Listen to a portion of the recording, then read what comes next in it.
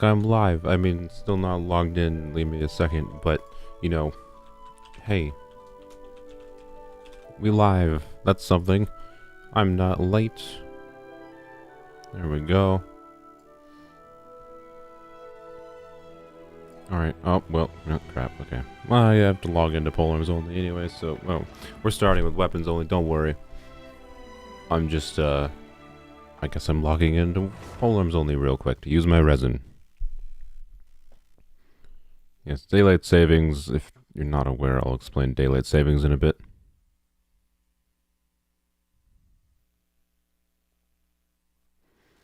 Come on. Load game. Alright, there we go. There we be.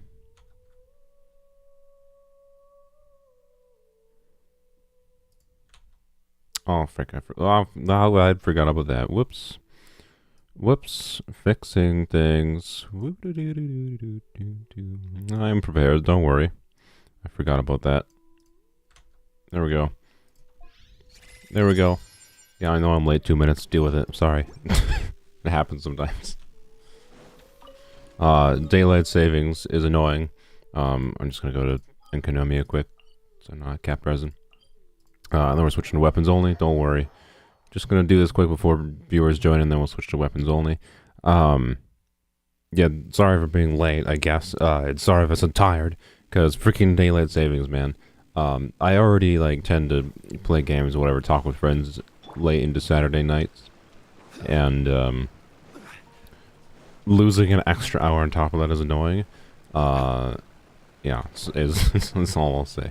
That's basically it. That's why, if you don't have daylight savings time, this stream is probably an hour earlier than normal for you.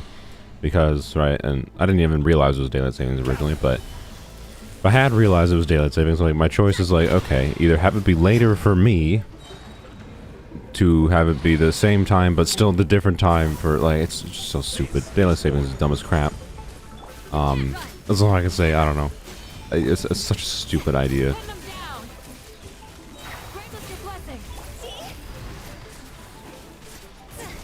Just killing bishops and I'll move on to weapons only.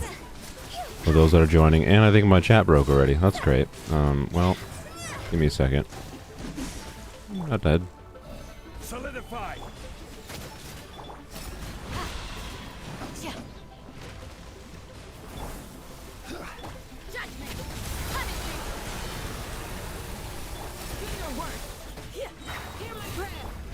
Alright, here we go.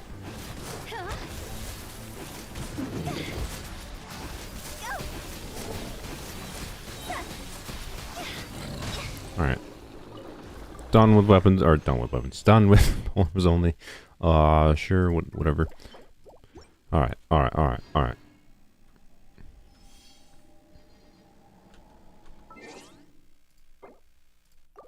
Log out. Show the turtle real quick. Almost showed my email. I mean, it only shows part of the email. Wouldn't be the end of the world. There we go. Okay. Okay, getting into it. Oh look, YouTube chat fixed itself. Oh my gosh, what a world. I didn't have to refresh it. It fixed itself. Yeah, daylight savings, for those that aren't aware, means that we jumped ahead an hour in time where I live, which means if I schedule the stream at the same time, it's an hour early for those that don't jump ahead. Which, how much of the world doesn't jump ahead? I don't know. Like, it's stupid. I think the Supreme Court or something last year passed a resolution saying, yeah, let's get rid of daylight savings because it's been stupid for a long time, and it was kind of stupid when we originally did it, so let's get rid of it. And it's still not gone yet for, you know, I don't know, reasons or something, but yeah, it's stupid as crap, basically. That's what daylight savings is. So, and now my chat. Okay, the chat is refreshing, but it's not scrolling down automatically. God dang it, YouTube! Why? Give me a second. Oh, I just bungled something. Oops. How did what just happened?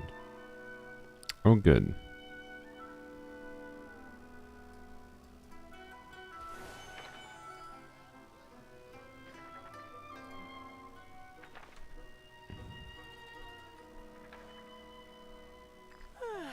Alright, there we go. Fixed. But yes, it's not an early stream. It's not an early stream. There we go. Okay. Good lord. I accidentally like backed out of the YouTube pages. Anyways, so yeah, early stream technically, which means we're gonna be ending. Well, theoretically, we're gonna theoretically be ending slightly earlier. Today we have to. What do we have to do? We did the event stuff yesterday. I know we're doing rock farming. That's why I put that in the title, obviously. So that is to say, I want all the Zhonglis in co-op today. And that's it. But anyways, oh yeah, trounce domains. Okay, we have to do that. I think we didn't fight Child, so we'll fight Child today. Murder that boy, and then we will 15 domain. We might just farm Emblem because of laziness reasons. We might do Child, farm Emblem, do 3 requests and 3 bounties. Probably in shoot, I was gonna say Inazuma here, but I haven't. I need to do more of the Inazuma story so I can do bounties and requests that aren't a pain in the butt. So, if I want Teapot XP, yours is open. I don't usually bother with the Teapot XP, personally. We should maybe farm with the Teapot, so, depending on how long and how distracted I get, because that always happens, after I do, you know, quests, bounties, bosses, resin, dailies, rock farming, then we can do wood farming with the Teapot, which was a stupid thing to do, but I also need to do it eventually so that I can at least get the transient resin every week from that. So, anyways, it would be nice to get.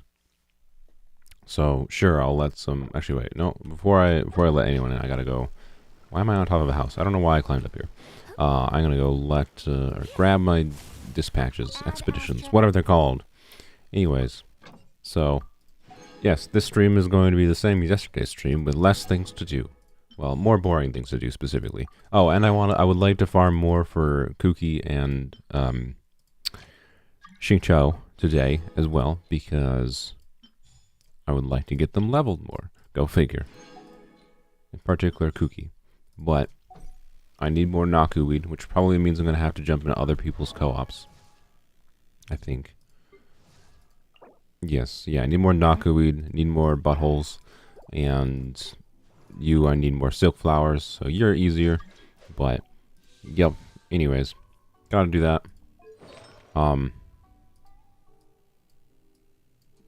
Just trying to think what artifacts we'll put on Kuki. Normally, I imagine Kuki will be either on 4-piece Deepwood or 4-piece Gilded Dreams most of the time. So, probably taking Lisa's artifacts, then Lisa will get whatever, basically.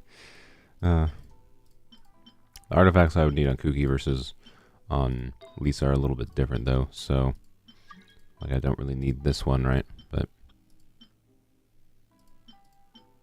anyways, let's just get to it, I suppose. Best I can do is Sucrose for rocks. I feel like Sucrose is not going to be very useful. But anyways, look, a Zhongli. And then a Spongies. And then a Len. Welcome. Welcome, welcome. We're not doing, well, we'll do our child fight. And then we have 160. So I should go craft condensed. We'll do 3 runs in Emblem then. And then 1 run, I suppose, in... Well, not 1 run, just a run in Child. So Child, 3 runs in Emblem, and then I'll let some new people in. We can do like bounties or whatever, and then we'll go from there. And then we'll do rock farming and whatnot. But get the weekly and daily things out of the way. There's also this. I forgot. We'll do that quick too. I'll let people in for that. So I'll let a new group of people in for dailies, and then a new group of people for bounties. That's the plan. Stan. I can buy 5 Nakuweed from the grocery lady next to Inazuma Catherine. Perfect weather. Well, let me go back. While gazing out the window.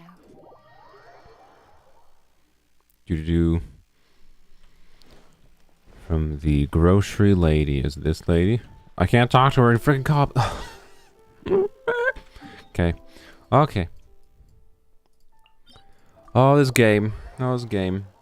Did my chat break again? I can't tell. Nope, it did not. It just refreshed. Good job, YouTube. I guess that's something. Cup of tea while gazing out the window. Mm-hmm. Razor. Hello, Razor. Co-op time. Or emblem time is what I meant to say, actually. Did I start recording? I don't think I did. I did not. Okay, good job, me. There we go. Recording now. Time to spend a resident. And now I should probably be spending this resident on the Kooky boss, honestly, since I am intending to level up Kooky. Or maybe even like weapon level up materials. But right now, I think we could use artifacts. Because I need to level up some more for like Kooky or for Shincho. I have some artifacts that could work on them. I just need to... I should probably not do Lisa. I didn't think about what I was doing because I was talking. Oh well, that's fine.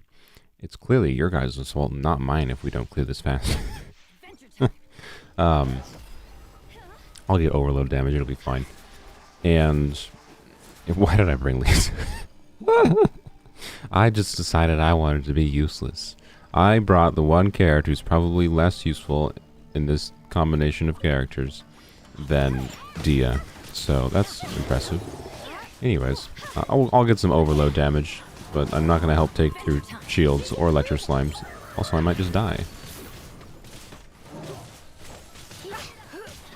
But anyways, what was I saying? It's... they take overload damage still? I think the slimes still take overload damage. Maybe. From AoE at least. I can't trigger... I can't trigger overload, I don't think, on them. But they take overload damage. I think overload counts as pyro. So you know what? I am contributing. Look at that. Look at that overload damage. 10,900. I'm basically half of a Hu Tao. Well, not exactly. Look at that. Oh, someone's still alive. Where is he? Perfect. It actually wasn't even that bad. It wasn't that bad. We did it in under a minute and a half. So, yeah. Anyways, emblem. We're doing an emblem because... oh, this game. You want emblem pieces, and here you go. Here's all the Shimenawa pieces. I mean, maybe it's a good piece, right? I'll take it. Not like... would have loved this on, you know, not this set, but whatever. Sure. It's an ER piece. It could be useful. It's classic Genshin, though. Giving me emblem pieces when or Shimenawa pieces when I want emblem. Not that Shimenawa is not useless. Like, it's useful. Someone declined. But, yeah. So, anyways. Wait, what? Someone declined, but they're all here. That's the first time I've seen that happen. Alright, then. What was I saying? I don't know. Whatever. Doesn't matter. Oh, we're doing emblem because I definitely thought I locked Len. Because I just want artifacts. That's why. And artifact fodder in particular. Because if we're going to be using some new characters, I would like some more artifacts for them. That's kind of all it comes down to. And then I can focus more on building them throughout the week. I'll farm more of Kookie's boss. It shouldn't take me that long to get enough drops to get Kookie's essential materials.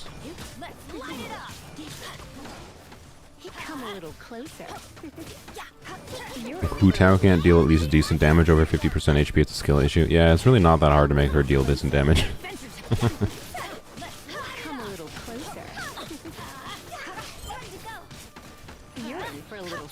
At least this team I can just like stand still with Lisa and not die, because I just have to like auto click as long as I'm near things and I can look at chat. It's such a great team. Actually the best co-op team I've ever seen. It kills things so fast.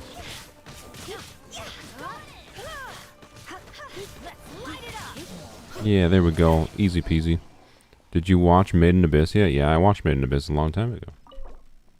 I watched the original Made in Abyss when it came out, and watched the sequel movie. Wow, what an emblem piece.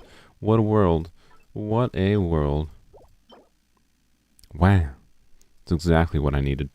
So far, between yesterday and today, this is like 300, 400 resin. I've gotten, I think, 2 emblem pieces. One was in trash circlet, and one was a trash timepiece. 10 out of 10. Thank you, game. But yes, I watched Made in Abyss. It's a good show. It's you might have to have a stomach for uncomfortable things. That's what I would describe it as. But I think it's very, very good. I should probably use Lisa's burst for the defense shred. I was hoping that dude would charge me.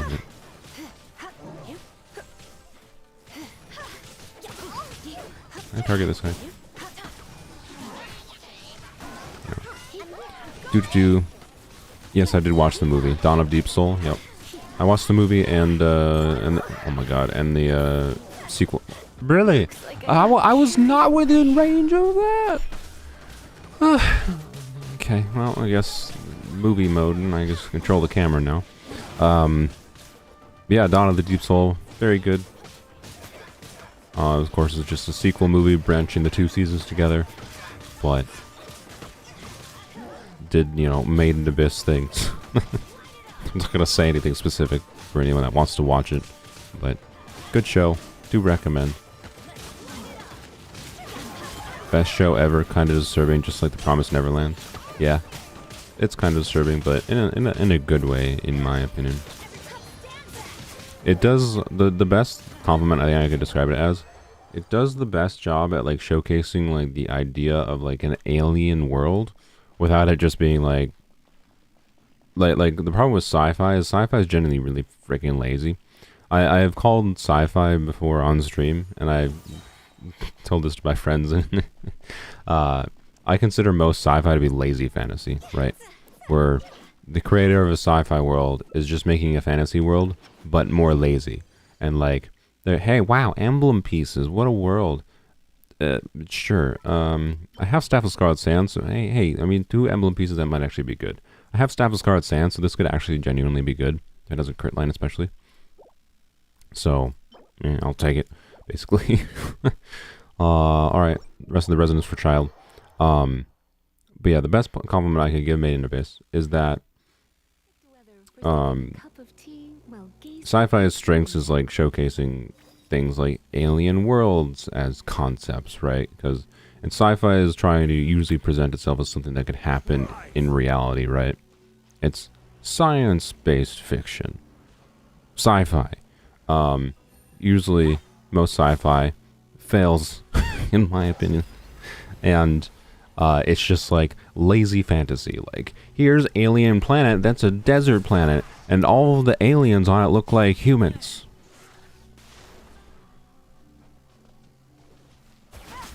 Lazy. So, anyways, Made in Abyss is not a sci-fi, but it presents the Abyss, an alien world that's like far more alien while also seeming the whole story being weirdly human still, in like a very odd way. So freaking well, especially the second season, like nailed that feeling of being alien yet still familiar, and it's so freaking good. Like, it's really, really great. It's one of those shows that's like very specific in its idea while going full in its one idea, and it's just fascinating. It's really great. If you want to watch it now expecting like a conclusion to like what's at the bottom of the abyss, you won't get that. That might be literally a decade off, so keep that in mind if you're the type that prefers stories. Why did I come here? If you're the type that prefers stories to be done before you consume them. Top 3 anime? I don't even know. I'd have to like make a tier list or something. I don't know. To recommend top 3 anime. Made in Abyss would be up there. A Place Further Than the Universe would be up there. There's so many anime that I consider really good though. Like, anime is such a broad category. It's like it's really hard to just say like top 3, and like Made in Abyss and A Place Further Than the Universe are completely different shows. Completely different. They don't even belong in the same category of they are animated. So, yeah. We're doing overload again, because why not? Child is weak to overload damage.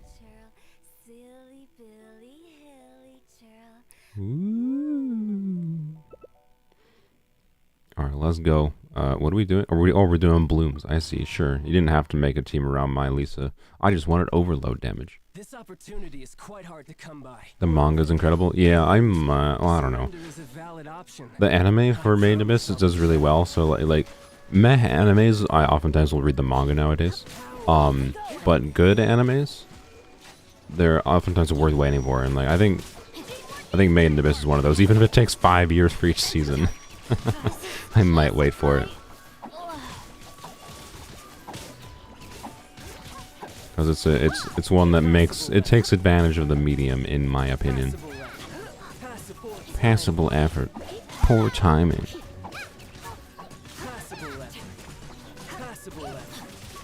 Child is a one-shot to parry to electro damage in second phase. I'm not worried about it. I'll live. You underestimate my skills, Sylveon.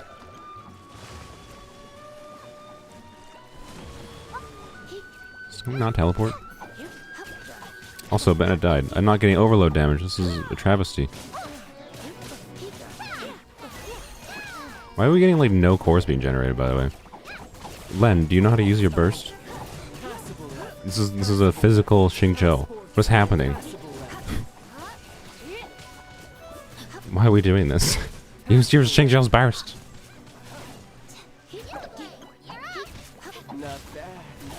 Why are you not using your burst, Len?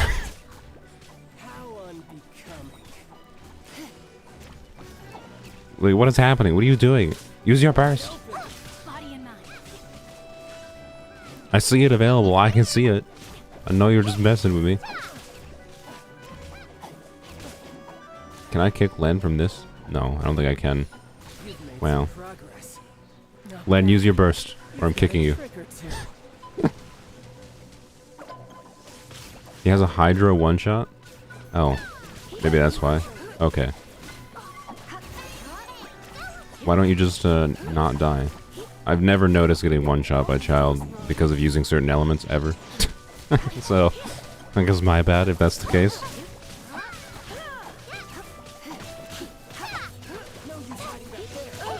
Ow.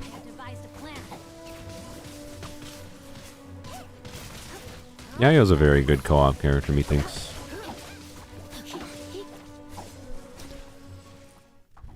Does Gendro, heals the whole team really quickly, assuming you have energy recharge, but, you know. Waiting for next phase. I mean, the next phase would have come much quicker if Xingqiu's burst was going to be used. Ow. Try not to enjoy this too much.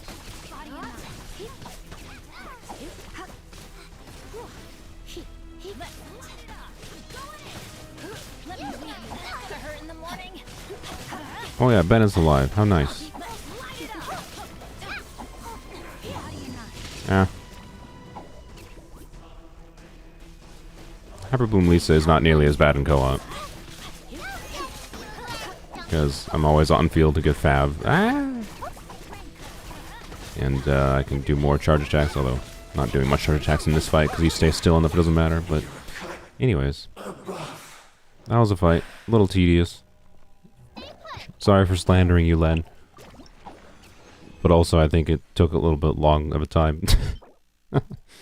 I don't know what we have for Animo Goblets. And more Amber Pieces. Wow.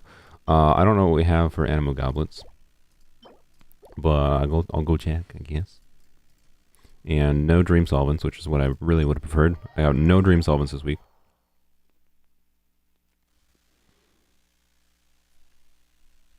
He's a one-shot parry to Hydra damage in phase 1. I mean, I still think it was cowardice not to use your Hydra move. No offense. But you are a coward. No offense, and then I insult you. Because you know, if you say no offense, people can't take your insults seriously. That's how that works. I'm joking. But anyways, why am I on the artifact screen? I don't know why I went to the artifact tree. Anyways, let's go. Oh wait, I'm gonna go bounce. We're gonna do dailies and let some new people in. So thank you, Len. Thank you, Anchang, and then Spongies 001. Let's let some new peoples in. also a Tignari piece. I mean, true. It is. I don't have a Tignari, though. I do have a Yanfei. It could be a Yanfei piece as well. That's true. So, you know, could be a Hazo piece. Well, no, not really a Hazo piece. you don't tend to do much. I don't think you tend to do many normal attacks or charge attacks with Hazo to make Wanderer's Troop worthwhile on him, but it yeah. Time to destroy some rocks. We're not destroying rocks quite yet. We're gonna do dailies, and then we're gonna do bounties, and then we rockin'. We doing rocks. All the rocks. All the time. Complete this. You know what I should maybe do? This is probably not what we're going to do, because I'll probably just... There was no edited video for weapons only today, because I got distracted by other things I wanted to do in real life. Go figure. And I didn't have that good of a weapons only video other than like, we're farming for Xing Chou. Wow, how exciting. Like, it wasn't that valuable of an edited video. But anyways, I should do Abyss, and maybe I'll actually do Abyss quick to earn some stars before it resets. See how far we can get for the next weapons only video instead of like a farming for Xing Chou video. But we'll see. Guess I'm sticking with Lisa the whole time. I don't know why, but I just want to, okay? Deal with it. Hello, Slime. I'm not gonna try to kill him because... Wow, oh, I got a chest. Big brain, that's why I did that. Oh, I guess I'll kill the slime now. Yay. Rocks, rocks, rocks, rocks, rocks. Yes, we'll do rocks shortly. I know everyone's really antsy to get on to the most exciting aspect of the stream. I promise it will happen. I contributed there. I promise it will happen in mere minutes, but you're gonna have to hold your excitement just a little bit. I know you can't wait for us to walk around the world and get rocks, but you're gonna have to. I'm sorry. The best things are worth waiting for. Because Lisa's pretty? Yeah. I mean, her skin's really good. I mean, of the skins in the game, I think hers is like one of the best ones. Let's see, what are the best skins in the game? How many are in the game? 8 now? There's only like 2 here, or 3 here when I first started the game. It's kind of weird. Why not keep me company for a while? This one's fine, but I think it doesn't really fit Ning Wang. Like, this just looks better on her, I think. As a Geo character, I don't know. I just think it looks. This looks like a fancy dress, which is what it's meant to be. But I think this one's better. And then Fischl's I do like more. I think it just suits her stupid character more. And this looks like fucking, sorry, lingerie. So like this just looks better and it fits her character. So I like this a lot more. And then this, I think it just barely makes sense. Like no. Same thing with here. Like Jean wouldn't wear this. I'm sorry. It doesn't make any sense. And then let's be real. This is trash. So no. Kaching's is basically the same as her normal. It's barely different. I don't know why you paid for it, but it's not bad. It's just not that different. I like it, I think, slightly more. I just like the darker colors and the blues, but it's whatever. And then Deluxe's is good because it has all the special things and it looks quite a lot different, right? So, yeah. Deluxe, Fischl, Lisa's skin are the best, and then ranking under that would be maybe Ning Wang's and Kaching's, and then to the other 3. That's my opinion. Alright. Anyways, oh, thanks for doing my commission for me. Lingerie fish, haha. Yeah, I mean, let's be like, she's got the Kokomi problem, but honestly worse, in my opinion.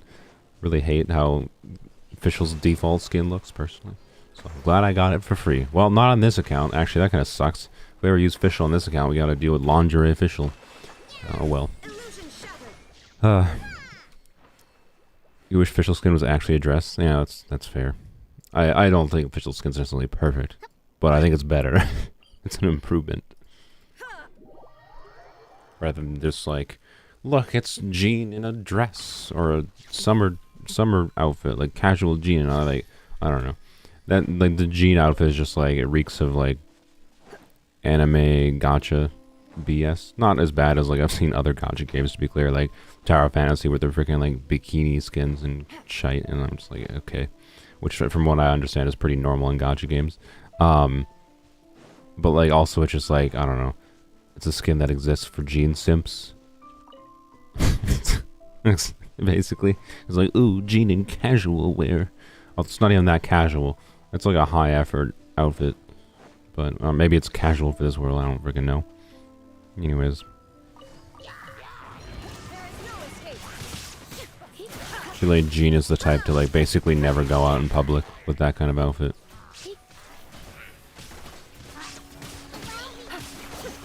Jean's outfit was canonically picked out by Lisa, so it makes sense it's not Jean's style. I see. I didn't even realize there's a person here. Jean's outfit looks comfortable. I mean, yeah. I didn't say it was terrible. It just doesn't fit her character. Or this world that much. It looks a bit out of place in the world, but I don't know. There's a lot of outfits that look potentially out of place in this world. Like Sino. Oh, rock. Okay, I should probably get this rock. I'm gonna struggle, I think, to get this rock. Unless, watch this big brain moment. No, come here. Come here, come here, come here, come here. Come here. Come here. Oh, okay. That did what I wanted it to do. I triggered overload. But not as much overload as I wanted. No! No, you didn't stay! No, dude, come back. Come back. Come back. Come back. Come back. I need to finish what... Oh my god. Hello, sir. Come back. This is the most tedious way I could possibly have to mine rocks. But we're doing it. No, you're not hitting me. A chest. What a world. Alright, come on, sir. Come on, sir. You broke my rock for me. How dare you? I was supposed to overload that rock. You're banned for it now. But don't you dare touch my rocks. Except when I don't know what I'm saying. The point of this stream actually is to bring people into co-op to break rocks for me. So I probably shouldn't tell you not to touch my rocks. But I did want to overload that rock to death. Anyways. Just switch to a different character. Never. Never. Overload rocks for the win. I said I was going to be Lisa all day, so we're doing Lisa all day. Even for rock mining. No, probably not. We'll probably switch to, I don't know. Chong Yun, probably.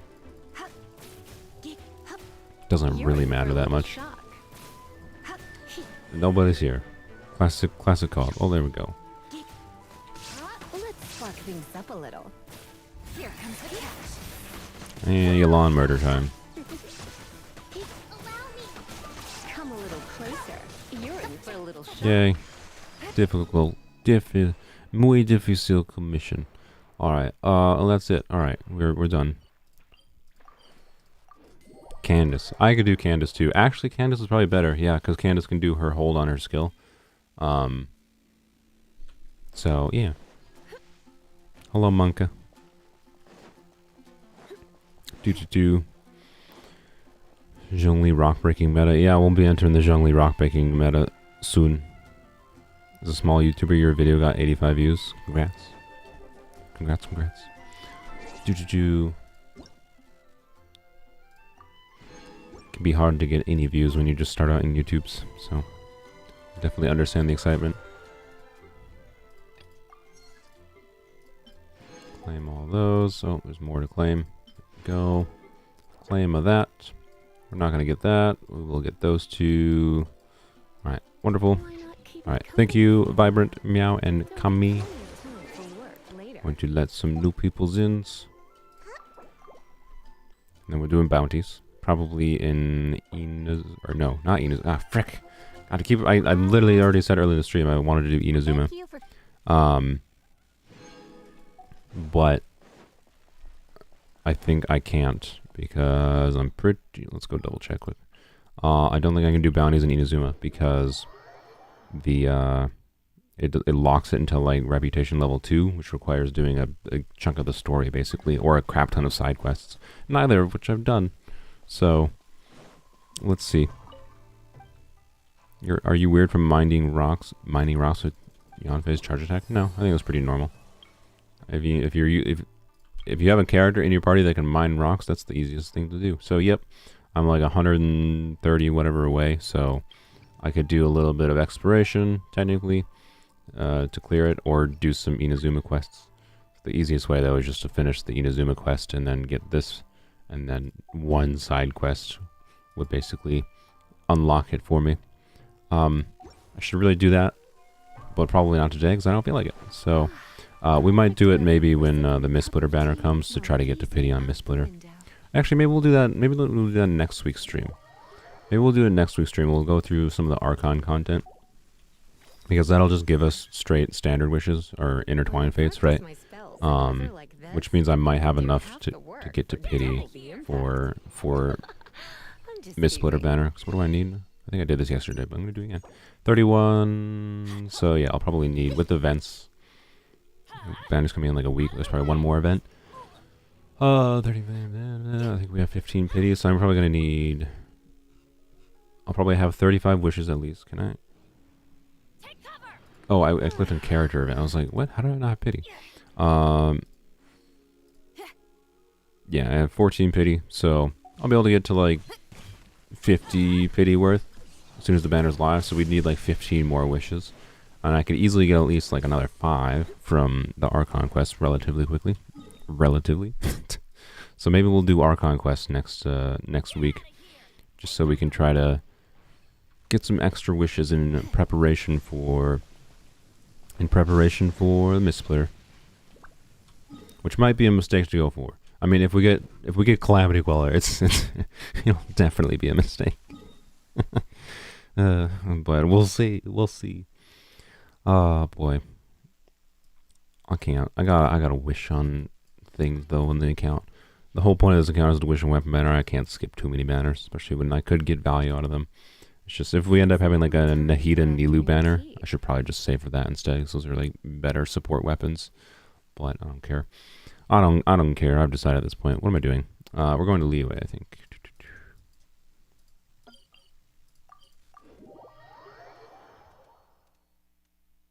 The Sakura root cleansing ritual quest is so tedious for weapon blueprint. It gives a lot of primo gems, I think, too. But yes, it is definitely one of the more tedious ones. I agree.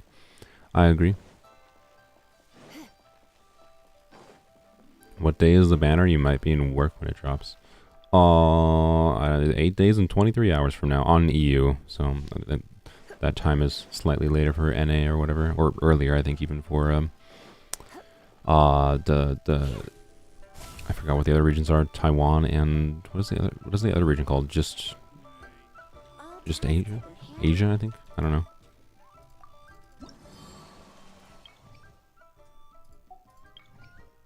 What level am I in? Level 6? Yeah, I don't even really have a reason to do this anymore, honestly, other than the wings. Which, sure, I guess, but yeah, I should really do the Inazuma ones, basically. I just need to do Inazuma's story. It's fine. We'll do that next week. That's the plan for next week. Inazuma's story. How exciting, but it's for the wishes. So, prepare your questions for next week when I can do nothing but answer them, because we're just going to be spamming through story.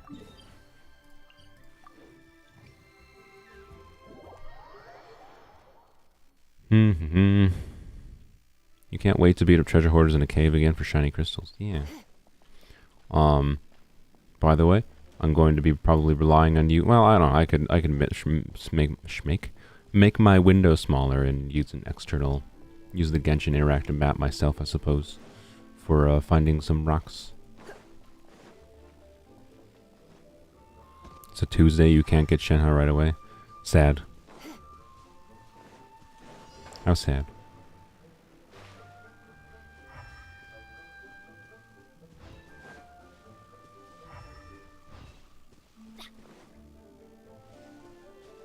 Okay. You had 3,200 primos yesterday. The grind for Kave must continue. I mean, you might need more than 3,200 to get Kave. I'd recommend saving a little more than that. But Unless you get unlucky, I imagine you'll be able to get enough to get Kave.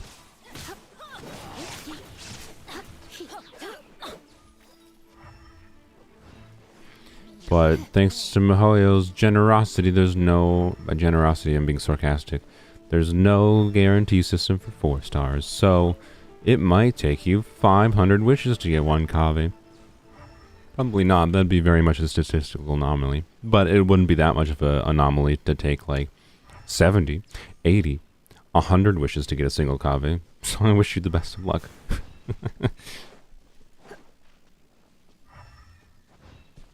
Is this thing? No. What? Oh, it is. Okay. I didn't see the thing above his head initially. I was confuddled. Who am I pulling for on my main? On this patch? Nobody. I was very interested in pulling for Baiju, but honestly, I don't know. We'll see what happens with Baiju, basically. Because if Baiju releases as he currently is, then I'm more interested in Kave, but I don't know if I'm interested enough in Kave to wish on someone like Nilu's banner if Kave is not with Baiju. I might still, I don't know. It depends on what the character, like, when Baiju comes live, we should have, you know, at least preliminary leaks for whatever... I almost died. At least preliminary leaks for whatever the character in 3.7 is.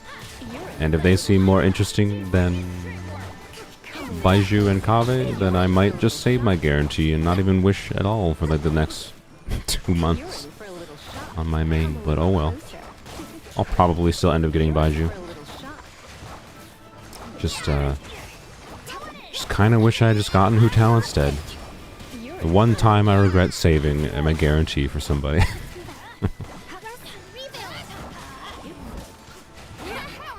Oh well. Took you over 100 wishes to get a Yanfei. Yep, no surprise.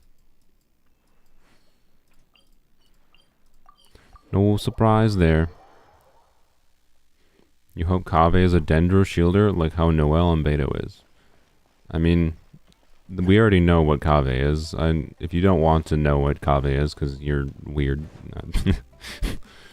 But if you don't want to know what Kave is, I guess I won't say what Kave is. He's more interesting than a Dendro shielder, is what I would describe him as. He's more interesting than Baiju, the 5-star. Far more interesting to me. He's the first 4-star they released in a while, and like I really want him. Like he seems fun to play around with. And notably, he's the first Claymore character that seems like I'd have fun playing with him. Outside of really specific team ideas like Thundering Furry Razor. Is better for Alhaitham, Quickbloom, Baiju, or Nahida? Probably Nahida. The buff Nahida gives for the EM, on top of the better energy generation, on top of her own personal damage contribution, is probably going to be way more valuable than Baiju. Baiju's value is that he's going to be worse than all of those aspects of Nahida, basically, but has way worse Dendro application, and way worse personal damage. So his value is that he heals, right? And we already have a Dendro healer. That's Baiju's problem. We already have a Dendro healer, and Baiju is not even objectively better than Yao Yao in any obvious way. Like, he's better in some ways. Like, he's a better healer, I'd say. Easier to use healer. I forgot. I have to look for the things. But, yeah. Yeah, Nahida is almost assuredly better. The value of someone like Baiju, though, on Alhaitham team, it might mean, though, you can have, like, your second Dendro for Alhaitham. Hey, look, rocks. You can have your second Dendro for Alhaitham. And that will, that would let you... You're using a cryo character, because cryo slams. Yay. That will let you use Nahida on, like, the other side of Abyss, notably, right? So, that's probably his biggest value. Is that in teams where you don't need a lot of Dendro application, or if you're using another Dendro character anyways, like, Baiju works best right now if he's with another Dendro character. So if you're doing Baiju and, you know, I don't know, any Dendro really, like DMZ together, Baiju and... Heck, Kale, Baiju and Kave together. Baiju works better. Just because his Dendra application is so low. But in teams where you can get away with just Baiju, like just for aggravate enabling, you might be fine. Thank you for the rocks.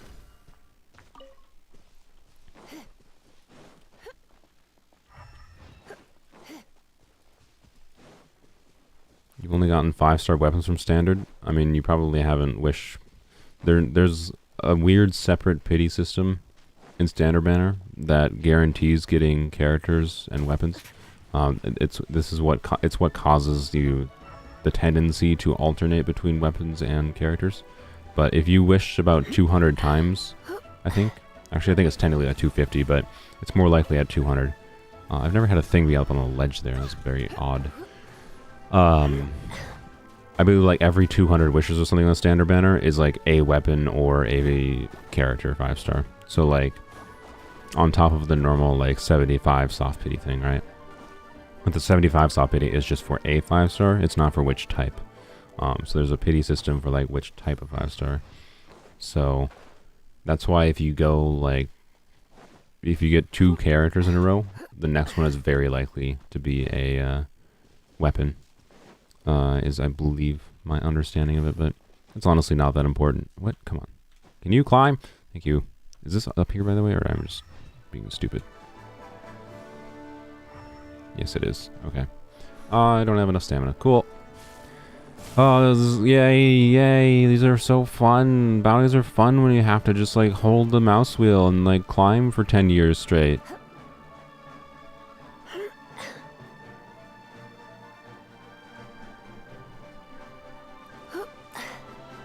Okay.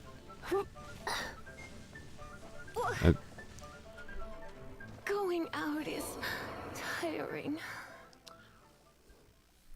Oh, I keep on having moments. I actually did test out my webcam this week, but the lighting situation in my room is very so like I probably need like lights basically to light up my face. So that's why that's my main reason I haven't turned on a webcam yet. But that was a moment I definitely should have had a webcam for, because I quite literally just facepalmed when that happened.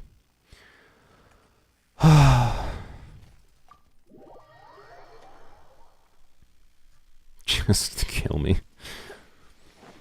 Oh.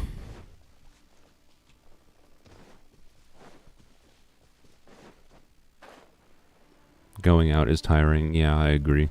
Who needs to go outside? I just play Genshin Impact all day.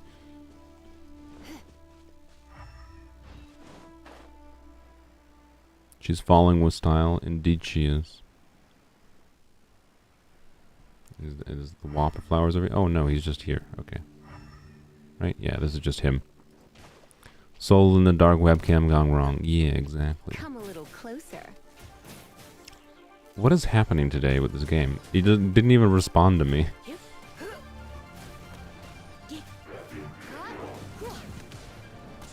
Huh? I definitely thought it was going to kill me. Why does this Ganyu do no damage, by the way? Like, I don't know if I've seen this Ganyu crit. Oh, there's a crit. Oh good, there's plants. Hello, plants.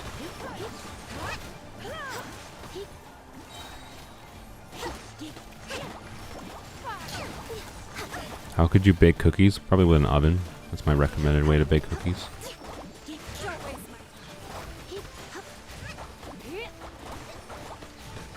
Oh, no. Oh, sorry for the yawn. Blame daylight savings. I'm a little tired. And now I have made half of the chat yawn, hopefully. That's my goal. Alright, yay. Let's kill the plants too, I guess. Electro charge damage for the win.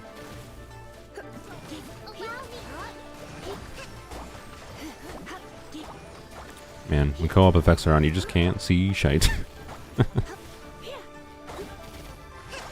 Please. Yay. Okay. One more, and then requests.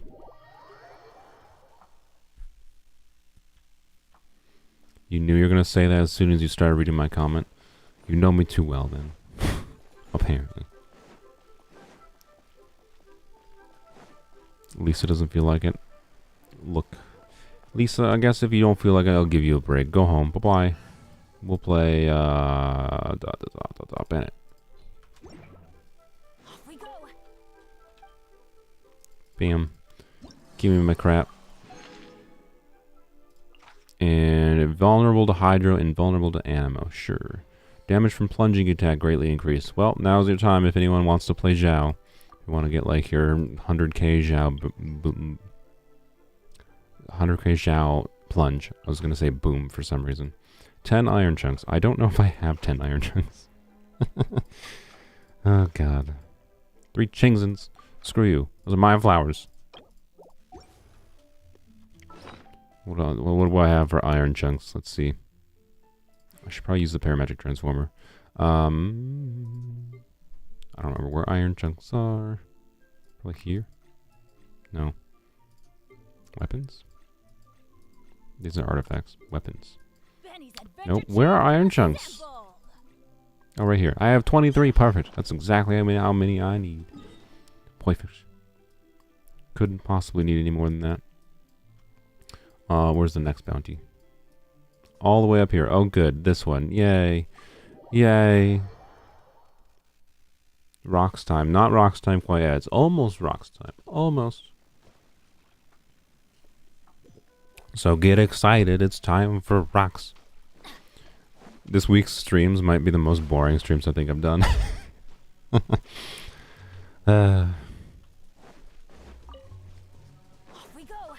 am I doing? Gotta do this.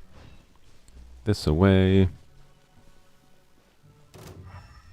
How rude of someone to want iron chunks when I need to farm for them. Not that I need the base one, so it's fine. I need the shiniest ones. What? Oh, someone killed him. Okay, perfect.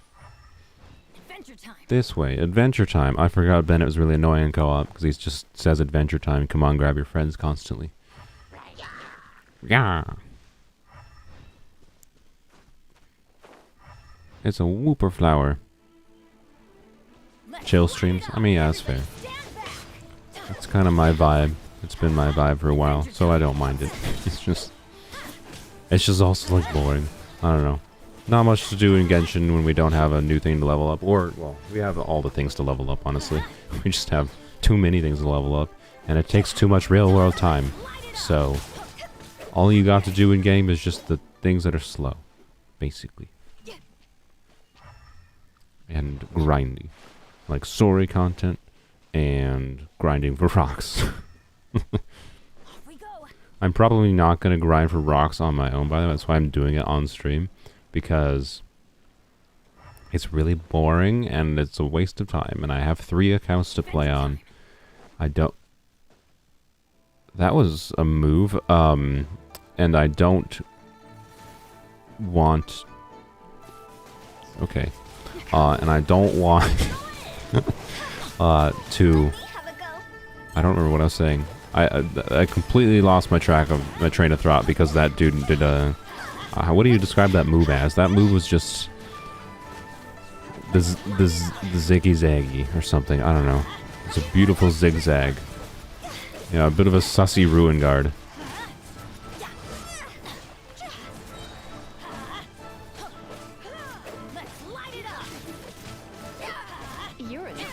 I told your friend Defense Elon, she was like, why would anyone do that? Just have a healer if you die a lot. I told her she's C6. She calmed down and was interested in full HP Elon mostly because of damage. I mean, I could see what full HP Elon does. It's going to be still... It's not going to be as bad as full Defense Elon, but it's going to be worse than HP Hydro Crit Elon. Well, actually a good enough HP circle could be better, but I don't actually have that many good HP pieces on my main account. I just actually haven't got, like, somehow I have all the 40 CV defense pieces, of course, right? But no 40 CV HP pieces, because those are actually useful after all. So, anyways. Alright, you've never purposely broken more than 5 rocks in this game? I know, it's a freaking problem of, like, genuine, until we get to, like, the long term of this account where we start wishing a lot less.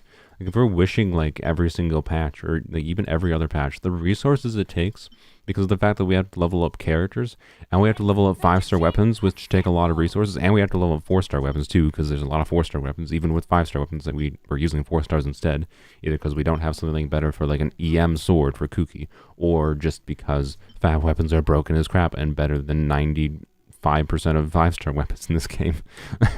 So, like, there's so many things to level up, and like 5-star weapons take a lot more resources to level up, on top of the characters that we have to level up. It's just like, it's just the nice things about like character only challenge. If I ever do another like challenge account, like it's going to be something memey, like I don't know, looking at character archive, just green hair only, which, you know, like, so Kale only, Kuki only, Nahida only, Tignare, who else has green hair?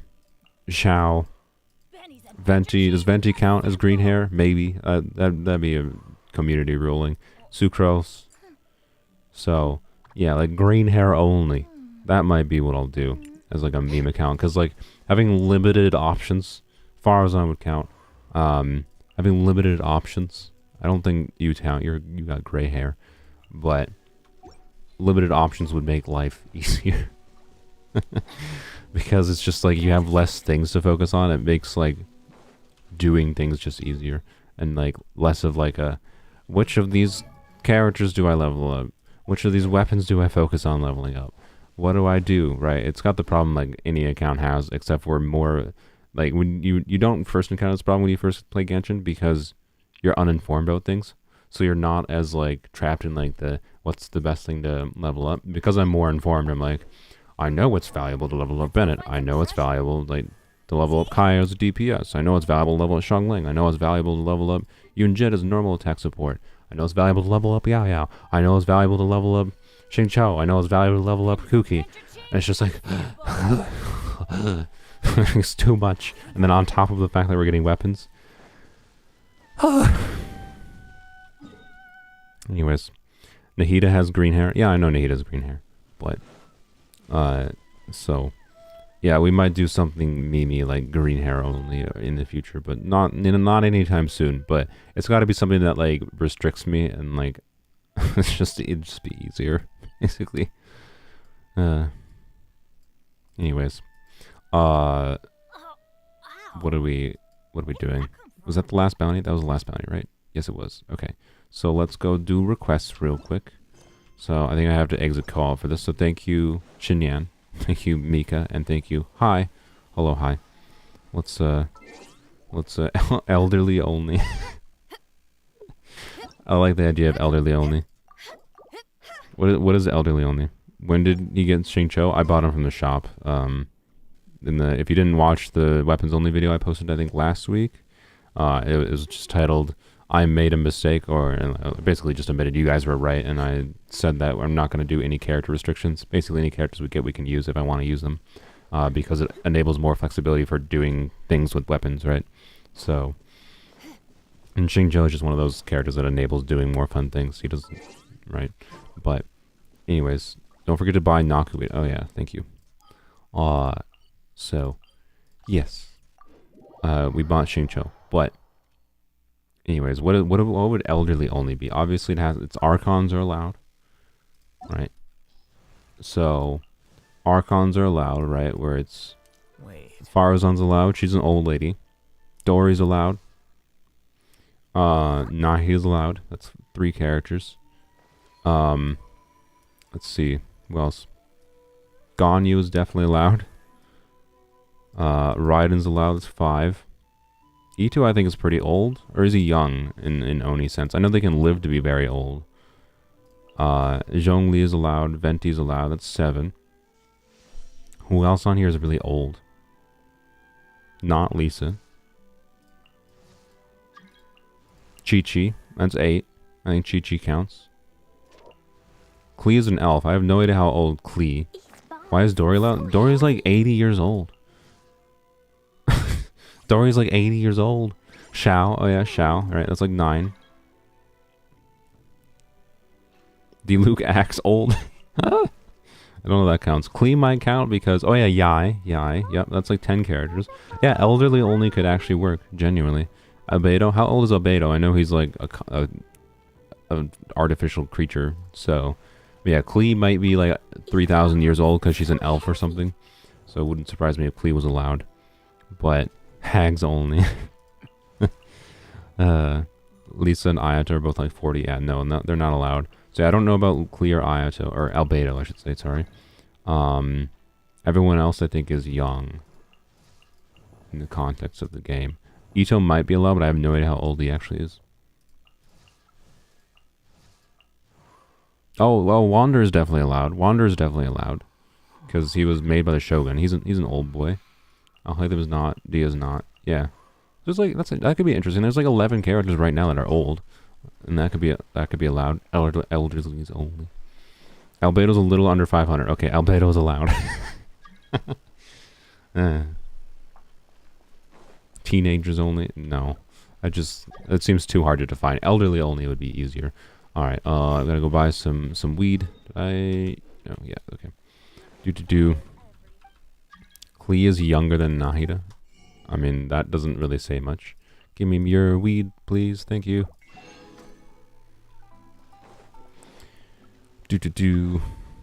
Let's go grab our ore from the blacksmith real quicks. Yanfei's half adepti? I don't know. Yeah, I have no idea how old Yanfei is. She doesn't give me vibes of being older. But she could be. It also means we could do like Cloud Retainer one day. Yeah. I kind of like the idea of elderlies only. I wish I had done elderlies only instead of weapons only. Would have saved my sanity a little bit. I don't know like what proper teams that would make, but I think it would be functional enough.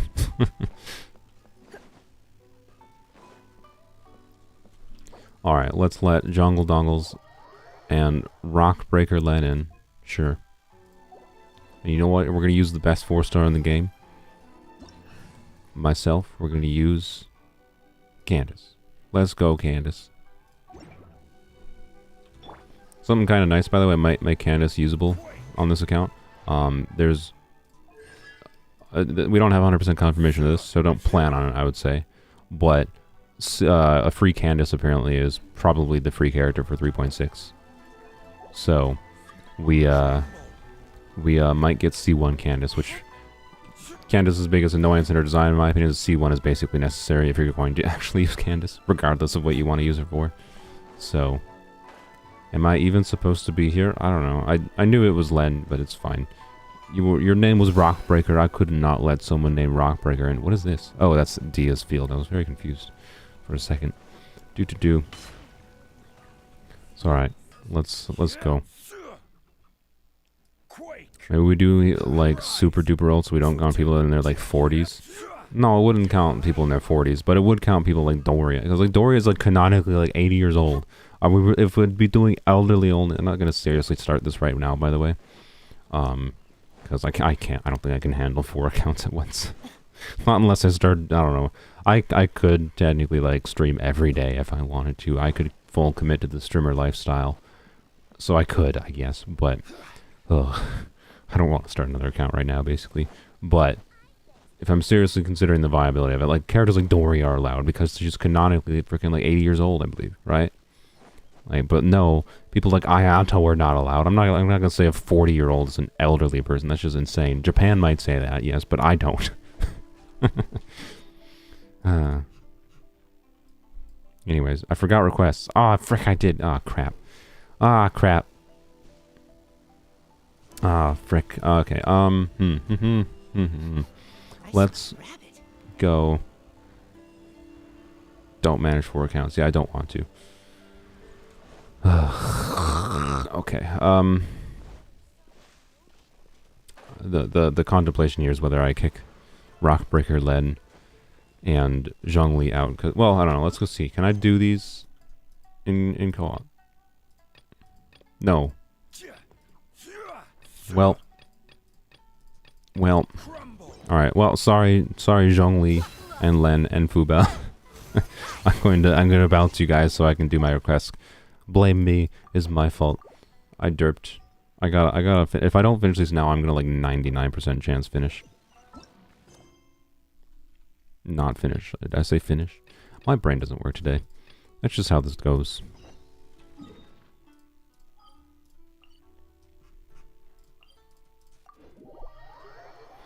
Do. I thought Dory wished to be young again. Is that what it is? I don't know. I just remember seeing some lore that Dory was definitely like not young, despite like she was definitely the what is the Lolly Baba character, I think is what the trope is called.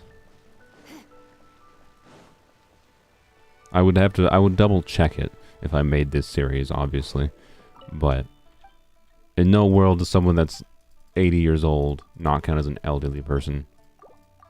In the context of this world, most people are like normal humans, right? The average being in the context of Tvat are normal humans, so I'm going to assume 70 is an old person, right? 400 is not like 400 years old is not the qualifier for elderly in Tvat. It's the qualifier for elderly for maybe.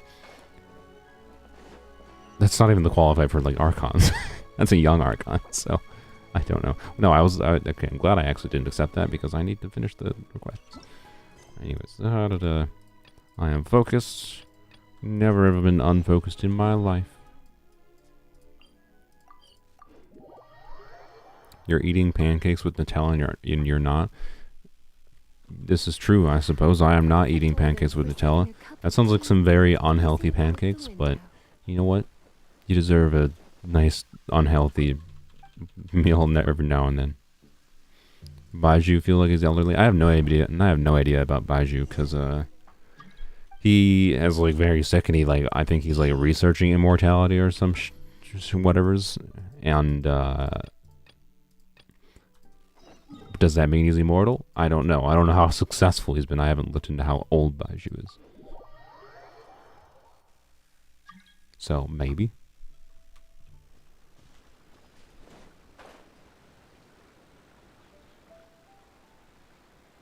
You feel like people get old at 40.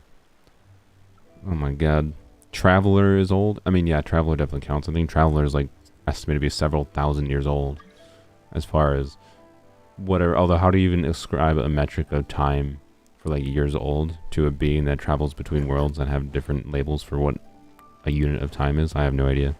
But I think Traveler counts as an elderly person.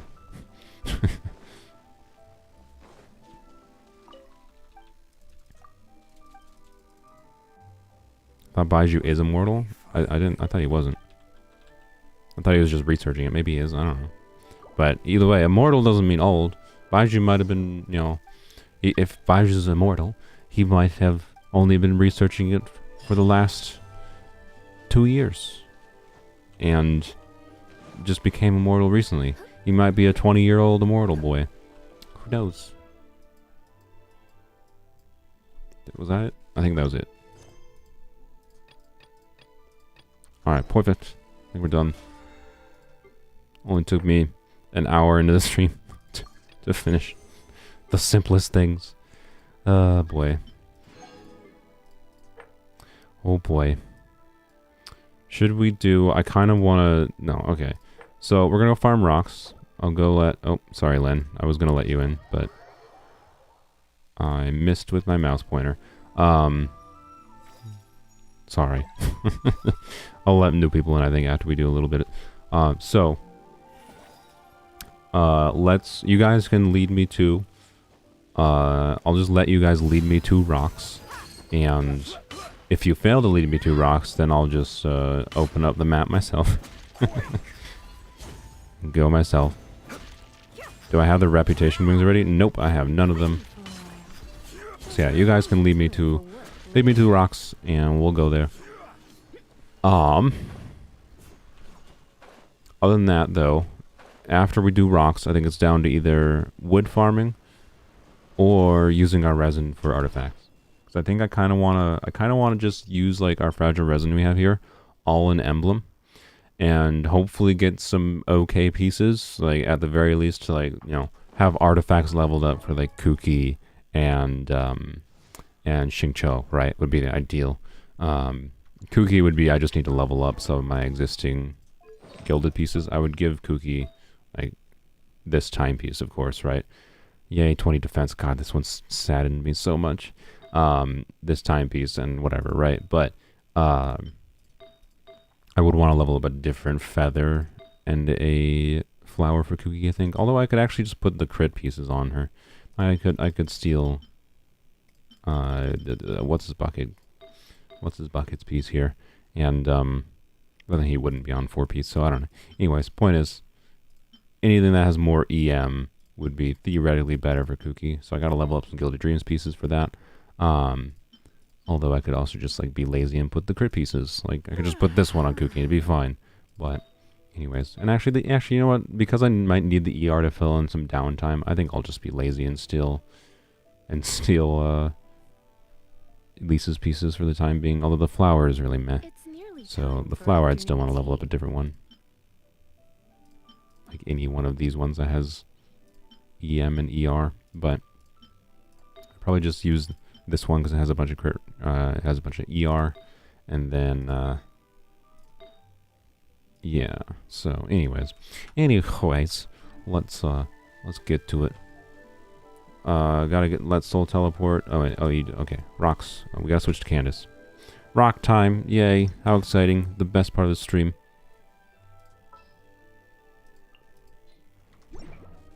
All right. Yeah, this is a perfectly fine strategy, methinks. I just have to go to wherever you guys go, one by one, and we keep on doing that for about 5 hours now. I don't know for how long we're gonna do this rock farming for. I don't have like a specific metric for how many I need.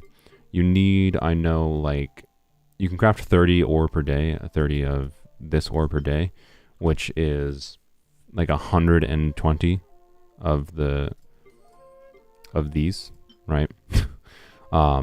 But you get like 20 per day from the expedition, so it's more like you need to farm like 100 per day if you want to craft 30 per day. And if I farmed 100 of these per day, and they respawn every 3 days, if I crafted 100 of these per day, or farmed 100 of these per day, I don't think I would have any problems with this. But I would lose my sanity trying to farm these every single day. So I don't know. We're just gonna farm for some rocks today and see where we go. I don't know, but yeah, I think we might just use my resin just to get some artifacts. Because that is what, 600 resin. 600 resin should probably at least give us artifacts for like I want to level up.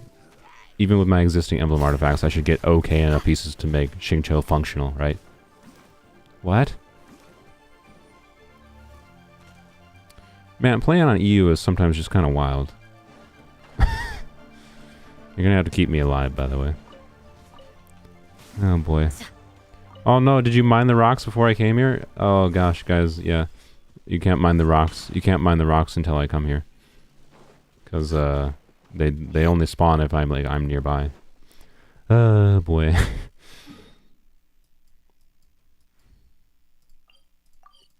Oh well.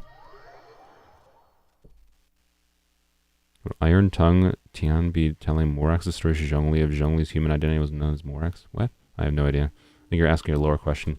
Go ask in the lore channel in the Discord. I have no idea.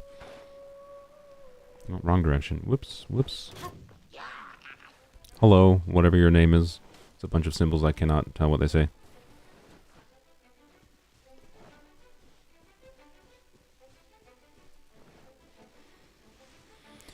Easiest thing to do for magical ore deposits, go see the blacksmiths in every major region and get them to highlight deposits on the ore map for you. I totally freaking forgot you could do that.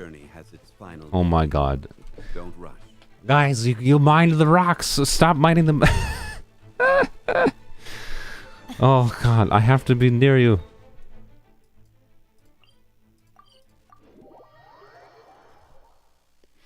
Oh.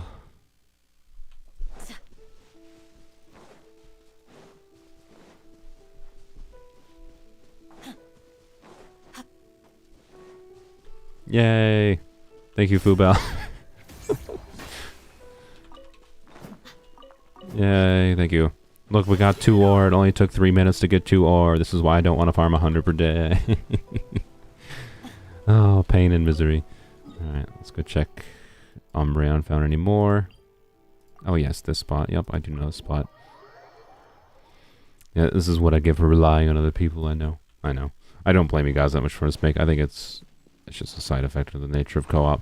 This is one thing I understand why they have it on a technical level, why it does that, but it's just it's not actually something I think needs to be fixed in the game. Unlike the fact that you know co-op is fundamentally broken because this game is made to switch between characters and you can't switch between characters in co-op. But that is the reason like drops like from enemies and rocks don't spawn unless you're nearby. Oh my god, this spot is so annoying with the rocks rolling down the hill.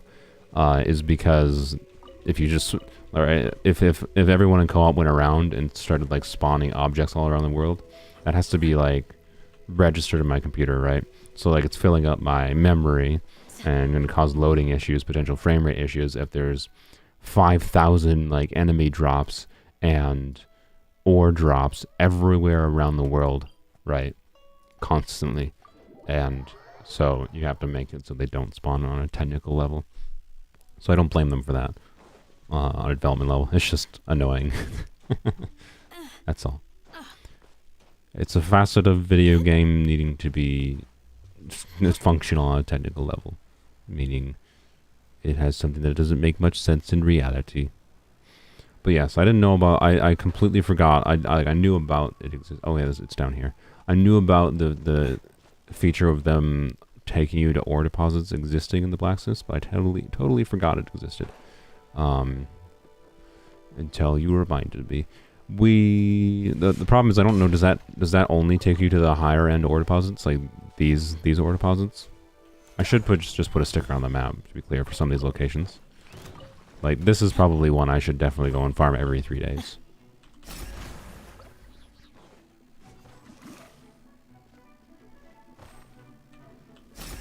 Oh, okay. That works. I didn't think your cooldown was up yet. Yoink.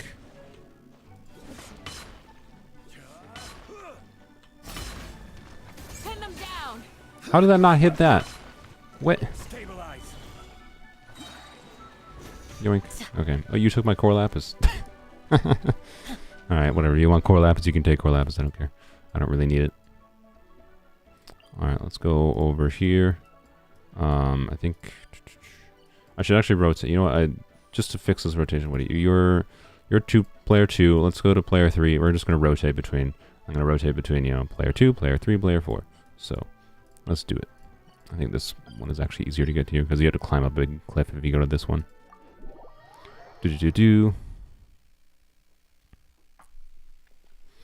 Ages are often intentionally made vague. Oh yeah, for sure. Especially in a game that obviously contains people that are probably underage.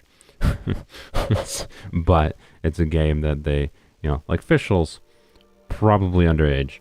And she looks like she's wearing lingerie as her outfit. Cool, great. So, yeah, there's a reason they leave the ages vague. And they don't state them because it means they can BS their way out of any potential like PR issues. They can't state the age that Fischl's like 16 years old, right? I mean, that is past the age of consent in some countries, but yeah. You have Dia's signature weapon. I respect it.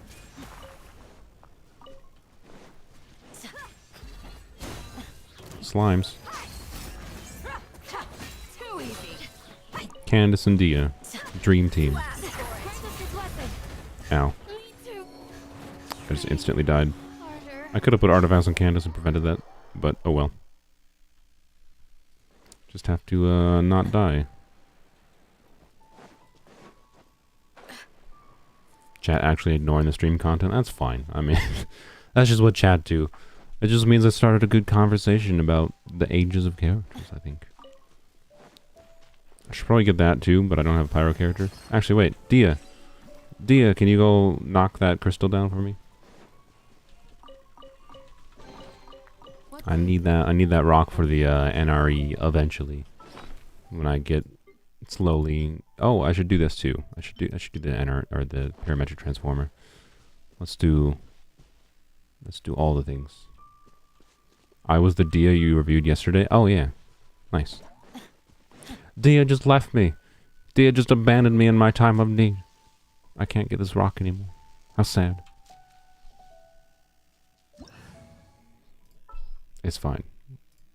Take a brief intermission. Do this real quick. Snap. And then, because I'm going to forget if I don't do it, let's do this. Let's make sure I'm in the grass. Wrong buttons.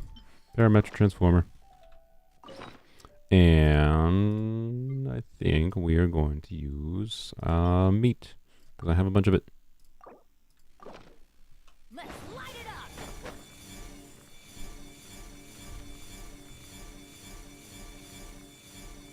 Candace and Dia are canon interaction. Exactly, exactly. Hey, there's some talent materials and some ore. I mean, I definitely would have preferred Hero's Wits, I think, from this, but you know what? The ore is actually good too, and we got a decent chunk of Mora. So, it's fine by me, I suppose. Stream delay is a B. I know. It's all good. It's all good. I thought it would be funnier to leave it up to the stream delay that way. If you left like you did, it's a sad moment where I've just been abandoned, left alone. We need to go to player 4 now. Where is Umbreon? There they are. Let's go. What's the best 5-star weapon for everyone's favorite Liyue lawyer? I'd say it depends on your artifacts. Because if you have really good artifacts for like using a crit damage weapon with a really good crit rate circlet, and enough crit rate substats to make your on your other artifacts to get a good healthy build going, that a crit rate weapon or a crit damage weapon would be better, then it might be that, right? I don't think there's any obvious universal DPS answer for Yanfei. I would say Kagura's Verity, or what's his bucket called? Have a stroke. Lost Prayers. His 5-star weapons are probably the most generic ones. Like Lost Prayers you'll be on field a little bit with Yanfei at least, so she'll get advantage from the passive a bit. And then Kagura's is obviously just you get some stacks, and I think you can get max stacks on Kagura's with Yanfei. So Kagura's is pretty good as well. But how much better is it compared to like R5 Widzith? Probably not crazily better. I will always seek to protect the things that Right. are most important, no matter what it And that's the biggest problem with any 5-star weapon. Especially the Tulatales. Oh yeah, I forgot about Tulatales. Yeah, I guess since you're doing it at normal attacks, Tulatales is probably better. I forgot about that one's existence, but yeah, I don't know. And realistically, the best one to go for if you really want a 5-star weapon because you're really invested in maximizing Yanfei, the best one to go for is probably the one that has the best other weapon on the banner. Unless you're saving up 200 wishes for a specific weapon, you probably should just wish on whatever banner you like would least hate, right? Because if Lost Prayer is running with Baiju's weapon, I'm not going to recommend wishing for freaking that banner, right? That's just a trash banner. But if it's like Lost Prayer or Kagura's Verity with another weapon that you wouldn't mind losing to, it feels way less bad to try to wish for that weapon kind of thing, right? So I would try to like mitigate your risk by going for the one that'd be the lowest risk to go for. Oh, thank you for the archaic stone. I thought you were just leading me to some more rocks right here. Alright, I'll let you find a new spot. We'll go to player 2 again, or no, sorry, player 3.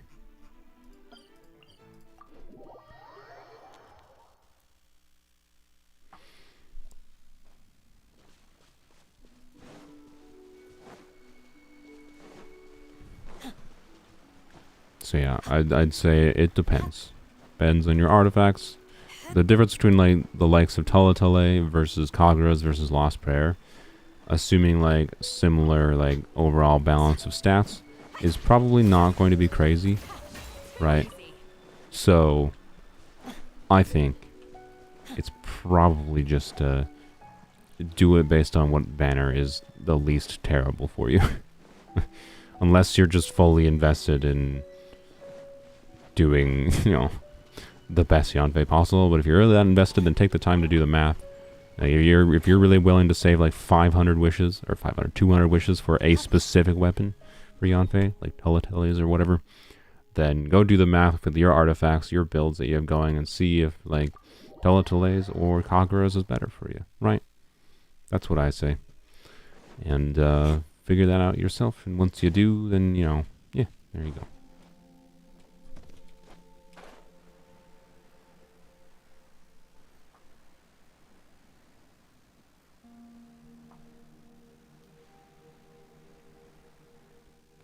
When it comes to going for any weapons, it's probably not worth going. The lesson from weapons only should be, it's really not that worth it. Because weapons do not make... Ooh, that was interesting. Weapons do not make that much of a difference. Right? Like, Staff of Scarlet Sands, in my opinion, is the weapon that I have found, other than just, like, weapons that have 44% crit rate in general, making it easier to build, like, non-crit ascending characters, because it just makes it easier to balance their crit stats, so... I really like having the 44 crit rate, especially for 4 stars. Like Jade Cutter is probably my favorite sword in the game because it just makes like building any DPS sword character super easy. The only problem with having 44 crit rate is if you do have like a crit rate ascending character or stuff like Blizzard Strayer, having 44 crit rate is probably a downside because it's way too easy to overcap and crit rate in that situation. But that's like a niche situation. I think the 44 crit rate weapons have a high value just because of their base stats. But then the reason I like Staff of Scarlet Sands so much is because it's a unique passive that actually is a rare passive that I have found enables doing some creative builds. And the problem is there's most of the passives on like basically every weapon in this game. They vary from being in many situations to being okay in some situations. Like Aqua Simulacra is okay on any bow character as long as I'm standing near enemies, but it's not exactly ideal on ranged characters, right? But it doesn't enable anything creative, right? It's just more damage. Like it doesn't enable doing anything new. That's the problem with the weapons. It's just like not valuable to wish on them versus like getting more things to play with and doing more things with different teams. But if you're highly invested in maximizing one character and that's what you enjoy, then go for it. Just understand the risk of it. That's all. Said that spiel before. We'll say it again, I'm sure. But I was going to say that when people talk about going for weapons. We're on 4P, right? So we got to go to player 2.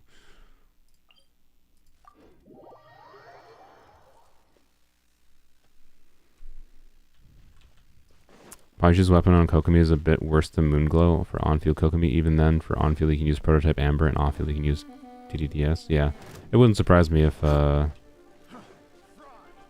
it gets buffed. But any way they buff Baiju's weapon, like I expected them to have Baiju be like, I thought he would contribute more damage. Like if Baiju did what he did and he contributed more damage and his weapon was like a Yelan weapon situation where it just like significantly increases Yelan's personal damage, while making her energy have a problem, but that's beside the point. That's C0. So it's mostly bait, but anyways, not gonna rant about Aqua again. Where is... Oh, okay. Hello. The ground is shaking. Tutorials. Where's the ore? Mr. Jungle Dungles? These look surprisingly useful. Did you mine the ore again? Zhongli, can you stop mining my ore? Oh god, okay. You want to unlock this domain for me? Is that what you want to do? No? You're just gone? What are you doing?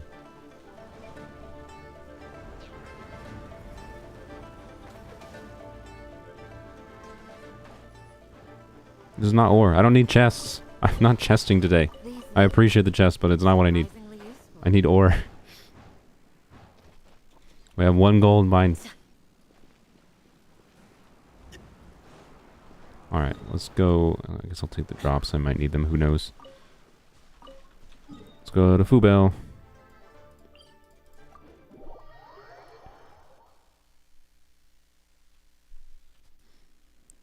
What? That was weird. Okay. Well, thanks for unlocking that. A Lost Valley achievements. Yes, I've tried very hard to get that.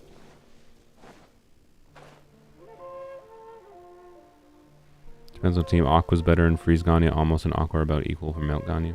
Yeah. Tignari's weapon's best for Melt Gagne. I think it also still depends on how many buffs you got going.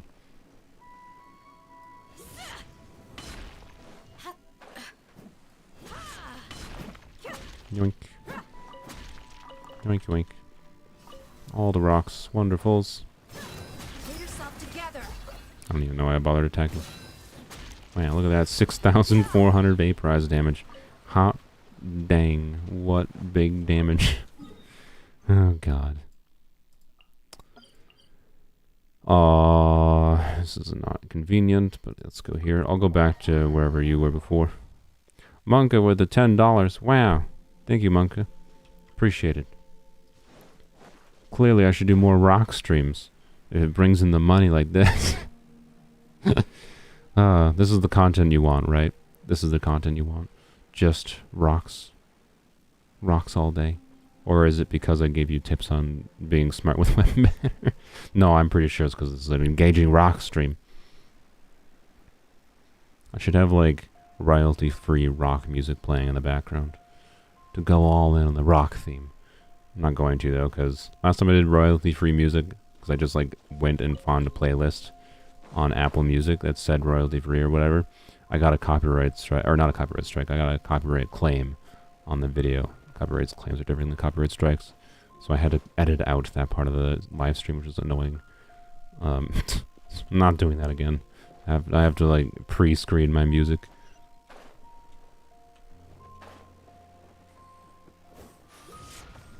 But anyways, thank you, Monka. Appreciate it. You instantly probably just made me 10 times the amount of ad revenue on this video, or on this live stream. Ad revenue gives so much money. Thank you, thank you. Alright, I don't know what's quicker. Probably this one.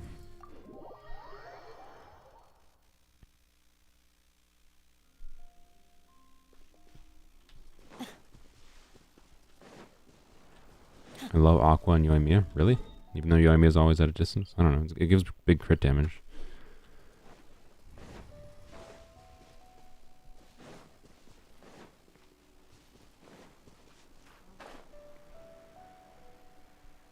Do I take commissions for rock breaking? Maybe. I mean, if you want to pay me to break your rocks, I'll gladly join your world for breaking your rocks with Candace or Zhongli if you really want me to. The commission cost for me to go and break rocks for you is 5 cents per rock. Wait, that might be a little low. 20. What do you think? Anything catch your eye?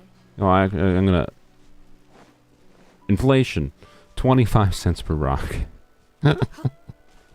That's probably too much, but you know what? I don't know. It's simple. It's simpler. 25 cents a rock, and there you go. I should go and open this domain. 25 cents per rock, and I'll get rocks for you. My rock service. Mind accepting your friend request.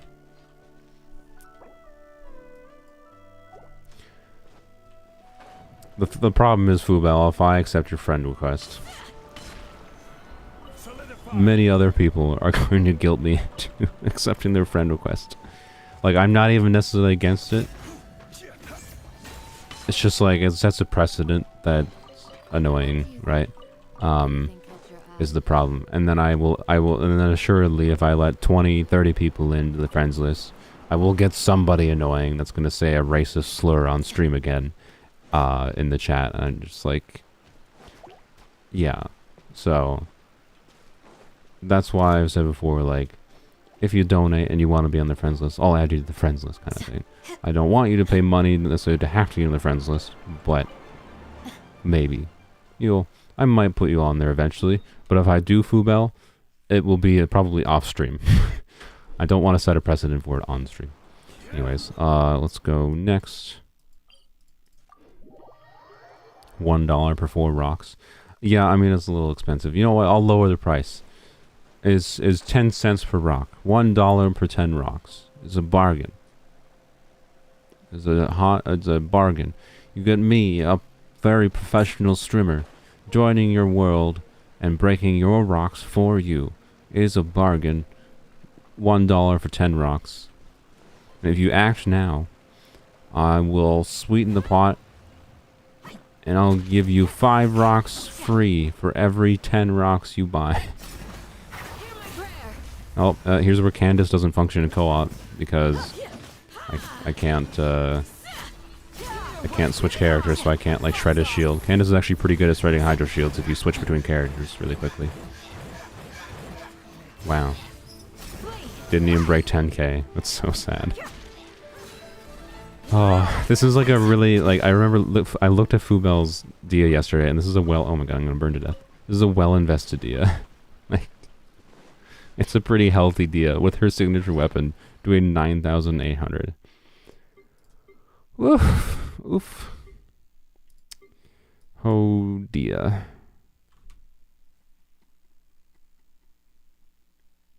Racist slur. Yeah, I think someone... It was like back in the last summer, someone that I had on the friends list that was like relatively respectable in polearms only just messaged me like in the middle of a stream using like a hard R. I was just like to appear on stream, and I'm assuming they just did that for like attention purposes, but it's like that's the quickest I've ever just removed someone from my friends list. So if you want to blame anyone for my policy of having to be a little bit cautious with letting people on the friends list, blame that person.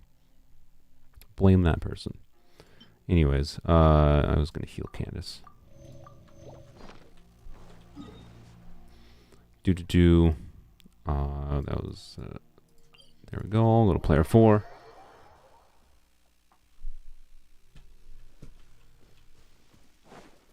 Hard R I only recently learned, by the way, thanks to Linus from Linus Tech Tips, is in reference to the N word, by the way.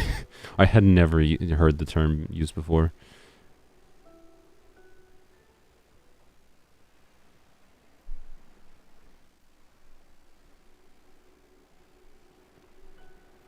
And blam. Didn't even break them.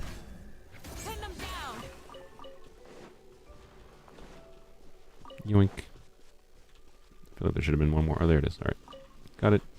Thank you, Umbreon. Wait, that was player 4. We got a player 2. What is the soft R? I don't know. I have no idea what the soft R is. Is this a blue diamond guide? I mean, this isn't a guide. I should probably be putting stickers where these people are going. But I figured my strategy was like, have people in co-op. They can play the likes of Zhongli or Claymore characters like Dia. And they can go stand on the map, and I can just go to them in order.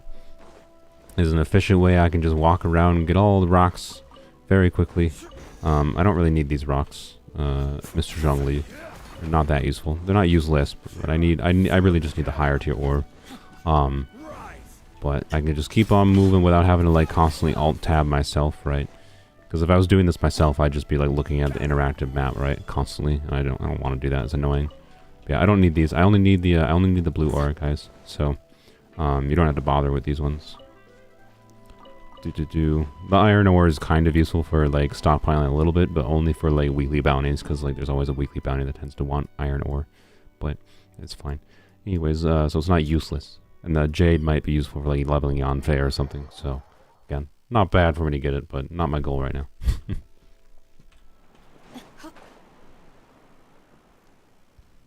Didn't Hoyo like ban 90% of words? I don't remember what exactly they said. I don't remember how they said it, but it definitely was something along the lines of them purposely being very oblately racist for whatever reason. Hello, Dia. Oh, Dia, my dear Dia.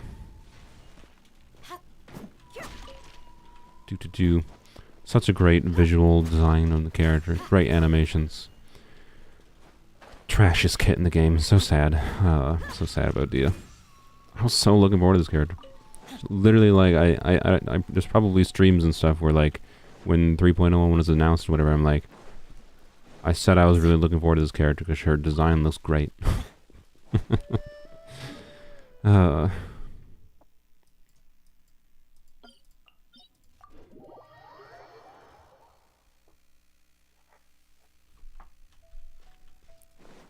yeah, they probably just surpassed the Genshin filter somehow. I don't know exactly though. They did. I'm not about to go and test it out right here. The rock piles here spread out. Oh yes. Oh yeah. There's a bunch on this. Yeah. So I'll follow you to the. So I think there's like some here. Whoops. There's some here. There's some like over this direction, and there's some on the other island too. So I'll go get all of them. All of them here. Crafting impact. Yeah. I mean, this is the lifestyle of keeping an account free to play. I could solve this problem to some degree. Like I think Rivius, or was it Rivius or Ray? I think it was Rivius. Donated like $15 like for a battle pass, and like I could have bought the battle pass, right? And that would help some of our issues a lot. Like the battle pass when you're actively leveling up characters and weapons and whatever helps a lot. But I wanted it to be slightly more painful, and I wanted it to be more free to play because I wanted to see what it would be like.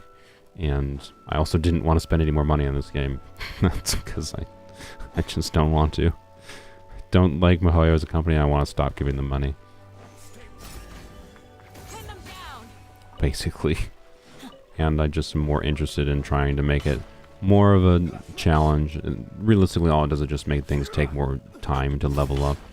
It just takes more time because you gotta farm more stuffs like this, right? But especially stuff like ore, when there's an in-game way to get it, it just takes time to get it. It's just like, It doesn't seem super worth to buy the battle pass with the ore. It could be worth the battle pass buying it for like the heroes wits, right? So I buy like the battle pass, it could like easily get me to be able to level up Kuki and Xingqiu without having to worry much about heroes wits. Like right now, the amount of heroes wits I have is enough to probably get Kuki and Xingqiu to 70, and then it's going to take me a long time to get Kuki much past 70, probably, right? But I'll probably have to like farm ley lines. So like battle passes.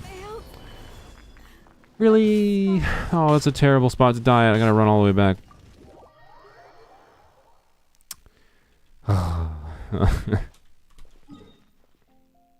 Crap, man. God dang it. Oh, it's not your fault, Umbreon. I could have been. I was talking, not paying that much attention. I could have just not, died or put artifacts on Candace. So, anyways, yeah. Let's just hope the money's an investment in the anime. Maybe, I don't know. I'm still a little bit pessimistic. I'd like to be optimistic about the anime, but I'm a little pessimistic simply because of the fact that they showed the Traveler. Right? Like, I don't know. I've said this before, but the Genshin anime would be far more interesting to me if it focused on, like, if it was like a couple episodes at a time focusing on, I don't know, side stories about a Candace and whatever thing happening in Aru Village, right? 3 episodes of that. 3 episodes of whatever character, right? Or even if it was just 1 episode of each, they could do it well. Like, things that aren't in the game. But what the vibe I have gotten from just the fact that they showed the Traveler, the vibe I get is that it's just going to be like the Archon quest story, and that's boring as shit. Like, the Archon quest story, especially early on, is not very good.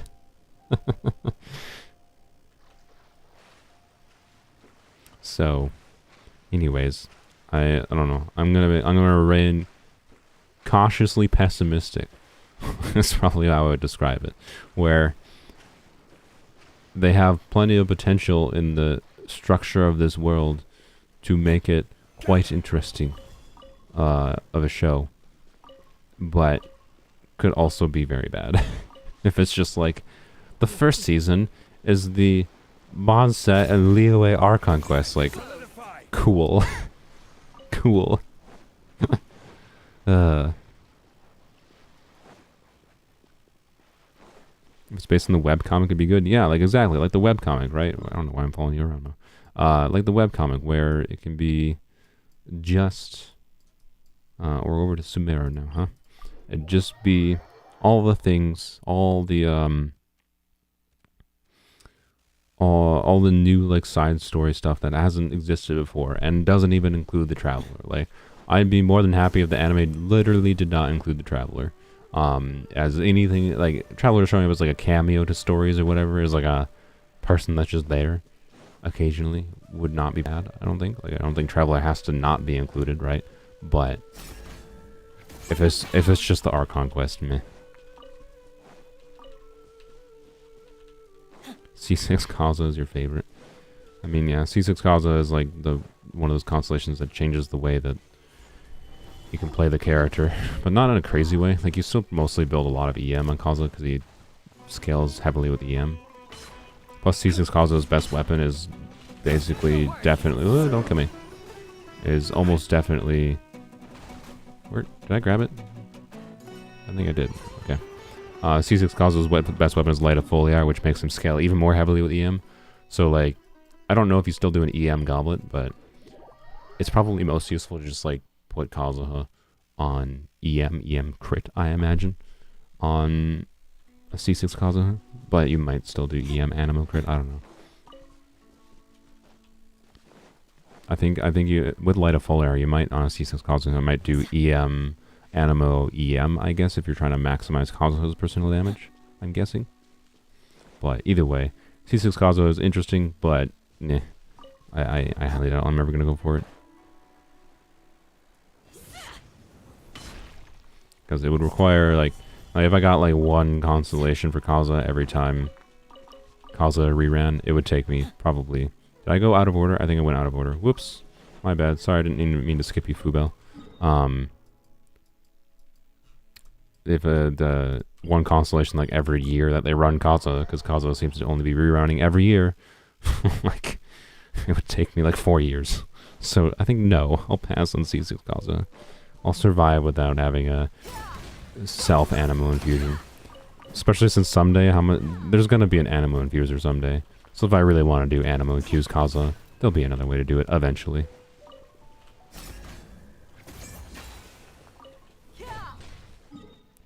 Do.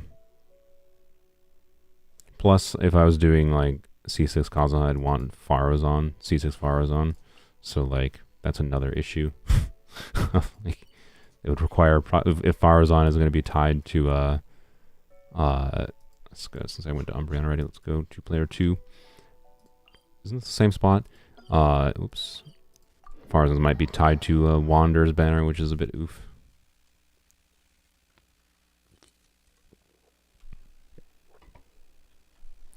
You just call C2 Kaza good, but not necessary. I would reverse. C1 is fun, but there's ways to get the fun of C1 without having a whole constellation for Kaza. C1 Kaza is a nice upside to getting C2 Kaza, in my opinion. C2 Kaza, giving a 200 EM buff, makes him... It slaps a fully built Sucrose into his kit, basically. On top of the other things that make Kaza incredibly strong. And... yeah, so I don't know what this, like 200 EM buff is a lot. It's just a 200 EM buff that you just have to, like, have his burst up. It's, Don't try to rush your enemy. depending on the character you're using that with, like, it's not that useful for, like, Yai Miko, because Yai Miko doesn't snapshot, right? But it is very useful in many teams, and I'd say it's probably not quite as good as a fully built Sucrose, but it increases Kazu's universality more than he already was, and in particular, it makes him more relevant for, like, Dender-related teams. Like, C2 Kazu is incredibly strong and has gotten more value with Dender's release. So, I would not describe C2 Kaza as pretty good. I would call it as, other than C2 Nahida, it's potentially the only buffing constellation that is worth going for. Not necessarily wailing for, to be clear, but worth potentially trying to get Kaza constellations, or, like, not. It's worth potentially trying to get Nahida constellations or Kaza constellations over time, if you like using those characters and you like what they enable. Because C2 Nahida enables doing some really fun things. Let's just, like, even though it's only, like, to be clear, C2 Nahida is only a 20% upgrade. Only a 20% upgrade for any team you put her in, basically, is huge. But it's like a 20% DPS upgrade for whatever reaction teams you're doing with C2 Nahida, which is a lot, considering, you know. But more relevantly, it's just really fun seeing, like, things like Bloom's crit. It's just insanely fun. So yeah, But then C2 Kaza just increases his universality and also is fun, but it's more just for increasing damage a little bit. But by a little bit, it can be a lot, right? Like, I don't know. Anyways, C2 Kaza it is way more valuable constellation than like going for C2 Sino, right? Like, because most constellations in this game, we almost got killed by a whopper flower. In this game, they're just like selfish constellations where they increase your character's damage of the character that you got the constellation for, right? So any constellation that can have relevancy for the whole team, and especially one on a character like Kazuha, that just increases Kazuha's universality and makes him even better, is really, really strong. So even though it's kind of boring, it's not near as exciting as like Nahida C2. But anyways, you get the point. I digress. That was Fubel. Let's go to Umbreon. I'm gonna go here quick. I regret quite a few constellations I've gotten. You don't regret your C6 Kaza at all? Yeah, same. I definitely regret my C2 Yai. I don't know why I went for C2 Yai. I just liked Yai and I decided to go for it.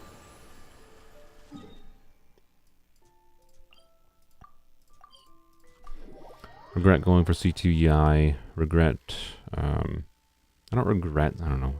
I think it was a mistake to go for, well, what happened was like I used non-real world monies. Oh, where'd you go? I used non-real world monies to go for Nahida,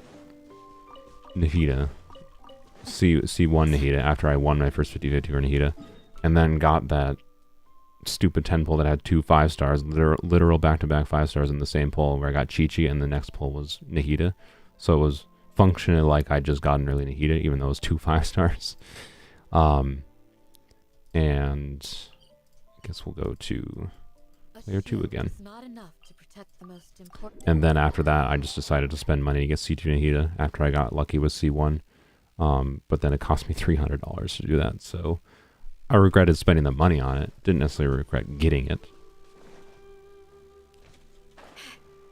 It would have been much smarter. At the current state, being that like Baiju is so underwhelming, what would have been smarter, I literally could have saved myself, $300 by just being like, oh well, cool, I got C1. When Nahida reruns in 6 months, I can get C2 Nahida. That's what I could have done. I could literally be in the situation I am on my main account right now, but have $300 more in my main account and get C2 Nahida in 3.6. If I had just like been patient. Take my good luck and not use my good luck as a reason. If you get lucky, don't spend money. Because that's what they want. This gacha system is designed to like have that situation where you happen to have those weird situations where you get lucky. And then that makes you want to go for like C2. That's like what that's structured for. That's why C2 is always like the valuable constellation. Because on a statistical level, it's not that unlikely for people like don't expect it, right? But it's also like not crazy unlikely that you're just going to accidentally get the occasional C1 on a 5-star limited character, right? Just by RNG. And that's why C2 is the valuable one, because they want it so that when you get lucky to get C1, they want you to be like, you know what, screw it. I really like this character. I'm going to spend money to get C2. That's what it's designed to do. So, if you get lucky in this game, and you're like, oh my god, I could just spend $100 for a 50-50 chance at C2, just wait. Just wait till the next rerun. I know it might be hard because it might be a year, but like, I don't know. I think you might think it's a good decision. But I don't know. If you think it's worth the money and you want to do it, I don't care. It's your freaking money. Do what you want. I'm just saying that's what I wish I did. I functionally spent, but functionally what it means though is like I spent $300 to get C2 Nahida. I spent $300 to have C2 Nahida 6 months ahead of time, when I could have spent not $600 and just gotten C2 Nahida next month, right? I could have just dealt with not having C2 Nahida. Woo, that would have been miserable, right? Not having C2 Nahida for 6 months. I think I would have survived. So, anyways. And constellations in general are very not worth going for. But C2 Nahida is one that I think might be worth going for over time. But as far as spending money, nah. Hyperbloom Eula, how does that work? Eula basically does not do Eula things most of the time in Hyperbloom Eula. It's because the Hyperbloom core of just, you know, Hydro, like Xingqiu, Nahida, and like Kuki are riding together. And then you have a flex slot. And that flex slot is where all the creativity comes in Hyperbloom. But it's also the slot that's like the least important. So like the joke is, right, like Dia's strongest team, Eula's strongest team is a Hyperbloom team with them in the flex slot. Right? Like Dia's strongest team is a Hyperbloom team where you don't use Dia. Or you theoretically could use Dia, honestly, as a flex slot in a Hyperbloom team, but you just use her as like occasional, like you just deal with the downtime issues of her skill and just use her for occasional like overload and reaction damage. Like it could actually work fine. I might try that out with her on my main account if I happen to get her on standard banner, right? But, like yeah, like they could have use, and like Eula and a Hyperbloom team can apply cryo to like freeze things. Right? You can use her skill to do cryo, like. But yeah, it's mostly a joke because like Eula's team, while it's fun to get like Eula nukes off, right, on like a sustained damage situation, which is what actually matters in like Abyss if you're trying to like clear Abyss with multiple rotations. Not that you can't use Eula for it. Wait, where are you leading me, Umbreon? I don't care where the Dendroculus. I don't know where it is. So if it's right nearby, I guess I'll grab it. But this is not what I need. Especially because so many of the freaking Dendroculus are annoying as crap to get. But anyways, yeah. The joke is Hyperbloom is so strong that you put a flex slot that like many characters' strongest teams might be just throwing them in a Hyperbloom team. And Eula does have a general utility enough that did I say Dia? Eula? Yeah, Eula's utility of cryo in Hyperbloom is actually not useless. There's better cryo users to put in a Hyperbloom team to do a fridge team than Eula, but you could do it. Point is, if you just like Eula and you want to use her in a team that's really strong, that's kind of the point. I think Mr. Zhongli died. Alright, that's fine. We'll get this rock because it's more. I think we might be hitting the end of our rock farming, which is fine. I think we've spent 30 minutes to an hour of rock farming, which is probably good enough. Let's go get Fu Bell's pile over here. Hyperbloom is so cracked, but Abyss really needed that. I agree. A easy, lower investment team for players to make that's also fun. Like Hyperbloom, honestly, like I don't think Mihoyo intended it to be as strong as they did, but I think it's a good thing for the health of the game, in my opinion, because it's easy to play, but it still offers like enough creativity that like there's lots of little variations you can do on Hyperbloom and just Dendro reactions in general, of course, that like make it really fun to play around and experiment with, in my opinion. On top of being really strong, right? Which allows for more creative freedom, right? Like you can make a Hyperbloom team that's slightly less optimal but still functional at clearing anything in the game. Just cause like, yeah, so if you really want to use Dia and a Hyperbloom team, make it more of a soup team that gets more reaction damage, you can do it. It'll function probably. It'll probably clear Abyss fine. Is the focus on Dia? No, right? It's not going to be a team built around Dia, but it's a team you could use Dia in. It's a team you could use Eula in, right? If you want to use your characters that you like. So I think it's a really good thing for the health of the game, even if I don't know if they intended it, but even if they didn't intend it to be as strong as they did. Yeah. I think they balanced the strength of aggravate and spread pretty much just right. But Hyperbloom is probably stronger than they intended. Oh, Zhongli found more rocks. Alright. Thank you, Fubel. No promises, but I might friend Fubel and maybe Mr. Zhongli off stream.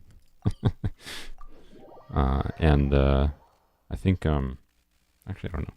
I'm not sure. I don't know if Umbreon's in the friends list or not.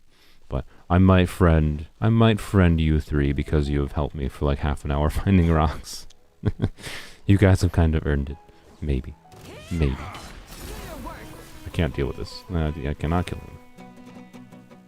No promises. No! Well, that rock is gone forever, I think. Well.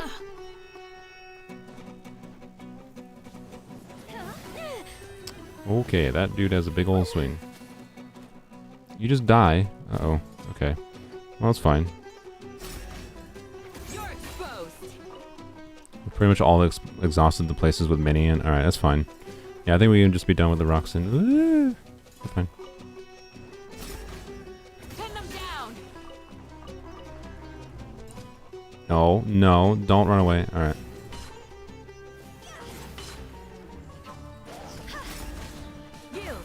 There we go. Got it. Alright. I'll go check the last couple places and I think we're all done. There is the underground chasm, by the way. I think that's probably the most notable location we didn't go to.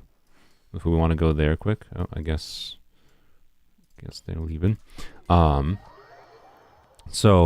I think we can go to the underground chasm maybe, and that might be the last place we go. The chasm shouldn't take that long though. But what? That was weird. But the chasm has, I believe, a number of like high concentration locations. I don't know exactly where, but I also have the chasm fully unlocked, right, to do that. So we should probably go to the chasm. And then we can probably be good with rocks for the stream. Hyperbloom is kind of not worth for whales. Yeah, but that's fine. That's a good thing. Again, I think for the health of the game, a low investment team that doesn't scale as well is perfectly fine. And it still offers a lot of creativity. They can do fun things with it, in my opinion. So, and it lets you make strong teams with less strong characters. So it makes the game less focused on, you know, the you know, Xiangling Bennett combo meta, in my opinion. Might be a few here infested with monsters though. I mean, are you saying Dia and Candace, the dream combo, can't handle? Are you saying we cannot handle every monster that comes to us, Dia? I'm pretty sure we can. Yeah, I think we already mined them. No.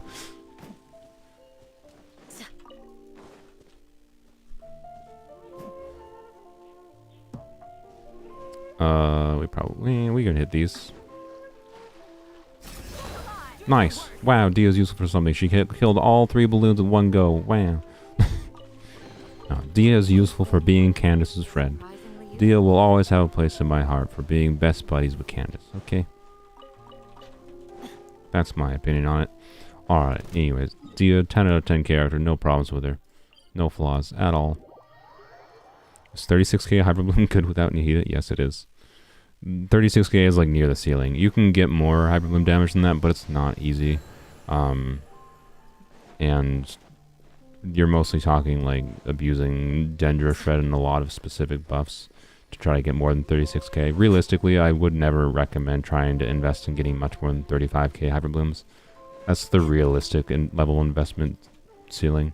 Like, because the scaling on like how much, since your Hyperbloom damage is just based on your EM, right, of the trigger, you can like get like buffs like Instructors going, get buffs like Sapwood Blade going on teams, and then of course have just like full EM Gilded Dreams or full EM on Flop, and if you have like a really good Flower and Feather. But like the value you get per EM, there's actually some diminishing returns, in my opinion, is used as wrong in this game a lot. Because like there's not actually diminishing returns for like the value of attack percent. It's just there's people use diminishing returns for the value of attack percent versus the value of crit, because of the fact that like characters like Bennett exist, meaning that because you can get your attack stats from other places, the relative value of an attack percent roll versus other stats that you could have in your character is less valuable, right? But relative value is not actually diminishing returns. You actually don't get any less returns of attack for the amount of damage you get increased for individual attack roll, right? It's just that the percentage increase, since it's always just going to be that same bonus, the percentage increase to your total damage is less. That's what people label as diminishing returns, which is not quite correct.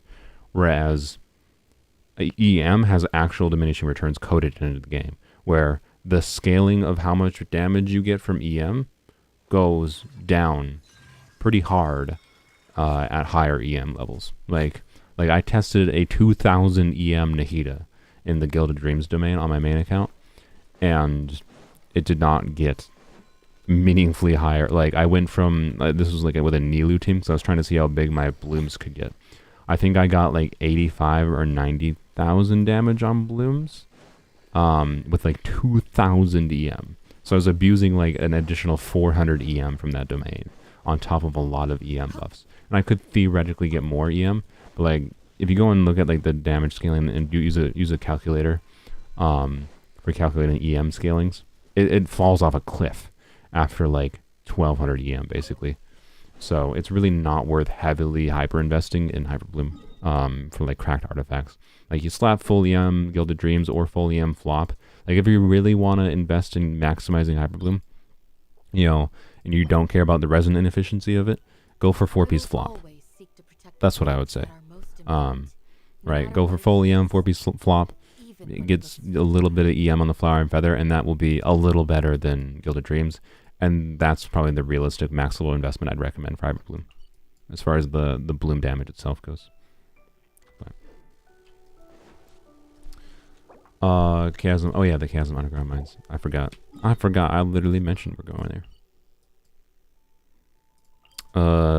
It's an awkward place to get to. I don't know how to get there easily. How do I get there quickly? Normally there's a waypoint in the city, but I don't have... You can't do the story quest to get into the ruined city until like you do 800 story quests. So I think I can go here and walk backwards.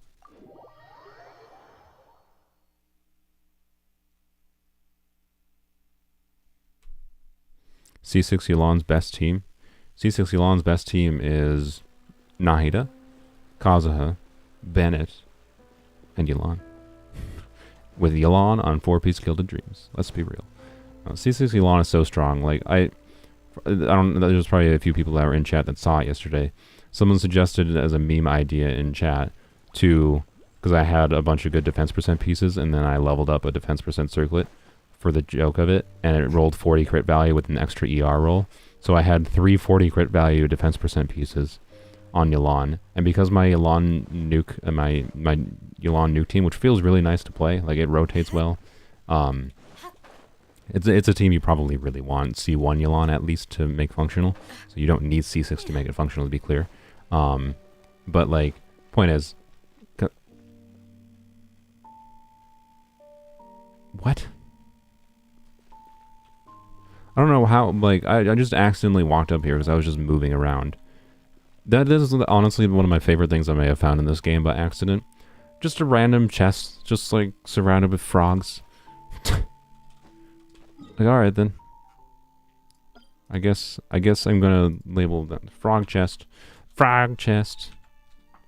That's hilarious. That's really funny. I appreciate little nice touches like that. Anyways, let's go this way, I think. And then the path is this way. The froggy chest, indeed. I'm sure many people in chat knew that before, but anyways, I did full defense Elan, so I did, you know, defense timepiece, defense goblet, defense circlet. And on that nuke, and this is a Elan nuke team, if I do full buffs in like a normal situation against Masanori, I can get like 400,000 damage on a skill. Although when I'm normally playing the team, I don't bother doing the full maximum damage rotation because it requires like using like a normal attack with the heated get instructor's buff going early, and it's just like a pain. Whereas it's just easier to not worry about that. But doing that exact same rotation sequence, right?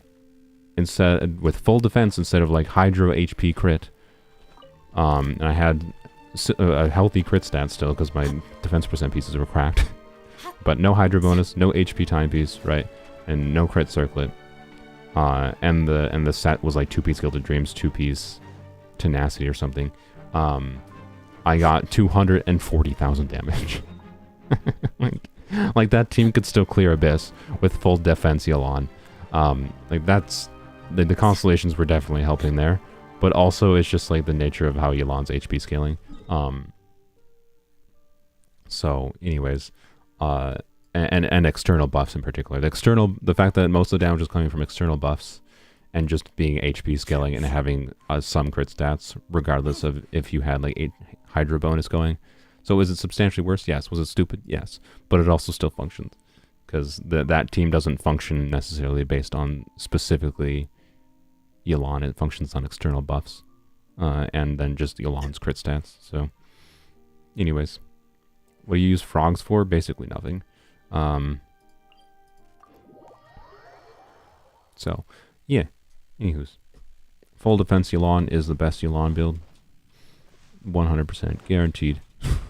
But yeah, it's just like the whole point I was trying to make is like with C6 Yelan, when you have C6s, it's like, especially with someone like Yelan, why does it matter what team you play them in? Like, the reason I like that team so much with Yelan is because it's like, it's the most fun I've gotten out of having Yelan's constellations, right? And like saying like C6 Yelan's best team is just Yelan and Zhongli is stupid, because the more constellations you have that just artificially inflate your character's damage due to the magic of money, the less necessary it is to actually do a team around that character. So saying it's Yelan's best team at C6 is just silly, in my opinion. Like, if you're going for maximum Yelan C6 damage, yes, it's probably like Kazuha, Zhongli, and I don't know, Xiangling or something. So you can try to like vape on her charge shot hits or something silly. But like, it's not really a functional team, in my opinion. It's just like if you feel like doing it. Whereas like my team that I have with C6 Yelan, I really enjoy, but it doesn't even require C6 Yelan. It really only wants C1 Yelan. So, which is actually achievable for people to get. So it's why it's one of my favorite teams I've made. And it doesn't specifically, I don't have the ability to test it without C1 or with C0 Yelan, of course. I might be able to test another thing about it, because my brother has all the characters. My brother has Bennett. He doesn't have C6 Bennett yet, but C6 Bennett isn't specifically required. It's just nice to have, I think, on that team, because you can do on-field Bennett. But you, I ran away quick to go heal. Sorry. Apparently, you go over there. Call comes back to Xiangling. But anyways, Yelan, Bennett, Zhongli, Kazuha is their C6 best team. No, I mean, maybe, sure. Like, it depends. I don't know if Bennett's really doing much in that team specifically. The reason I use Bennett with Yelan is not because of the attack boost, it's because of his utility with Kazuha to do Pyro Infusion on his burst easily, because he self-applies Pyro. On top of being able to on-field Bennett for doing like normal attacks. Normal and charge attacks to vape with Yelan, with Bennett after like you use Yelan's skill. So like I think the team generally works with without having C1 Yelan. I just don't have the ability to test it right now, but I should test it if my brother gets C6 Bennett. He has C5 Bennett. By the way, we've been farming for an hour and I've gotten like 100 ore. To be clear, I've been talking whatever. I'm sure I can make this more efficient, but that's why I don't want to do this ore, because like we'd have to farm that much ore like every single day or every 3 days to be able to at least do like 30 crafting every 3 days. Like, no, I'm just not going to. We might do it on stream more, but like that's what I was trying to measure here. It was like, how long does it take to measure some ore and like, or to gather some ore? And I'm sure I could optimize it down to like it's 30 minutes a day. 30 minutes a day is a lot though. That's a lot of time per day. Like I'd just rather have to deal with the side effects of wishing for too many weapons. Means you're just never going to have enough ore to level up weapons. Oh well. I didn't heal myself. Whoops.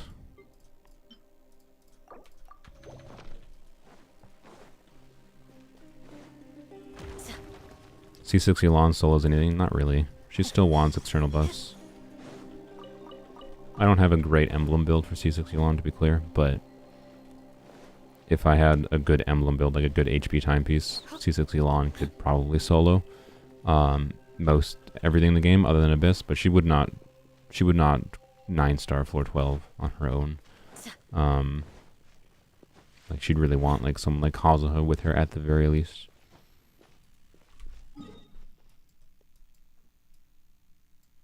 Umbreon is just choosing all the annoying places to go. No offense. uh...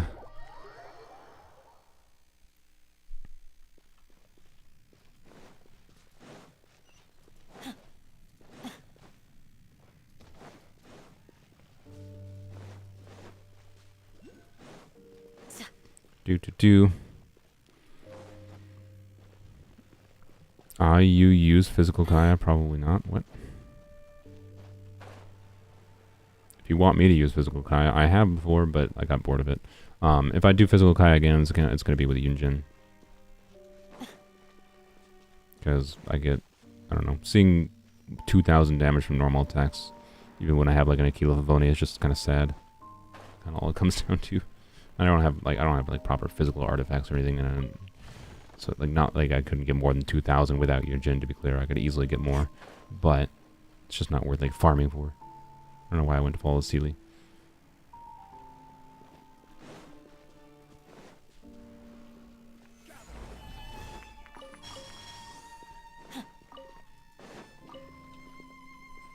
But yeah, I don't know. I can show my Elon skill nuke team again if you want. Yeah, I gotta test it. I'll have to test it on my brother's account once. I guess I don't really need to have C6 Bennett to test it because I just know how it'll work. But I can test how the non-C6 Bennett aspect of the team works with the C0 Elon. I feel like it might be more fun with a sack bow in that situation. But yeah, is the damage going to be lower than Nightweed? Obviously, duh. But I still think it's a really fun build for Yelon. What do you think? Anything catch your eye? So I can showcase it again at the end of the stream if people are interested. Let's see. Let's go. That was Umbreon. Did I do? I don't know if I did Fubels. Let's go there. I've broken the player 2, player 3, player 4 order. So oh well.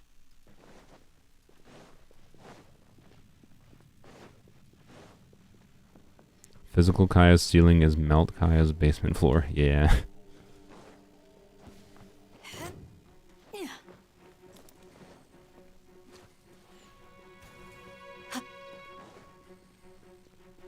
Rocks. Too easy. Thank you, Dia.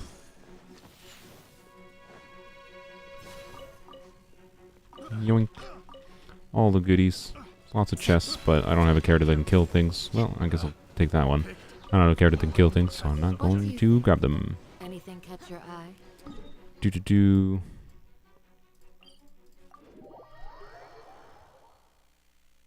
Who do you think has the most damage potential out of all characters?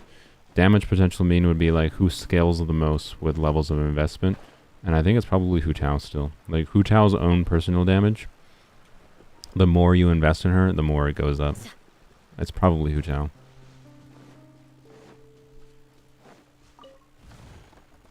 The better artifacts you get and the better team. Like if you do, you know, the highest investment Amber team, right, is like, you know, cracked Crimson artifacts. Like artifacts. Right. Cracked Crimson artifacts. And a Kazuha, like a C2 Kazuha. Like I'm talking like maximum investment including constellations, right? Like so C2 Kazuha with Amber on Elegy of the End. And then Xingqiu doing Xingqiu things, duh. And I guess you would put you could put Xingqiu potentially on Sapwood Blade, I think. I forgot what Sapwood Blade's passive trigger is, but you might be able to get a little bit more EM out of on Hu Tao with Sapwood Blade. Or even, I don't know, you could get away with, I guess you could also, well no, Instructors on Amber might not work because you're using Amber as like initial setup for swirling, so I don't know if Amber would necessarily work, but anyways, no, Amber would work because you could do 4-piece Instructors, yeah, so it'd be like Xingqiu on Emblem, right? Maybe with Sapwood Blade if it works, but maybe not. Instructors on Amber with Elegy of the End. And then Kazuha, C2, Freedom Sworn if you really want to buff maximum things, but I don't. Freedom Sworn is a weapon for Kazuha in my opinion. And now that Ziphos exists at the very least. So yeah. So Amber, Instructors, Elegy, Kaza, C2, Freedom Sworn if you're going maximum buffing. Xingqiu, just doing Xingqiu things basically. You can put Sapple Blade if you really want to do the stupid pick up the leaf minigame. Like R5 Sapple Blade can give you 120 EM. It's a lot. So it might work, but it's not something I really recommend for. And then Hu Tao being very high investment with Crimson, whatever. With Homa is probably your best one if you want to increase your numbers, obviously, although you don't really need Homa specifically. Is probably the highest investment I could imagine, Hu Tao. Both as far as like artifact investment and like play style being difficult. Like, because you'd have to... That's a no shielder Hu Tao team, right?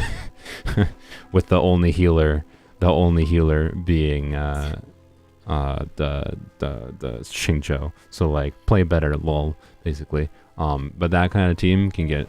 I don't know why I'm following Zhongli here, but I guess I'm going to continue following Zhongli. It's a very high investment team, but it makes use of a lot of buffs, and you can get some insane charge attack damage on Hu Tao on that team. But yeah, I'm not... And yeah, like, duh, R5 Homa. Like, I'm not saying R5 Homa, but I'm just saying, like, high investment, but, like, realistic. Like, if you're the type, like, you're so all in on Hu Tao's, like, like, the question was who has the most damage potential? I think it's Hu Tao. Because, like, she just keeps on getting stronger and stronger the more you invest in her, right? Like, I don't think R5 Homa is a smart investment, but if you're really invested in trying to maximize Hu Tao and play Hu Tao in new ways outside of just, like, I do double Hydro with Yelan, Xingqiu, Zhongli, Hu Tao, right? We try, you know, maximum charge attack damage Hu Tao. That's harder to play, because you gotta, like, dodge. But gets, like, 160,000, 200,000 charge attack damage. Like, that's the potential ceiling on Hu Tao. Like, that would be insanely fun. Like, not as far as individual number. Like, obviously other characters can get higher than 200,000, but she also gets huge nukes on her burst, too, in the same team. So, actually, I don't know. It's still super fun with her burst. So, yeah, I think it's Hu Tao, based on my knowledge of characters in this game. I could go through other ones, but as far as the individual character's damage, I think it's Hu Tao. Dia, no. Alhaitham, no. Alhaitham is strong, but it's less his individual damage, more the team's output damage, which is more important. It's more important for team's overall output and what... Right. Nahida's individual damage, no. No. I mean, Yilu, you could argue with the bloom damage, it's her damage, but I wouldn't really count that. So if you're counting overall DPS potential, but her scaling falls off a cliff, right? So, because of the EM's reduced value, so yeah, her scaling it falls off a cliff. Tighdari, no. Yelan, yes, is one of the stronger ones with their scaling with higher investment, but not as good as Hu Tao. Ayato, Miko, no. Yes, kind of, but nowhere near the level of Hu Tao. Raiden, kind of, again, but I don't think it's near the level of Hu Tao, personally. Raiden has, like, her hyper carry team you can do with, like, C6R and whatever, right? But, Mia, yes, but again, nowhere near the level of Hu Tao. Eula, no. I mean, unless you really just like nukes. But again, not, like, the actual consistent damage output. And Zhao, I mean, Zhao has C6 fires only. Zhao has a high level, like, does scale pretty well with investment. The better artifacts you get and the better team members you have to support him, like, C6 fires on Zhao, but like it's not that hard with the C6 fires on Zhao, a Jade Spear, cracked artifacts to get like 100k plunges. I've seen it. You know, you can do it. So I guess Zhao is similar, but I think Hu Tao still scales more. Ganyu maybe, because Ganyu can scale a lot in external buffs for like Melt Ganyu, but I don't know. Melt Ganyu is boring in my opinion. No offense to anyone who likes Melt Ganyu, but Tarteg is very strong, but he's very strong because he makes teams really strong, and it's like ridiculous Hydra application when he's doing his skill. I think it's still Hu Tao. Yeah, I think it's Hu Tao, pretty sure. That's my bet as far as like scaling value goes. I think this is part of a picture taking quest or something. Perfect. Alright. And then we're gonna be done with rocks. We're gonna go for. We've been going for like 2 hours and 15 minutes. I'm gonna go use my fragile resin. I think I want to do that. I want to use my fragile resin on emblem.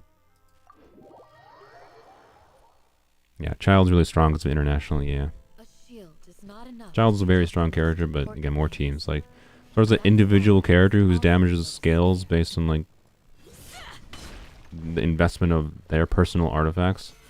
Like, yes, you also want to do a team around them, but scales on the level of investment in their artifacts and getting their weapon. I think it's Hu Tao. Pretty sure.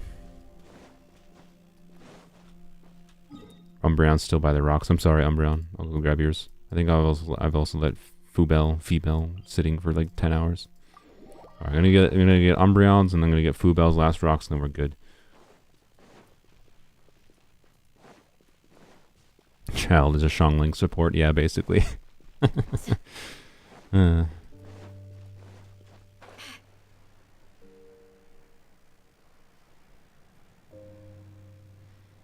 These are all the reasons I am disappointed. Hu Tao, basically that entire 20 minutes of me discussing Hu Tao having high investment level.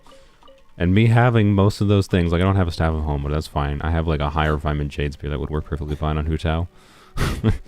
I have like all of those things I mentioned basically, except for like elegy that I could do on my main account. And that's why I went for Hu Tao, and then I lost a 50-50 and I was like, whatever, save the guarantee. And this is why I was so disappointed about Baiju, because it's like, I lost my potentially really fun, insane Hu Tao charge attack team for the sake of a meh Dendro healer.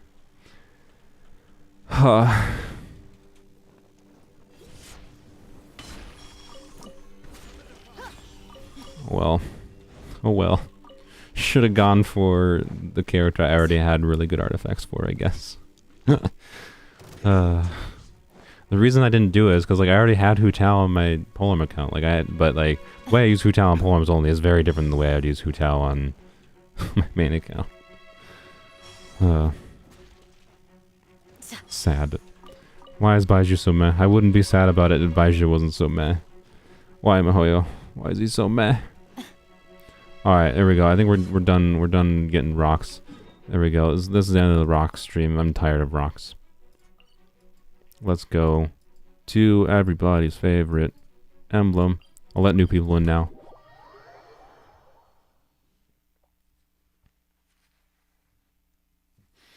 Thank you, Zhongli, Fubel, and Umbreon. Appreciate the help. Very appreciated. Let's finish off this stream with some God tier emblem luck. Guaranteed. That was not enough, I think, to craft 5.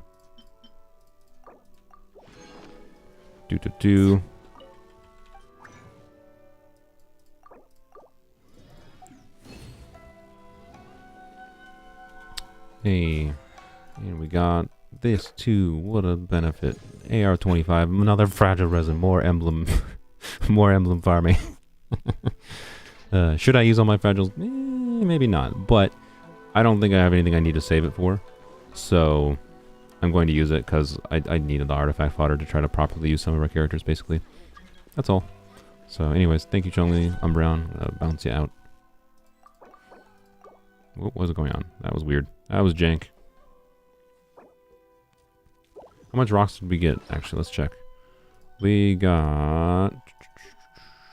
I forgot where it is again. You think I would have learned after I already had to look at this twice. Oh boy. Whoops. Give me a second. I'll let you in a second. There it is. We got 398. We had like 250, I think, to start. We got 150 for like an hour of farming. Yep, I think that solidifies in my mind. I am not going to farm for these every day. That's just, I would lose my sanity trying to play this game for an extra 30 minutes getting rocks every day. Just no. Oh, and also they only respawn every 3 days anyways, so, you know. 30 minutes every 3 days, I guess, doesn't sound that bad. But, I just, yeah.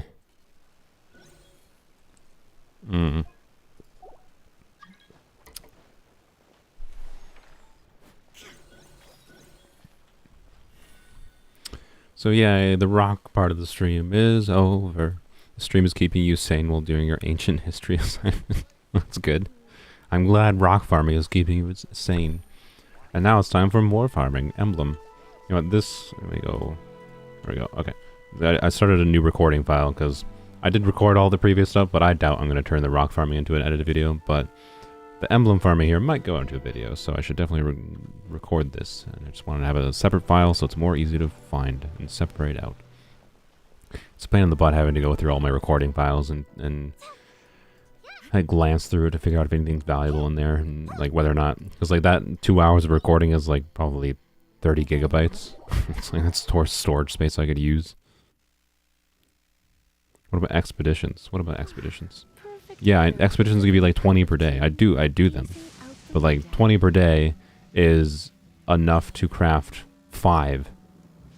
I think 20 per day is enough to craft 5 of the where the frick is it? There it is. 5 of these. So the expeditions give me 5 of these per day. Woo! Right? Like, wow. So, anyways.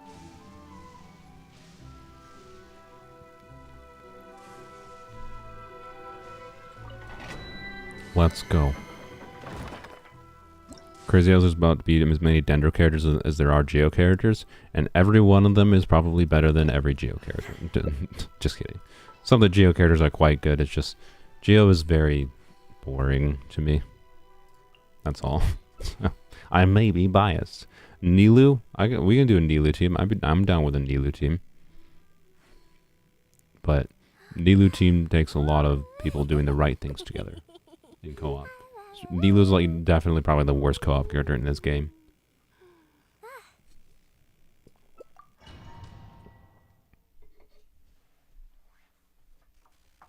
Stoned to be part of the rock stream. I'm glad. I'm glad you all were part of the best stream I could possibly conceive of having today. There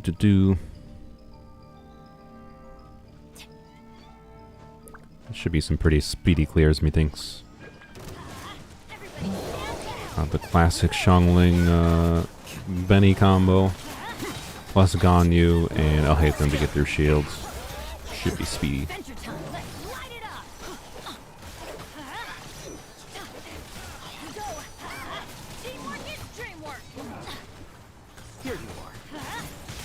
Here you are. Why Nilu hate? I'm not hating on Nilu. I really like Nilu.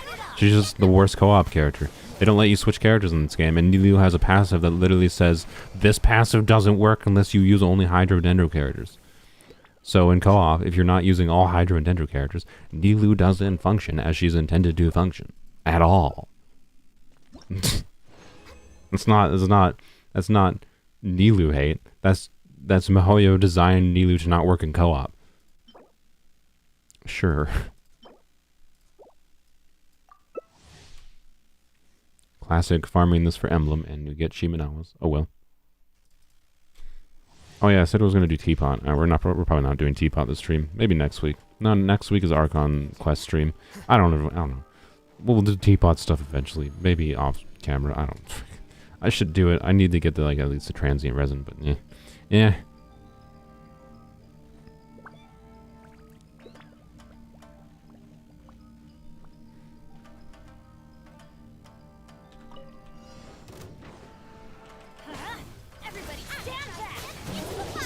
Ow.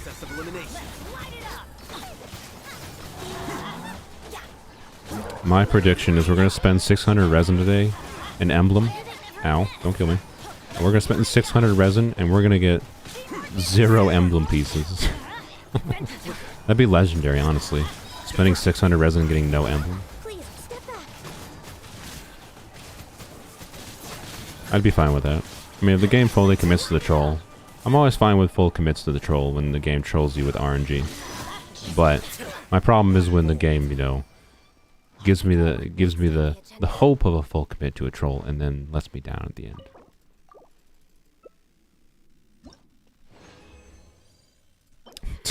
end. Got a good run going. Again, it's fine. Honestly, we just need the fodder more than anything else. But also, really? Also.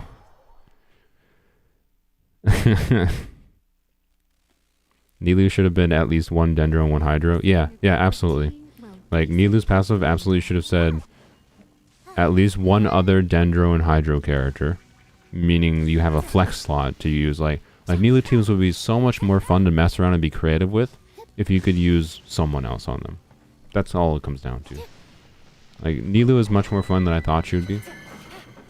She's very fun and extraordinarily strong in her niche, but like, especially because of like how low investment she is. But like, well, she's low investment to get working, and her teams are relatively low investment to get working. But it still takes them being a high level, so it's not super low investment, but it's also like simple, right? So it's a little bit weird. It's not as easy as like Hyper Bloom, I would say.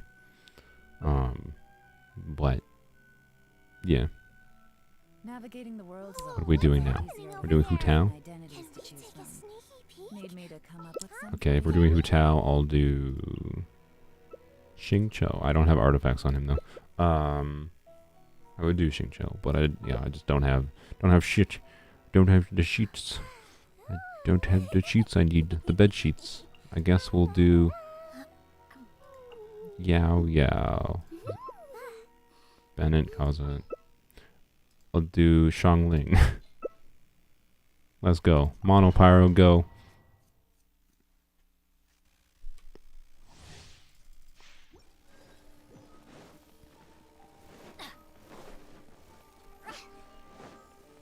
Her cores explode so fast they don't react to Hydro, Pyro, Electro anyways. That's fine.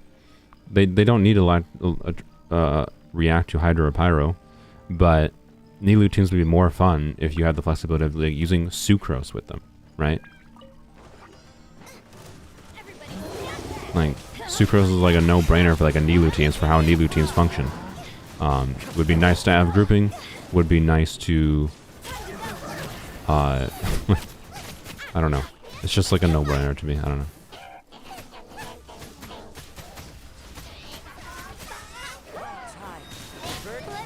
Ow. Oh my god. I should turn co-op effects off again.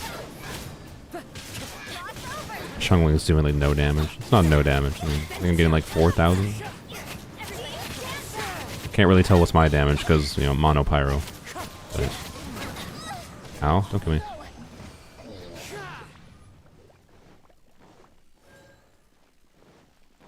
Bennett on Alley Flash. Very nice, very nice.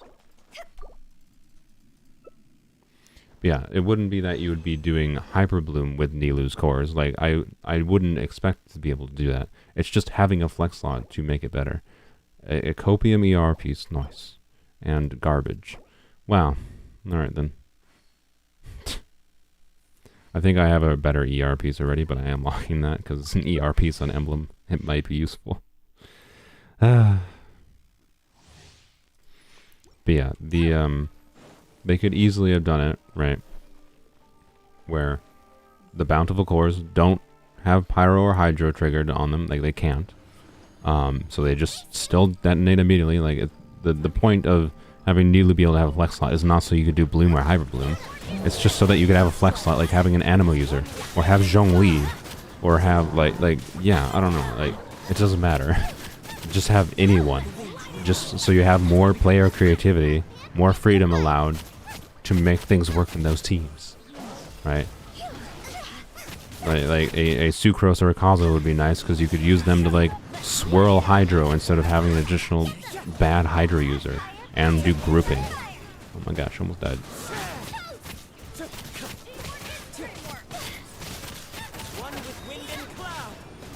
So yeah, I don't know. I don't like that they made her that restricted, is all it comes down to.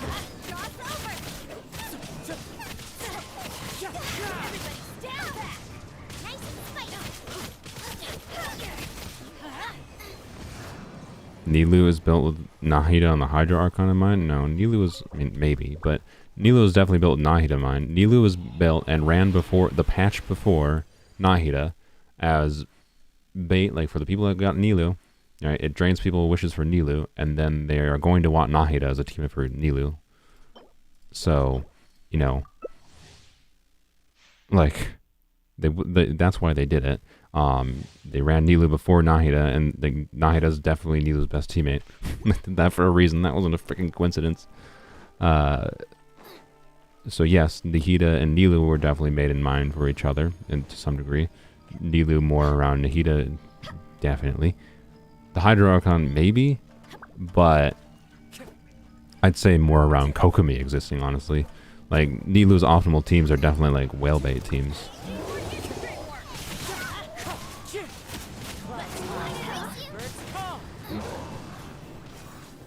Not that you need Kokomi to make it work, but Kokomi is a... Even now, with like a lot more Dendro units available to us, Kokomi is still very much a really... Aww. Kokomi is still really, really, really nice to have on a Nilu team.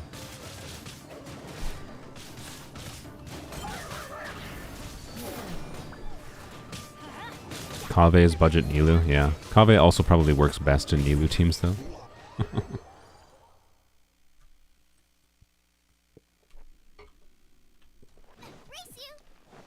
Race you.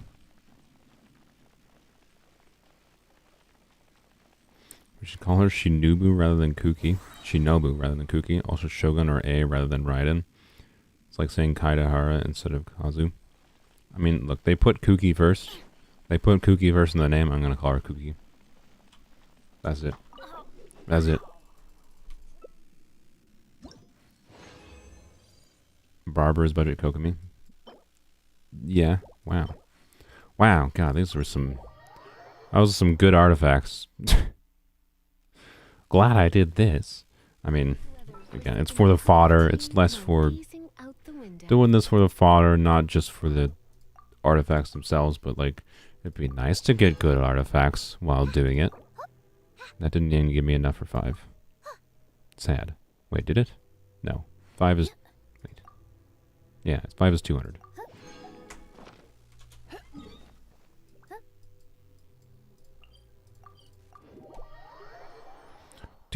Do. 10 fragile seems like a lot, by the way, but this is only 600 resin, so it's really not that much. Like, we're talking 4 days worth of resin is what we're using here. Less than 4 days.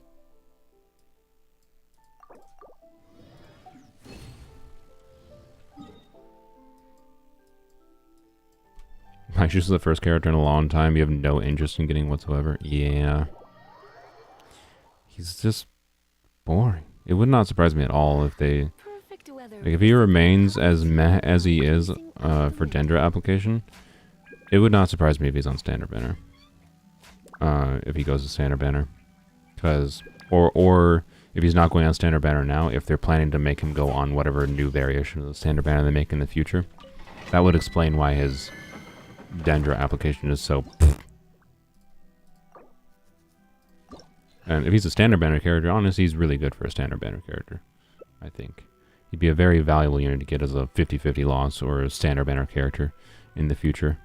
Oh, wait, I'm going to let new people in. Sorry. So, thank you, Adeline, Killer, Kaze. Lots of new people's in.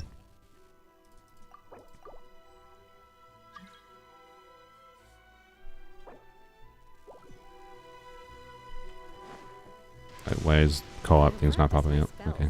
There was a co-op thing that popped up and it just disappeared. Alright, there we go. Piplin! He got nerfed as a Leo character. I mean, we don't have reliable information yet, but currently it seems like Baiju in this week's beta update is getting a nerf, most relevantly to his healing, which is not that relevant, because his healing was already really strong before. That really doesn't matter that much, but we don't have numbers yet. Like, if they halved his healing, that might actually be a problem. But like the problem is, like, if they're nerfing his healing, the one good thing for it is that he was really good at like healing and overhealing even, which is like not a bad thing. Like, if he at least offers value as like being such a strong healer, that like he's a Zhongli tier character where like he heals so strong that your characters basically never die. That's some amount of value, right? But on top of just applying some amount of Dendro, like, he's better, he is useful. He's not as obvious use in a number of teams. It's just he's not that high value compared to what we already have available. So, yeah. I don't know. Disappointed. Wish I had Who Downs did. I don't even know if I'm going to be playing this game by the time I mean, I probably will if I'm going to continue streaming. God dang it, people. Load faster. It's not your fault for loading, to be clear. But... there we go. It's just an annoyance of co-op. On top of the other problems with co-op is the loading. At least you can keep using Yao squared. Exactly. Yao squared is basically as functional, if not more functional in some situations than Baiju for what you'd want either of them for. Baiju, I'd say, is probably better most of the time on average, but it depends. Depends on the team you're using them in. There's definitely situations where Yao is better right now, which is lame. It's a good thing for Yao, bad thing for Baiju. Makes him not worth pulling for. What am I doing? Yelan, Kazuha, Diona. Okay,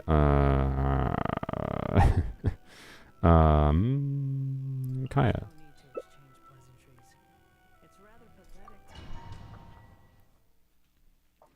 Let's go, Kaya.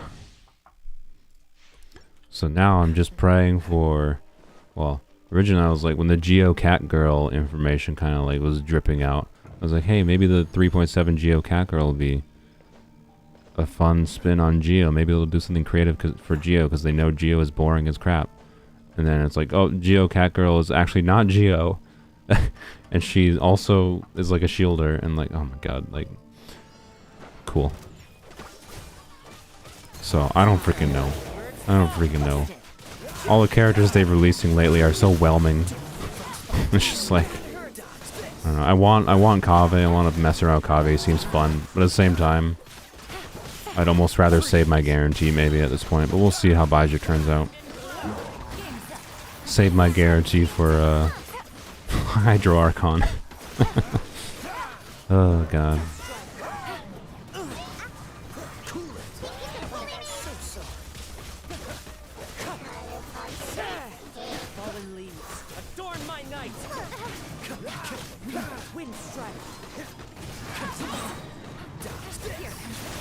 Freezing's pretty nice here. I should be doing more charge attacks. I'm mostly just spamming normal attacks. I know it's not optimal, don't worry about it.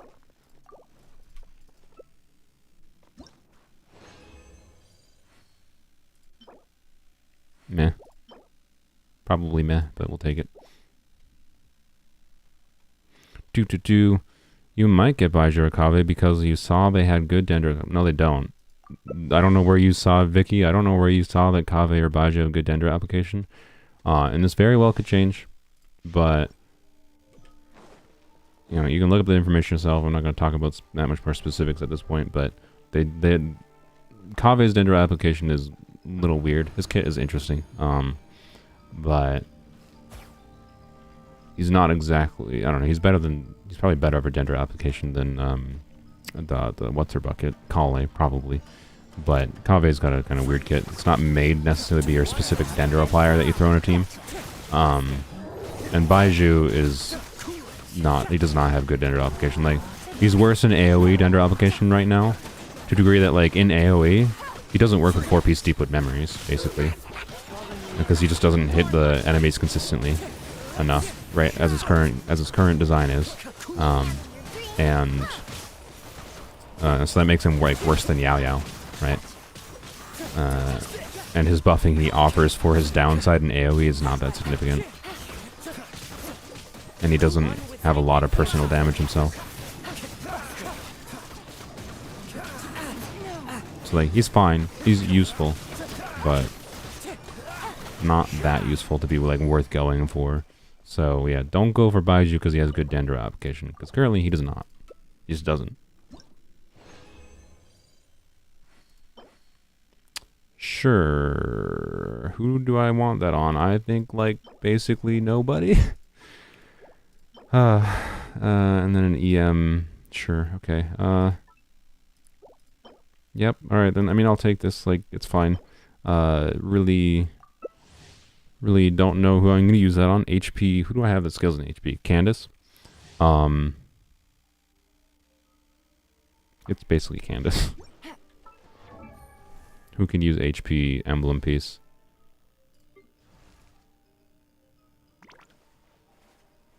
Candace. But the thing is, Candace probably wants an ER timepiece too. Her ER needs is pretty heavy. Unless I'm doing double hydro. So cool. Alright, I'll take that. You know, it's classic. That's the timepiece I would like on my main account.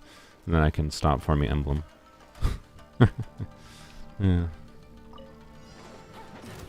Free. Adorn my night. Wind strike. Time to catch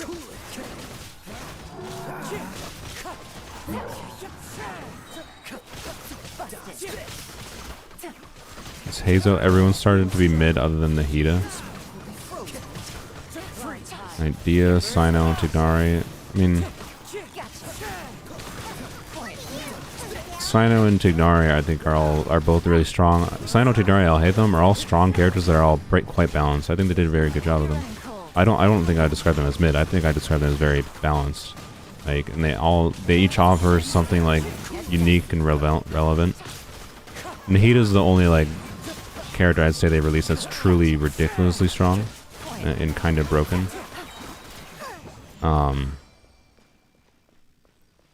But yeah, they all are like pretty balanced. They've done a pretty good job, I think. I have problems with many aspects of many of their designs, but that's just like my personal gripes. But like, Baiju is just so meh because we have Yao. Okay, could really use whatever. Thanks, game. Sure, whatever. It's fine.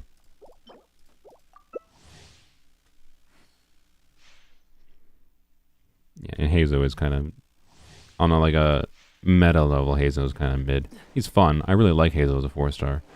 I think that's the kind of like design they should aim for 4 stars. Hazo or Kave, like, where they are really fun but not necessarily crazily strong, right?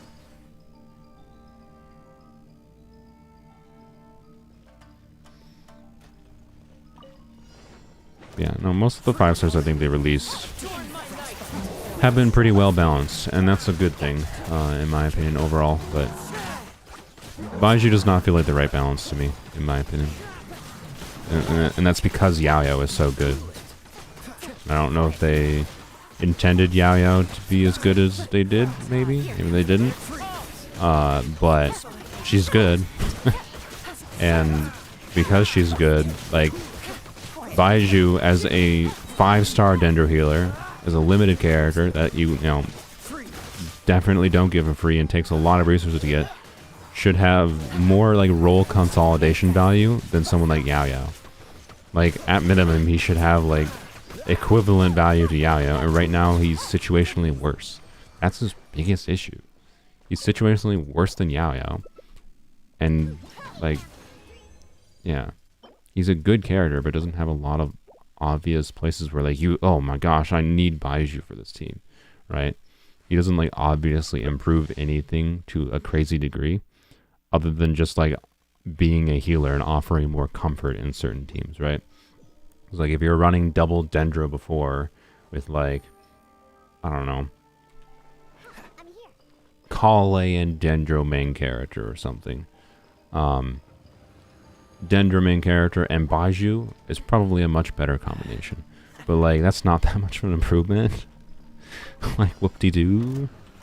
It's like nice for like the comfort of the healing, but just the comfort of healing selling the character's value is not great. Not for a 5-star character, at least.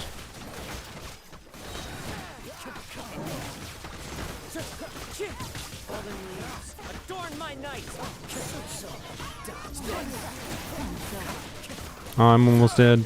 I am dead.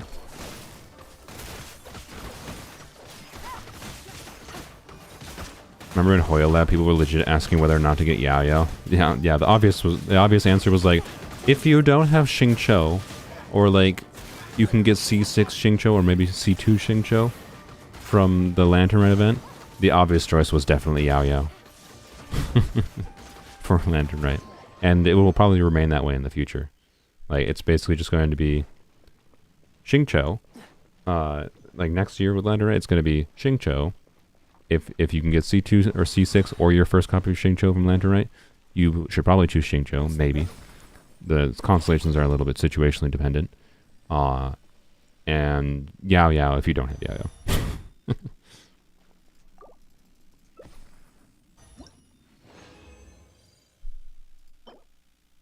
Wow.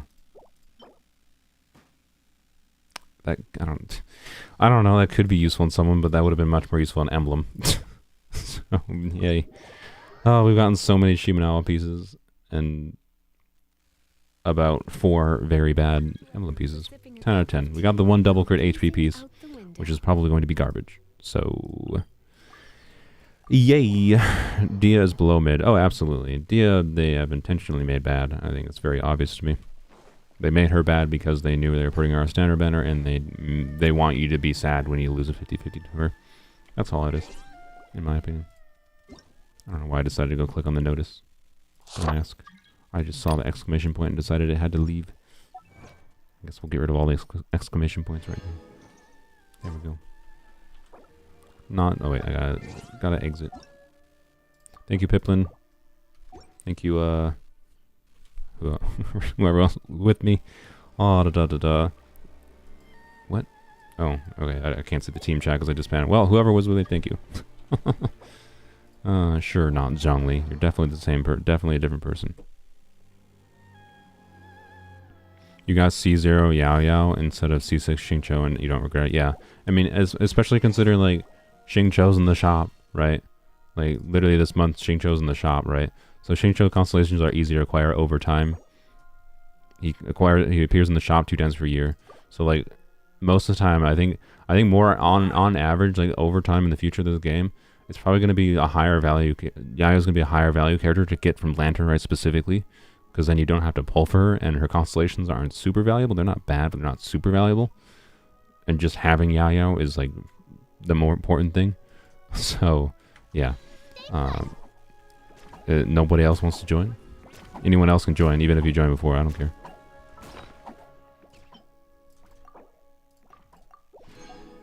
Is that enough? Nope. God dang it. Alright, we're probably not going to use this last resin. Because, why? Alright, there we go. We'll do 6 more runs in the domain here. We'll use this 5, and then we'll do 1 more to use the last 20 resin I have. Nobody else wants to join? There we go. Oh, Dia. Oh, let's go, Fubel. Let's go. And Adeline again. Sure, let's go. Oh, Piplin.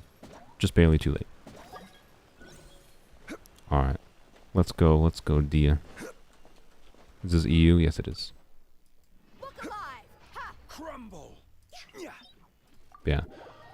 Overall, though, I don't think it's a bad thing that, like, the pull value of characters, many of the characters they released in Sumeru have been okay, right?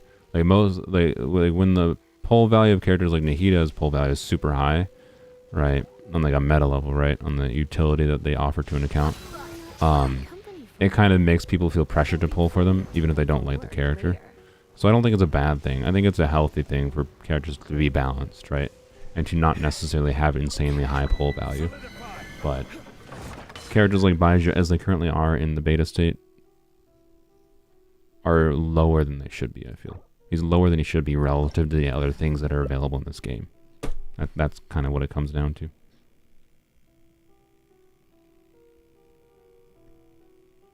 Geo and Dendro equals soil, increases duration of Dendro aura on enemies. That would be an interesting thing they could have done with Geo, yes. We're doing Eula, Ganyu, Yao Yao. I would use Xingqiu if I had artifacts leveled up. I guess I'm just going to do Kaya again. Let's go. Actually, we'll do Bennett.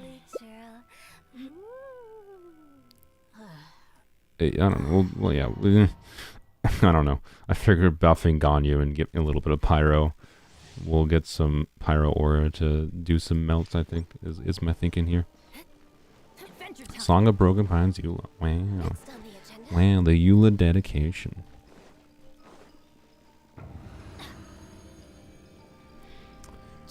Do.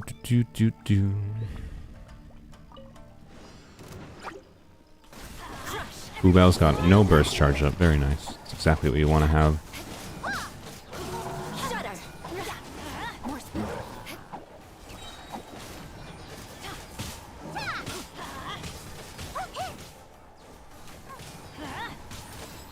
Gone to you, want to stand in Bennett's burst.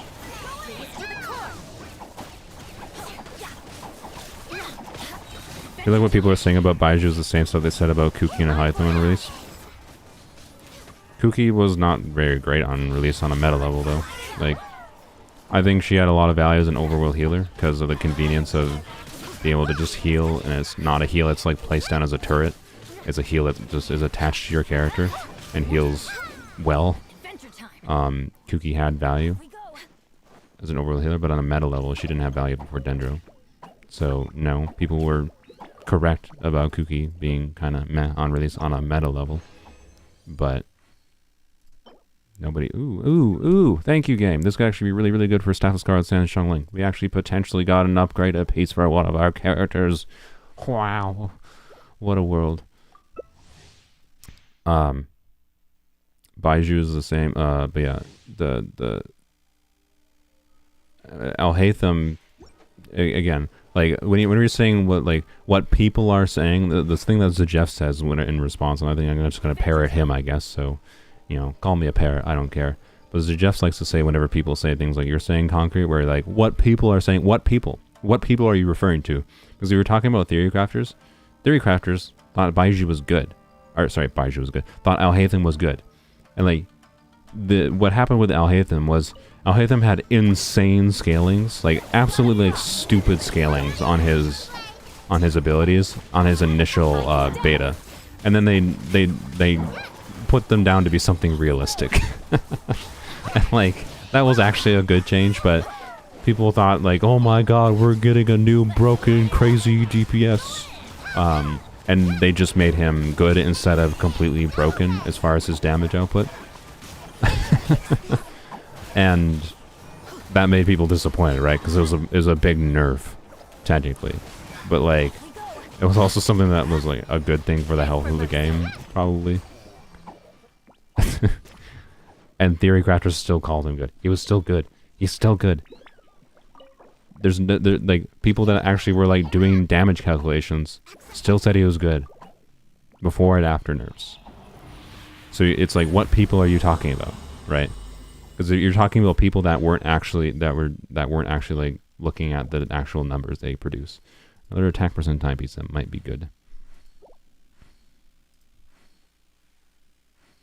So, yeah, people doom posted Alhaitham because of nerfs, but like Alhaitham was still good if you went and did the damage calculation. So, aren't his combos super annoying to do? Yeah, it's a reason I didn't really want to play him because his combo's a little bit odd. But I also think the reason I think they did that is because they copied some of like the base like visual ideas of like how his kit functions based on like Kaching, but then they implemented the way you actually have to play him with his like combos and attack sequences to be very different than Kaching, such that he feels different to play than Kaching. Is why I think they did that, and I think that was a good thing, right? If they just made him Dendro Kaching, that would have and played exactly the same, that would have been pretty meh, in my opinion. So. Yeah, but combos being annoying doesn't mean his damage is bad. It just means he's might be harder to play for some people. That's all it really means.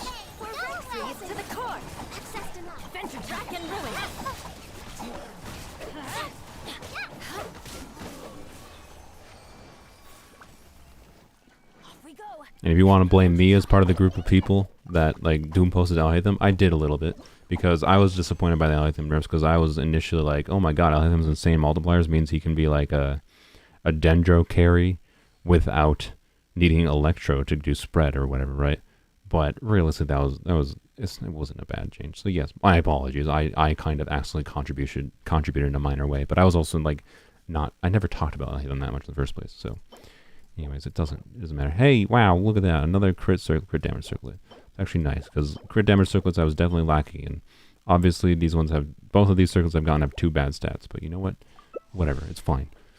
We're still in early days for artifacts in the account. Yeah, and Kuki was bad on a meta level at release, realistically. Like, she couldn't really be used in Taser because she doesn't apply a lot of Electro. And her EM scaling basically did nothing because Electro reactions were basically just Taser. But if you can't apply a lot of Electro, your Taser value is low. So, like, Kuki on launch had value as an overworld healer, and a co-op healer, and that's basically it.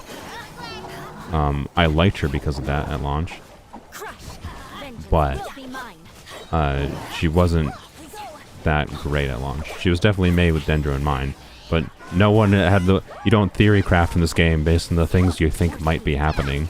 Like, oh, I'm gonna theory craft Kuki's gonna be good, and I'm gonna say people should pull for this 4-star because, oh, you know, they're releasing a new element in 3 months, so, and surely that new element will surely guarantee, that this character will be better. Like it's the same talking, like, surely, you know, the Hydro Archon will buff Dia. Like, you don't assume that. You have to value on like a theory crafting on a meta level. You nail on his characters as they are when they release. So, like, nobody was wrong about Kuki being meh on release. Wow, quality. Shiminawa still haunting me a little bit, but I got that one good circlet that I could that circlet I got, even if it rolls meh. We'll see what the 4th line on that crit damage circlet for emblem rolls. But my current, like, look at Xiangling. Do you see a problem? Do you see any problem with my Xiangling build right now? But I had no crit damage circlet to use. Also, the other problem is Rainbow. So there's 2 problems. But this circlet, while a good circlet, is not very good for a Staff of Scarlet Sands build of Xiangling. So, yes. 107% crit rate. Not ideal. That's the situation of too much crit rate. He whips. Well, that was your bell, Fubel. That was your bell. That was your bad, Fubel. I think Fubel might have done that just to get more combos off easier, but don't you have to hit enemies to get the combo off on her? I don't know. So, whatever. How is 107 crit rate possible? Because Staff of Scarlet Sands, you have a base crit rate of 5%. Staff of Scarlet Sands at level 80 gives like 40. And then, so that's 45. And then I have a crit rate circlet. That's another 31. Right? So, 40 plus 5. 45 plus 31 is 76. And then my other 4 artifacts have like 30% in crit rate substats. That's how.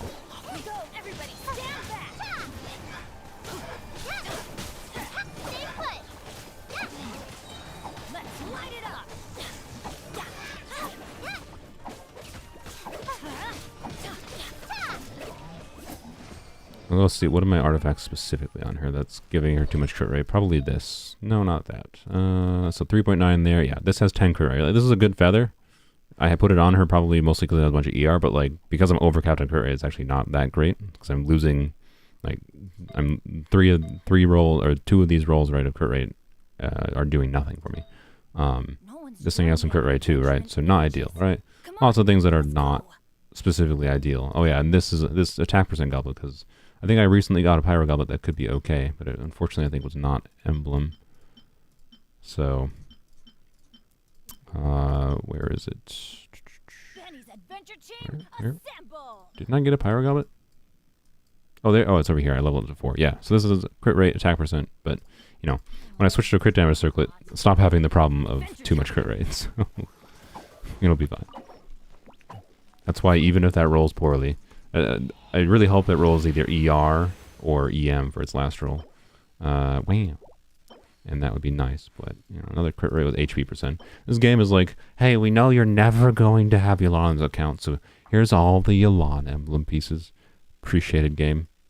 Like, I have artifacts currently on this account that could be better for Yelan than I have emblem pieces on my main account. It would depend on the roll, to be clear, but, like, I have a double crit HP timepiece now. Like, thank you, game. That's what I needed. I have a Hydro Goblet. Where is it? Hydro damage with crit damage. This is not very good, but it's still an Onzen Goblet, right? I have crit pieces that are, like, this is a really good piece for Yelan. Has 2 rolls of HP percent, and crit damage, and ER.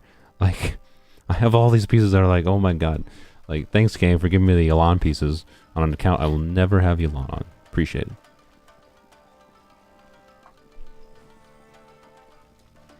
But yes, crit damage circlet for Xiangling when you're using a 44 crit rate weapon is basically a must. It's if you put a crit rate circlet with a 44 crit rate weapon, it's too easy to. You can do it. Like there's situations where you do it, but if you go over 100 crit rate, you're losing value from crit rate stats. Like right now, if I stick to a crit rate circlet on Xiangling, it would mean I basically only want crit damage stats and like crit damage, attack percent, EM over having crit rate. But it's easier just to balance the stats by putting a crit damage circlet on and still having like a normal distribution of crit rate stats, right? So yes, 44 crit rate weapons usually make, again, Yelan piece. Thanks, game. Usually make crit damage circlets a must. Oh, it's a dating bot. It's been a while since these were here. Wow. A cup of tea while gazing out the window. That's a crit rate circlet? What are you talking about? This is a crit rate circlet? Killer? This is not a crit rate circlet. Crit damage. Yes, I know the current one was a crit rate circlet. That's why she has too much crit rate. That's what I was talking about. What? Oh, God. Okay, I gotta kill this bot. 1 second. Apparently my mods are dead.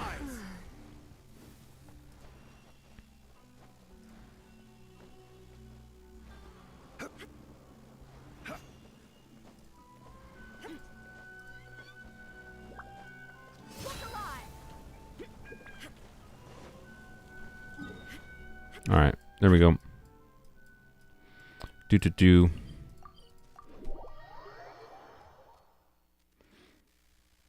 Not that, I mean the one you were talking about with Yelan. What? Yeah, I know this was. Yelan usually wants a crit rate circlet, so yes, I was saying this is a good Yelan piece. Or sorry, this one was a really good Yelan piece. I know it's crit rate. I wasn't talking about that for Xiangling. I was just talking about the fact that the game wants to give me Yelan pieces. Not many, I mean, you can use a crit damage circlet on Yelan, but you probably should be using a crit rate circlet. On most builds on Yelan, probably want a crit rate circlet. Depends on your weapon a little bit, but you probably are using a crit rate circlet most of the time. I mean, don't gloss over that. I don't know what you're referring to. I know this is a crit rate circlet. I'm confused what your comment even was intending to say, though. You're like, that's a crit rate circlet. I know it's a crit rate circlet. Is your implication supposed... I don't know what you're saying, because you didn't say what you were trying to say. You've said nothing, killer. She ascends with crit rate. Yeah, so? If you put Favbo on Yelan, which is what most players use on her, or you're... Like, if you're not using Fabbo, there's a good chance you wailed for her weapon, or you just got her weapon because you wished on, like, the Staff of Homa Aqua Simulacra banner. Either of those situations, you're probably using a crit rate circlet. The only situation where you're using a crit damage circlet on Yelan is if you're using something like, I don't know, Slingshot, or Viridescent Hunt or something.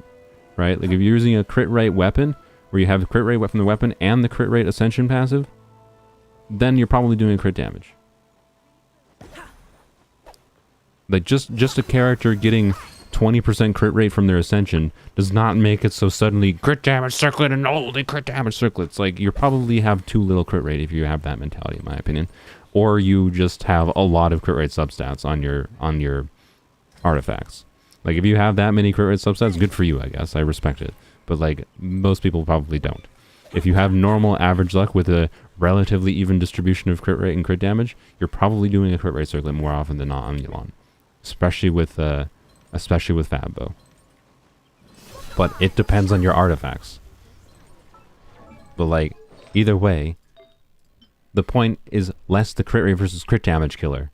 The point is the substats. That's what matters far more. Where it has 2 valuable HP percent rolls, a crit damage roll, and HP percent high rolls like these ones have the same value as a crit damage roll basically, and then 3 ER rolls. This is an insanely good Yelan piece. Yes, does it depend on your other artifacts? Duh! Every single artifact you put into character depends on your other artifacts. Like, the goal is to balance your build. I don't know what you're like. There's never a situation where you always only use one specific like crit rate or crit damage. You could have cracked artifacts in one or the other, but just because a character sends a crit rate doesn't mean, oh, you use a crit damage circlet. It increases the chance that you use a crit damage circlet. But with normal Yelan builds, I'd say more often than not you use a crit rate circlet on average luck. So, oh my god, there's another bot.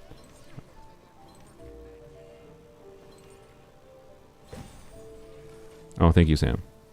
Or Crin. Oh, it was actually Sam's. Wow, Sam's. Thank you. I thought it'd be Sam because I saw Sam in chat. Anyways. So sorry for ranting so much about that, but like I don't like individual artifacts defend. What are you talking about? Artifacts don't change your ascension stance.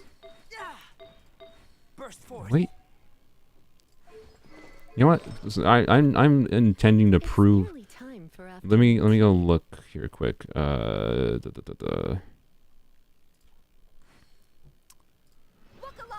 Ha! Oh, let's go to Akasha. There's no escape.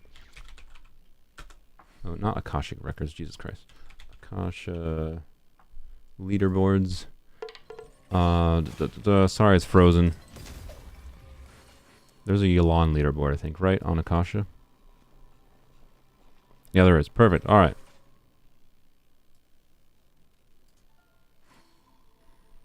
So, we'll see if you're right, Killer, or if I'm right.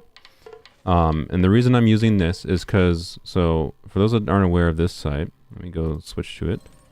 There we go. So for those that aren't aware of this site has leaderboards, and leaderboards are meant to compare artifact strength only.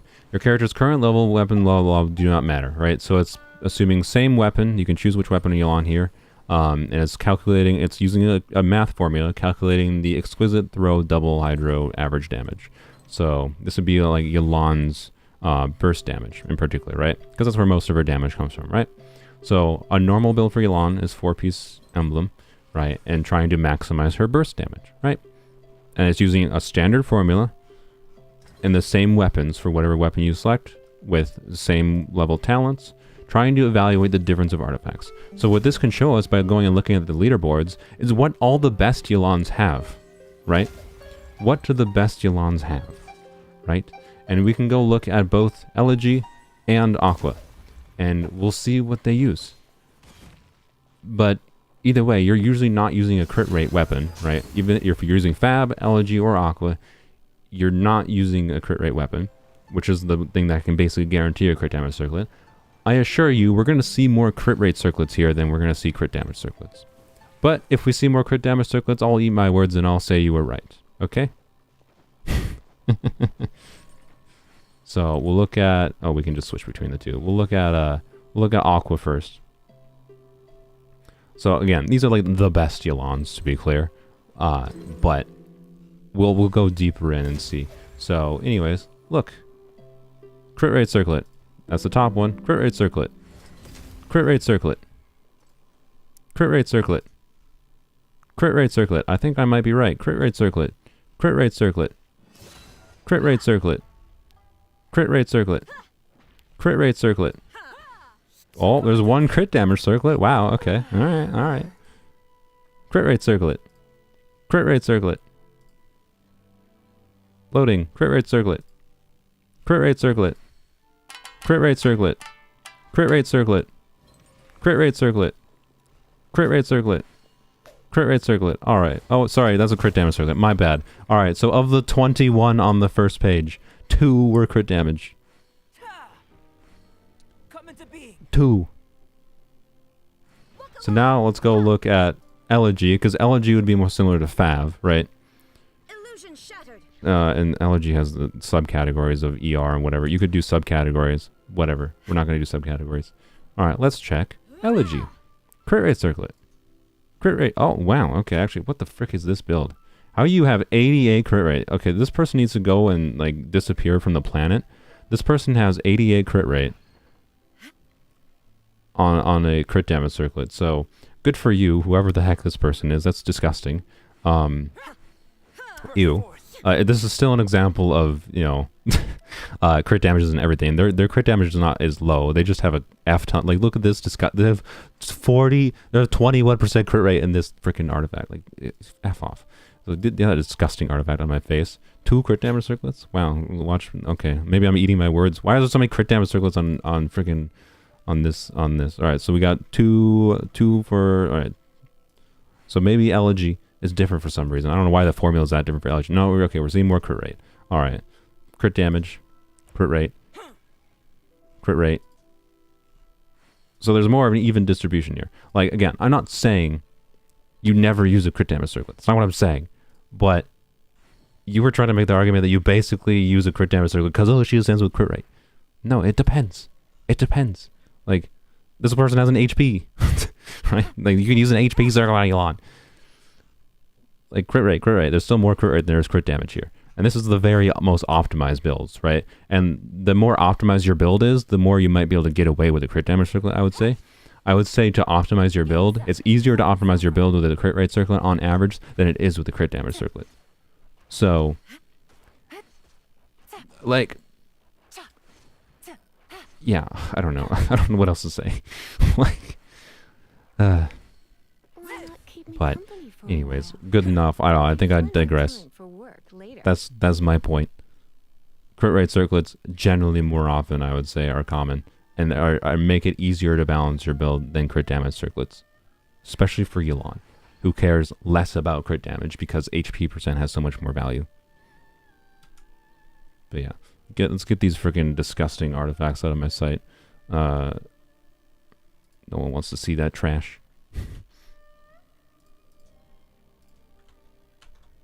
All right, there we go. Up we go on the elevator. Sorry for that rant. I just got annoyed that you were like, I just got annoyed because you were so insistent that crit damage was like the way to go. That's what it felt like you were saying. The answer is it depends, but also crit rate is still probably better than crit damage most of the time. And the reason for that, by the way, the reason that like crit rate is so much more common there is because math, again. Crit rate, as long as you don't go over 100 crit rate always gives you guaranteed value, because crit rate is what gives crit damage value. So if you have a crit damage circlet, but only 70% crit rate, you are getting 30% less value out of your crit damage stats. Buckle up. Crit rate always is guaranteed value. Like, yes, you need, the more crit damage you have, the more value your crit rate has. So you want crit damage, duh. And it depends on your overall build. But it's more necessary to have a sufficient amount of crit rate than crit damage. And since that website was a mathematical calculation, like of what the best thing is, for like damage calculation, crit rate tends to be better. That's why. Let's get it on. So, more often than not, I would say most people's Elons will probably end up using a crit rate circlet, especially if you're just going for a build that functions and not as cracked as possible, like that website. That website was as cracked as possible. Like, where cracked as possible means your artifacts are so good that you can get away. You're more likely to be able to get away with a crit damage circlet. So those people who are more likely to use a crit damage circlet. Anyways. Crit damage just looks better? In my opinion, it doesn't. Burst forth. In my opinion, I kind of cringe every time I see like a 50 crit rate, 200 crit damage build, I'm not gonna lie. Outside of me, like, to be clear, I do that build in like my Kooky Light of Foliar build. That's because Kookie's in a support role. She doesn't need... She's not contributing the majority of the team's damage. I just have a decent amount of crit rate and crit damage on her because it's fun seeing occasional 20 to 30k aggravates from her. Anyways, is her HP circle viable? That is a depends. Yes. I mean, we saw... There was one Yelan in the top 10 there that had an HP circlet for damage calculation. Like, yes, HP circlet can absolutely be viable, but it depends on your other artifacts. If you can get HP percent has such a high value to the Elon that if you have enough crit stats still, particularly crit rate, HP percent circlet can actually be better potentially than your other artifacts. I don't know why I'm in strongbox. Wait, how many artifacts do I have? Are we doing strongboxing? What do I even strongbox for? I don't even know. I would love to strongbox with Threatening Fury sometime, or anything other than Noblesse, but I think Noblesse is what I go for. Oh, I got plenty of artifacts to strongbox. Let's go. We're doing a round of strongboxing. Before, let's see. Yeah, I think I need to bless. Yeah, because I got like no good noblesse flowers still, and meh timepieces. And meh for noblesse goblets. Like, this is the best goblet I have on physical goblet on Bennett, not my preference. Yeah, we got this smattering of circlets, but let's see. Let's see.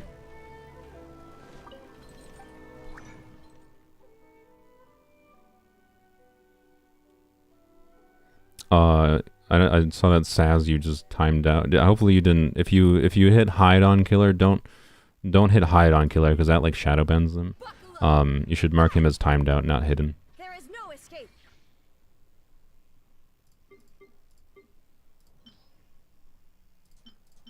Burst forth. I don't think I should definitely keep this, but I don't think I care about this attack circle with crit damage on it. This I should probably keep. This, yeah, no, screw that piece. I don't know. It's got attack percent and crit damage. Screw that. Yeah, screw it. No, I don't care about it. Don't care about it. This one is slightly better. The min crit. I mean, actually, you know, I don't know. I don't know, man. I should maybe keep this. To defense percent, HP, blah blah blah, bad. Actually, nah. Should maybe do Viridescent pieces actually instead of Noblesse, but I'd rather get a good or at least okay set of Noblesse going before I get a 2 into Viridescent. No, I should keep that just in case. Do.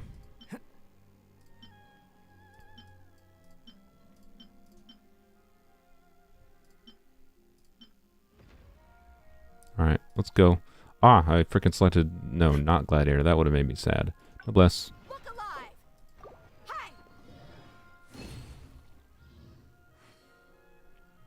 Hi. Amien's a Pyro Goblet for Bennett. You know what? That's an upgrade, I think, over... that's an upgrade over our physical goblet, methinks. So I'll take that. And now we got... Look, like, this game has given me 3... potentially really good for different situations Noblesse flowers already. I need basically anything other than Noblesse flowers. And they gave me Noblesse flowers, so...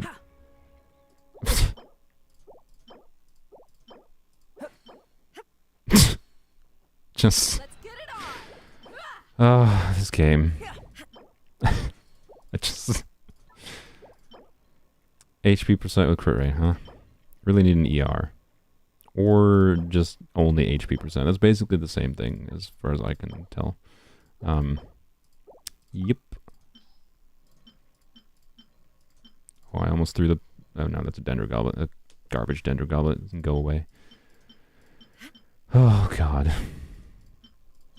Just give me an ER timepiece. Would make my day. Live.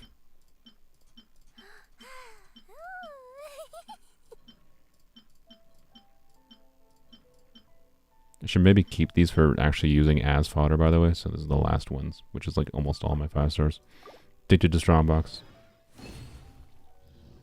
Goblets, good god. Alright, 1 timepiece. This is energy recharge. I am happy with all of these. HP. Pyro bonus, but it's worse than the other one. Attack, garbage. Def, garbage. Physical, garbage. Wow, those are real bad. Crit rate. Crit damage ER, I mean, this maybe. This one is also a maybe. I don't know, I gotta look at my feathers, I don't know what I have. Bad. Bad. Maybe. I don't even care, I think. Def. It's got good substats, like it's got ER.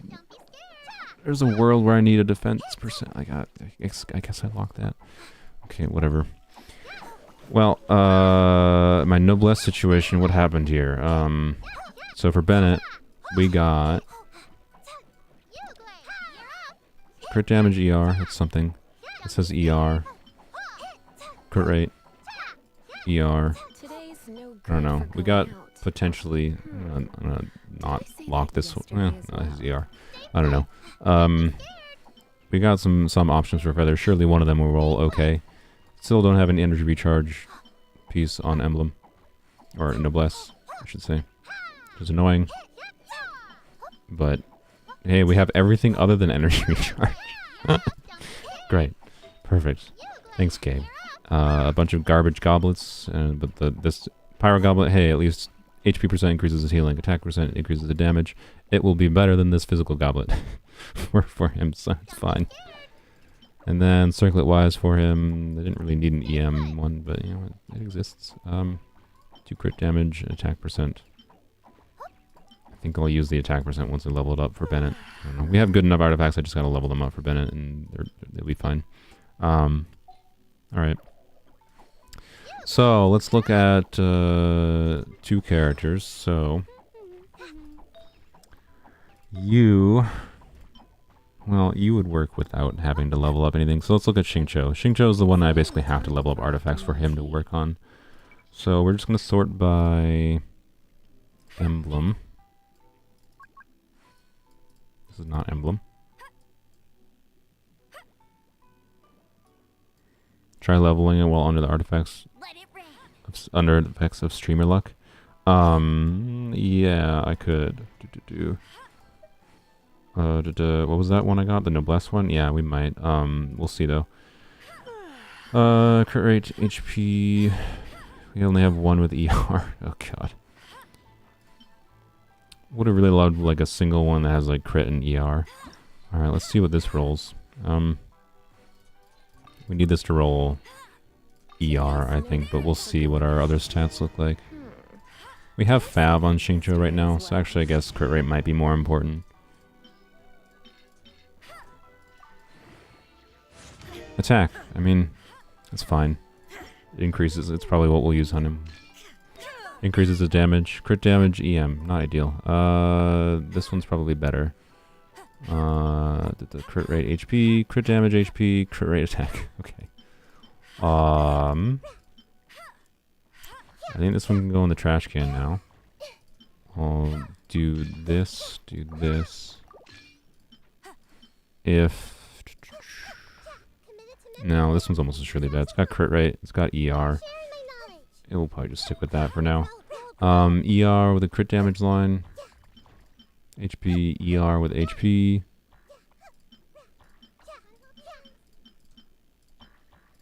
There's all kinds of meh. All kinds of meh. I am fully aware. My Xingqiu is going to be coping. And that's not going to change anything. Yeah.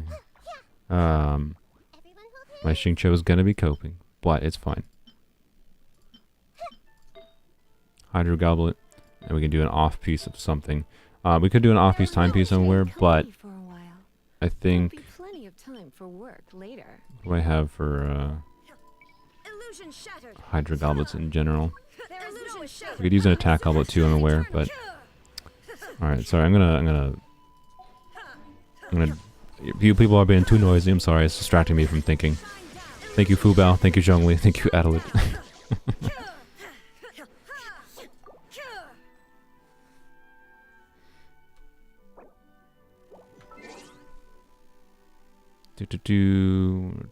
Co-op. No. Battle Pass. No. Co-op. Alright. Thank you for the help in the co-ops, everyone. Just want to be able to think. Alright, so, the main question, right, so we have that Hydro Goblet, which this could actually be a really good Hydro Goblet, depending on how it rolls, but this could also be an onset, depending on how it rolls, could be actually okay. Then we can use an off-piece circlet, right, but being that our circlets are actually pretty good, like I can use this circlet on Xingqiu, it's gonna, I think I'd rather use this one on Xingqiu actually, because it gives him some ER, but either way, 6 of one, half a dozen of the other. I think I'll just equip this one on him for now. So, and then Bennett can have, or sorry, Xiangling can have, where's that? Yeah, this piece, right? So swap those two. So we'll have an onset circlet. I could take Xiangling's timepiece. What does Xiangling's stats look like, actually? First, let's look at her quick. She's easy to, quote-unquote, fix. We're not going to put her on 4-piece emblem right now. That's just not happening.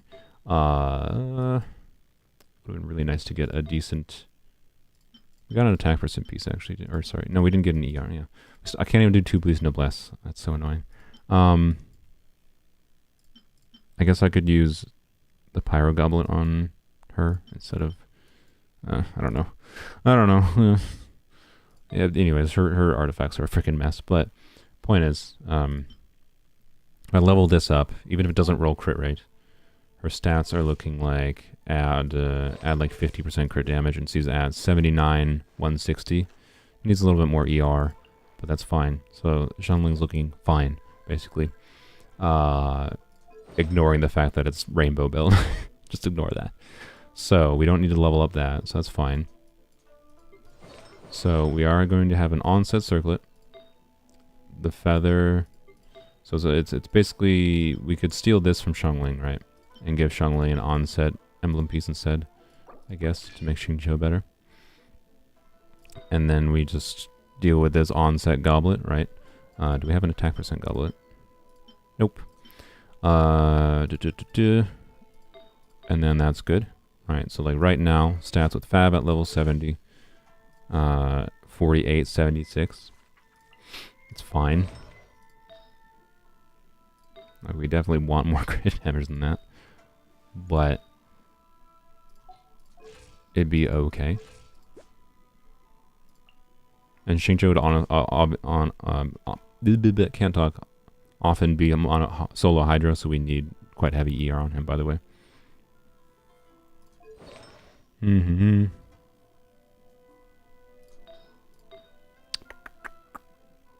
Yeah, I don't know. Flower is super meh. All of our artifacts are kind of meh for him, to be honest. The most relevant one is probably this Hydro Goblet, I think. Depending on how this Hydro Goblet determines whether or not, like, we use this Hydro Goblet or this Hydro Goblet, right? So if this rolls like crap and this rolls well, then we use the offset Hydro Goblet and use the terrible energy recharge piece, right? Sacrifice a little bit of crit rate, but it'd be fine. And if this one rolls a little bit of crit damage, right? So if like either one of these rolls more crit damage, it determines one's the onset piece, basically. So let's do that, I guess. See how the first roll goes. This determines the fate of the whole artifact.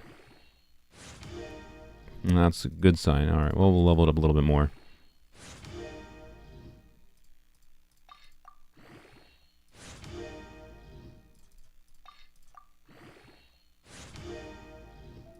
Let's see. Level 8.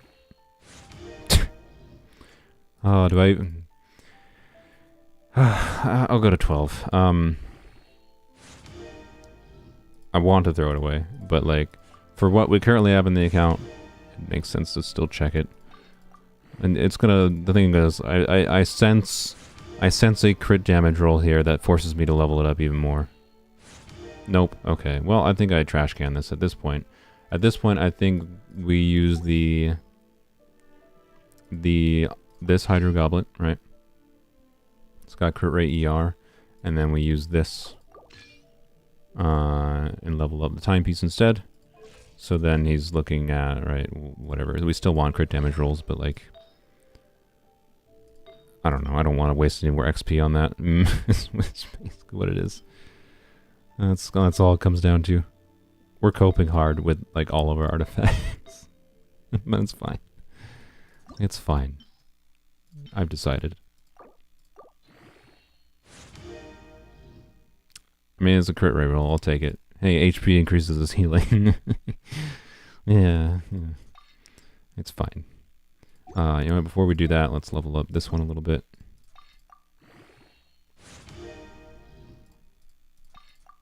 Don't know how much fodder we have, so I want to level up things relatively equally. Although the energy recharge one we definitely want to have leveled up, probably to 20. Even if it rolls like Pooh Bear.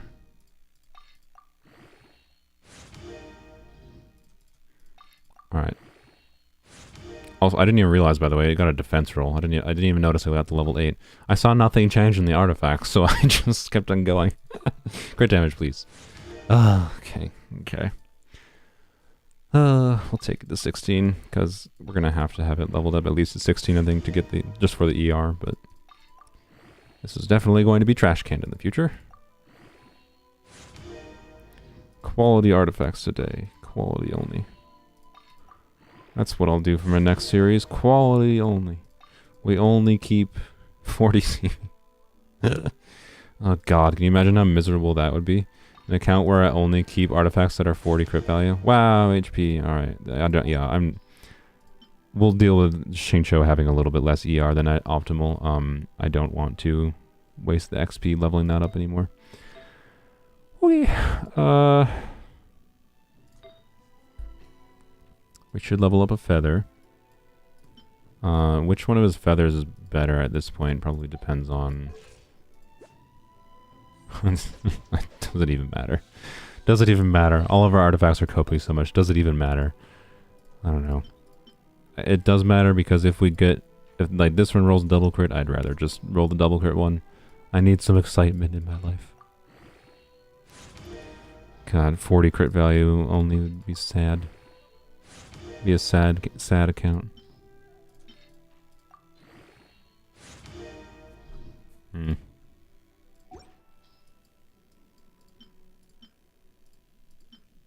Alright, well. These could be double crit to be clear, but like... I'd rather just level this one. It has attack percent, that does something for him. It has crit rate, that is important. Has ER. This has more valuable stats than doing ones that have 3 dead stats, probably. Like, if either one of these rolled double crit, I'd be more interested in using them as generalist pieces for, like, Xiangling or something. But right now, I'm interested in just making Xingqiu functional, so... I'm gonna try to take this to, like, level 12, and then we'll see if I take it further.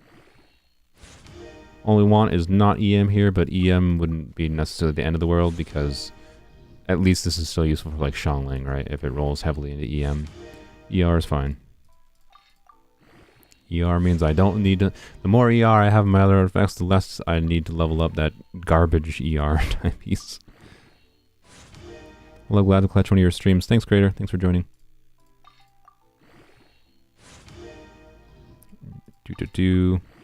And level 12. Let's see. Get a crit rate.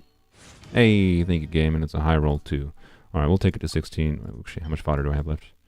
Yeah, we'll take it to 16. We'll take this to 16, and we'll take his Hydro Goblet to 16.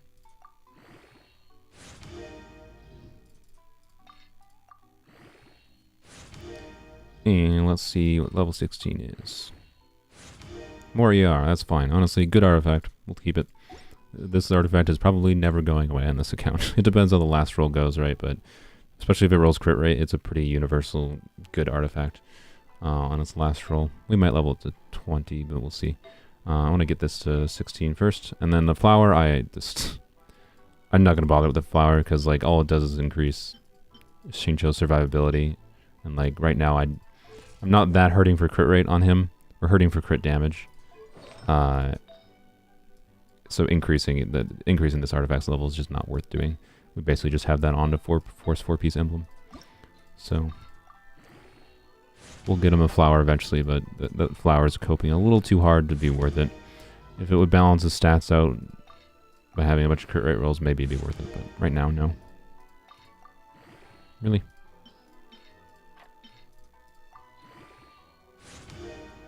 Nice. Perfect rolls. 0 complaints. Thanks for the Yalan pieces.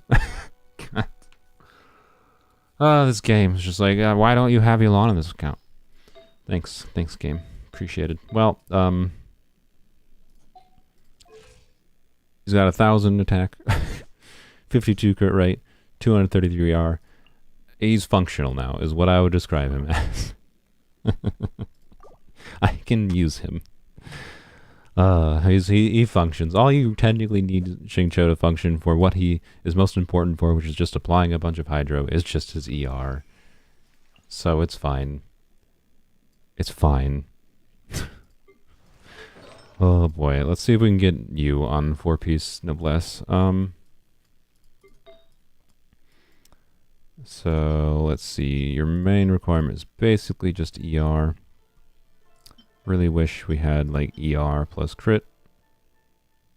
I guess this one is ER and crit, so I could try that. You probably didn't get it. Yeah, you need an off piece. We'll just stick to the attack percent goblet on Xiangling for now. It's fine. Well, do I trash can this?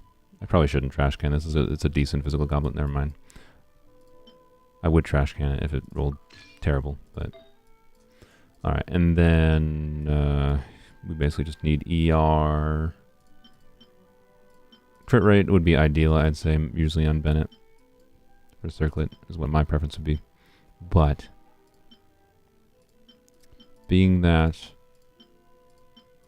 I thought I had a crit rate Circlet. Did I accidentally throw it away? I thought I locked it. Oops, I think I accidentally threw it away. Oh well. ER and crit rate, I guess. Attack, crit rate, ER. Attack, crit damage, ER. HP, crit rate, ER. I guess, I mean, if I'm not... I'm gonna level this one first, I think, because it's just down to, like, using the HP versus attack. Honestly, my preference is just whatever. Obviously, this one increases his damage. This one will increase his healing. I'd probably just would prefer the healing, honestly, but this one's a 4-line, so I'm gonna try this one first. The Pyro Goblet, since it's got crap stats, I'm not even gonna bother. And he doesn't have enough crit rate to do anything consistently, so yeah. All I care about is the ER right now in Bennett, basically. So it's fine. I'll worry about optimizing his crit value in the long term. Long term. You literally just do HP healing bonus for him? Yeah, it's fine. He doesn't really that picky other than just having his ER. My preferred for a support Bennett is ER, Pyro bonus, crit rate. So that, because I find Bennett's healing enough in most of the teams I use Bennett on, that I don't need to spec him into more healing. But yeah, he works well enough on like everything. Like you just have 4-piece noblesse and enough ER and you're fine. So hence why my choice would be this one. But let's see.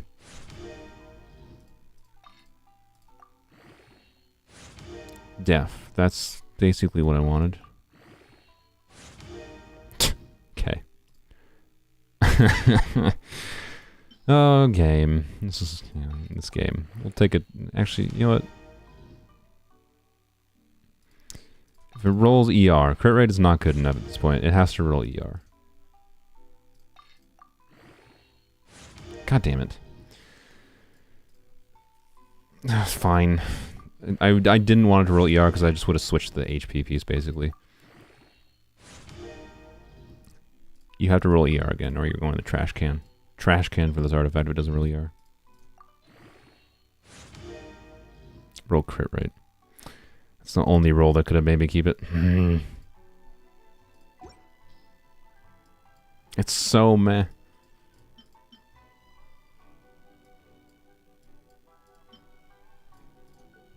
No, screw that piece. I hate it. I hate it. I hate that piece. We're using this. I'd rather have more healing right now. Ah, I was punished. Alright. I greeted and I got punished for it. I just lost ER and gained... For it, I gained attack. Kill me. Alright.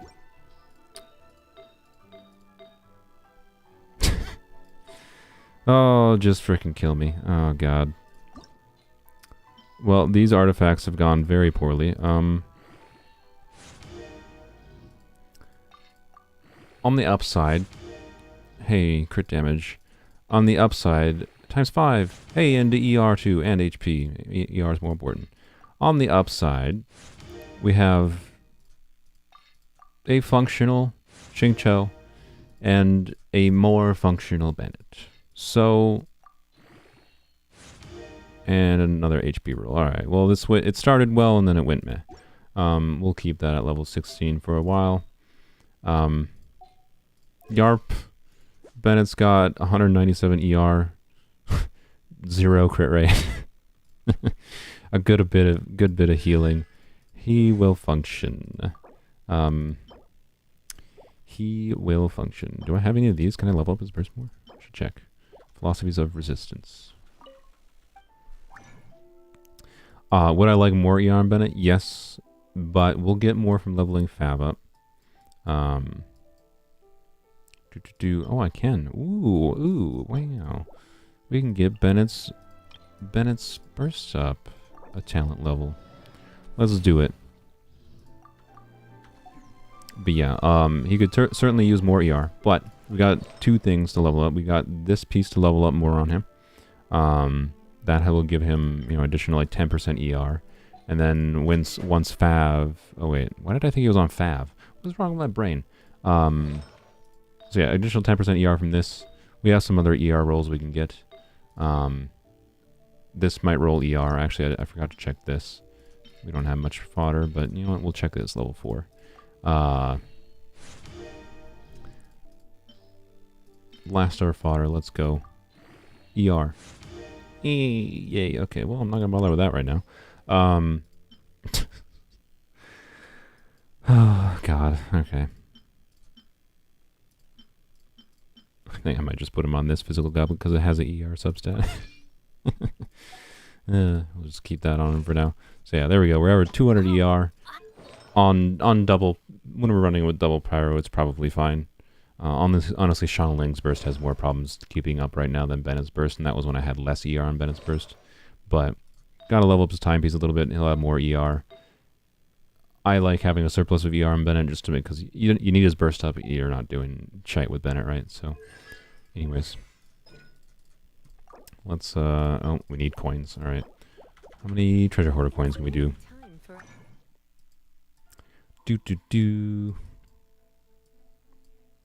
I also should check one of our... Someone I wanted to check, some weapon I wanted to level up and check if I had the materials for. I don't remember which one it was. It was one of the fab weapons. So I'm not going to worry about it if I can't remember. Clearly it wasn't that important. We're doing Bennett today. I might actually be able to... Oh yeah, I'll be able to get his... You know, we might be able to get his burst to 8, and then his burst is going to sit at level 8 basically forever.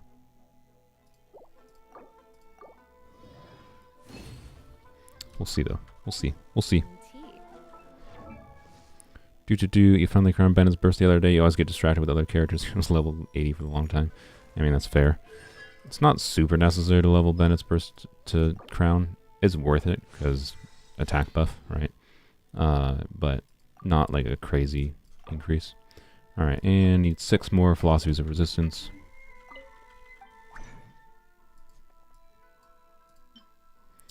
And looks like I will have enough. Wonderful. Alright, we just need... Actually, Xingqiu might give us enough doubling. He did! Wow, thank you, Xingqiu. We couldn't get you good artifacts, but at least you are kind to us anyways. Perfect. Alright, there we go. Cats are love, cats are life. I agree. Alright, talents, level up Bennett. There we go. Bennett level 8. That's where he's going to sit at for quite some time. Because anything more will take ascending him. Which we will eventually. But for now, he's going to sit at basically like he's at. I think he's fine. I'm not going to worry about him too much. Xiangling, I'm more concerned about. Like, I need more ER on her. I need to level up her circlet, obviously. So she'll be better balanced now once I get that circlet leveled up. Because it should be at like 80, 150. Her ER is low. But I don't know, maybe this rolls... Actually, you know what? Would really love an ER roll here, game. Okay. Basically the same thing as a ER. Yes, obviously I need a Pyro Goblet, and I also need not Rainbow build, but that will just come eventually. Oh well. Oh well. It's fine. But yeah, I have this freaking Noblesse piece with 20 ER. That'll probably sit on Bennett basically forever. This piece with just 40 with 17 crit rate. And this piece, that's like a 30 with an ER and 3 EM rolls. And now I got another freaking Noblesse flower that's double crit with attack percent on a 4-line. Like, what the heck you doing to me, game? Why do I need all these freaking flowers? I don't, is the answer. I forgot I had this, by the way. So, anyway, what have I gotten that I would have loved to level up double crit pieces, but it was more important today to level up not double crit pieces. So we'll level up this sometime soon. Actually, let's see. Is it gonna be 0 dead stat? Not really. Technically 0 dead stat for the right character, but there's not many characters who want HP percent on Shimenawas, so unless it's an off piece, probably not a 0 dead stat piece. Yeah, it's fine. HP percent is better than flat HP or death, but definitely gonna have to dodge HP there. We got this piece that needs to be leveled up. It's a decent DPS piece. That we're not going to bother with. I don't think my attack percent circlets are kind of lacking. Or timepieces, I should say. So, there's that. I guess I should check. These two attack circlets. Either one of these roll double crit, they could be pretty nice. Nope. Alright, sure. Sure.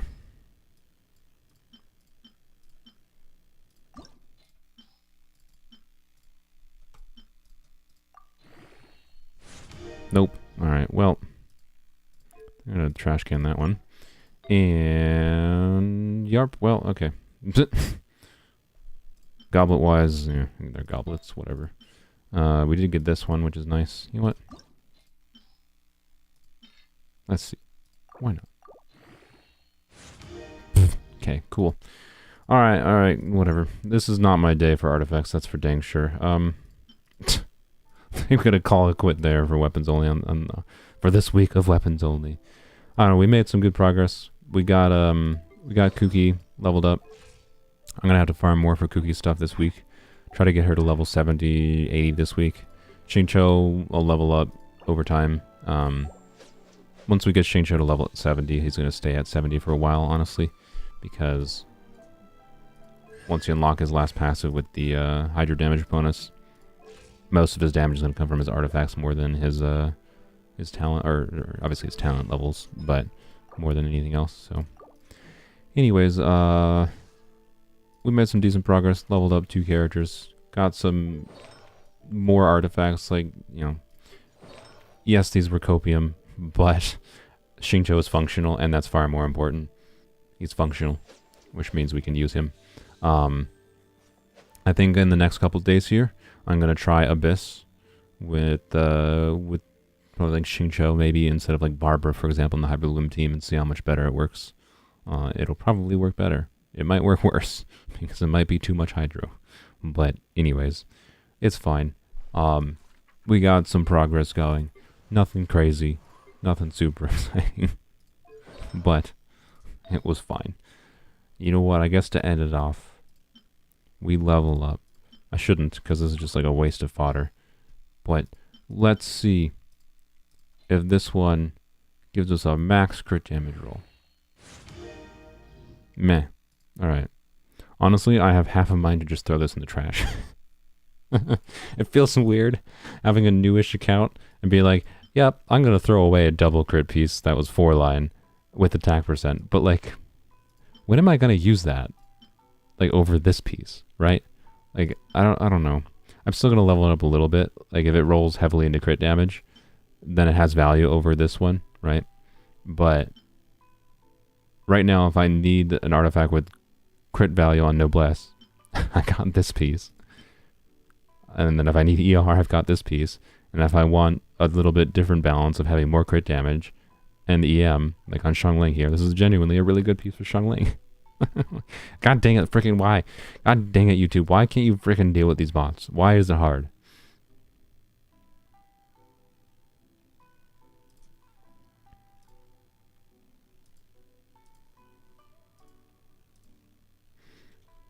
Oh, Saz was quicker than me. Alright. Wasn't sure what Saz was here.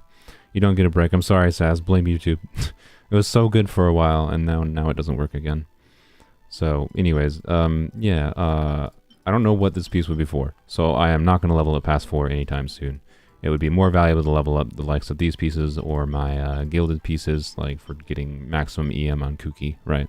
So, I am not going to bother with that piece anytime soon. I'm not going to throw it away right now, because it could still be a 40 CV with 2 attack percent rolls, but like, this was a 40 with an attack percent roll. So, the chance of this one being better than this one is low, but it theoretically could be, especially if it rolls like heavily crit damage, because then it has value as being a crit damage focus piece rather than a crit rate focus piece.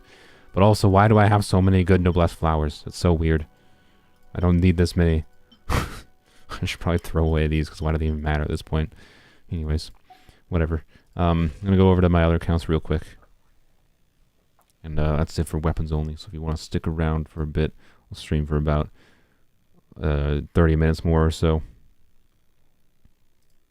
Oh my god, how long did I spend on artifacts? I didn't realize I've been going for 4 hours now. That's alright then. Whoops. Whoops. 4 hour stream by accident. I thought it was like at maybe 3.5 hours at most. Because like when I started doing artifacts, like grinding for artifacts, it was like 2 hours and 20 minutes in the stream. I was 2 hours later suddenly. Whoops.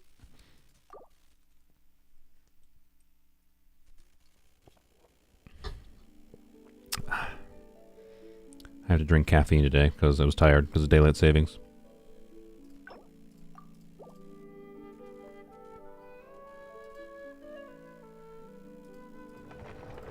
Turtle.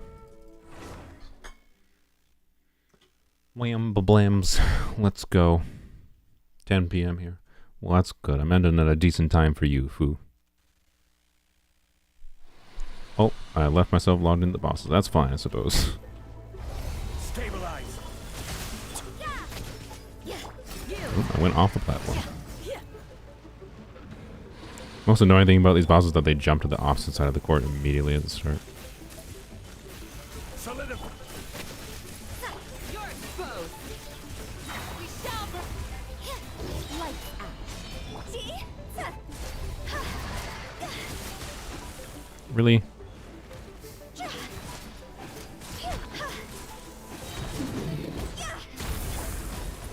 Stabilize. Oh my god. Oh. Do your worst. They sucked my energy, buttholes. Judgment. Don't like, yeah, when they get on the wall, it is a pain in the butt. Ugh, whatever. Solidify. Whatever. Oh my god, stop it. Can't run. Punishment. Grant us your blessing. Alright.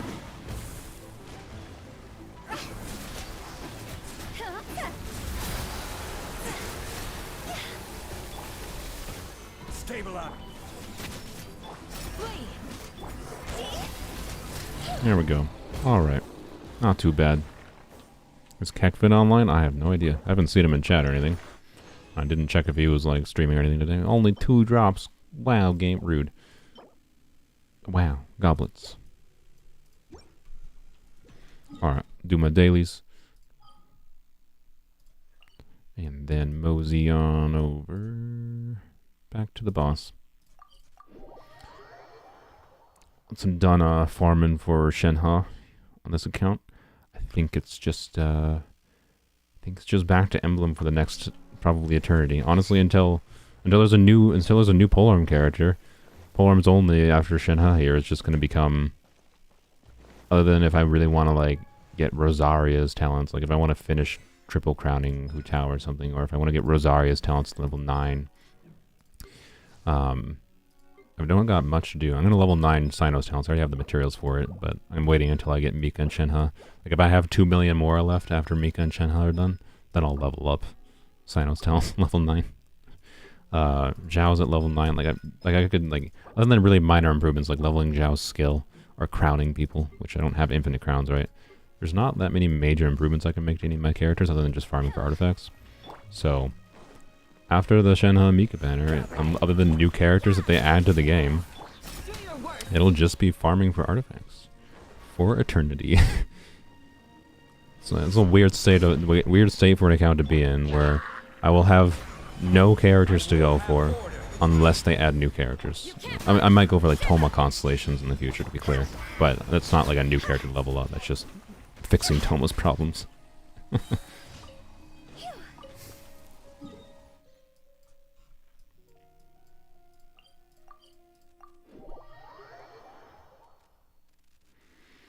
It's kind of odd that character from Liyue needs materials from Inazuma and Enkanome. I agree. Love Polearm's only account. It feels satisfying watching you get 5 stars at pity. I could never get them at. Yeah, I've gotten like very unlucky for like early 5 stars. Like, be clear, I've gotten very lucky with early 5 stars on the weapon banner, but the only earlies I've gotten on character banner on Polearm's only has been a Sino that was at like 55 or 60 pity, so barely early, And then I got the first 5-star, limited 5-star we got in the account was Zhao. We got lucky with like 20 pity, which was great. It was a great start to the account. But like, other than that, every single 5-star I've gotten has been a pity on this account. Right? And we won a number of 50-50s, which was always really nice. Won the 50-50s for Sinos, all the Sinos. Won the 50-50 for Zhao, won the 50-50s for Raiden. Lost 50-50s for Hu Tao, but oh well. One of them was a 50-50 that was good to lose. One of them was a bit rough. And then we'll see what happens with Shenhe. Hopefully I can win one more 50-50. Otherwise I might have to grind. I'm gonna have enough wishes, like I have 10 there, and I have, 75 here, and the stuff from the Archon quest that I'll be able to definitely guarantee getting Shenhe with some grinding, but I'd really rather not. But we'll see. Solidify. And if there's an additional polearm character on the banner, other than Mika, I might even, if I win the 50-50, I might consider going for C1 Shenhe. Reason being, I'd probably decide after I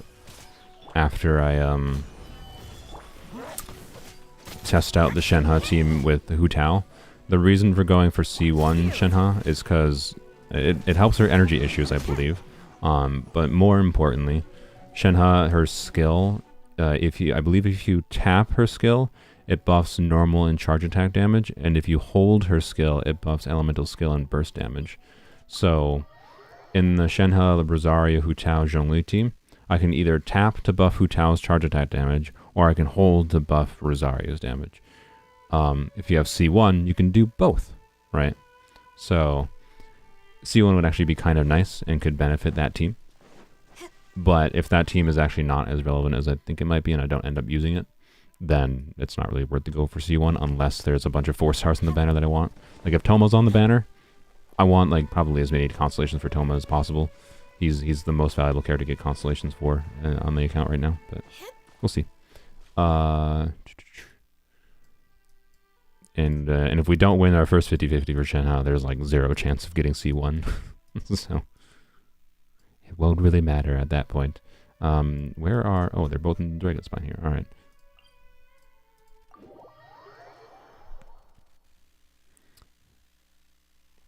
Shenhe the DPS support? Exactly.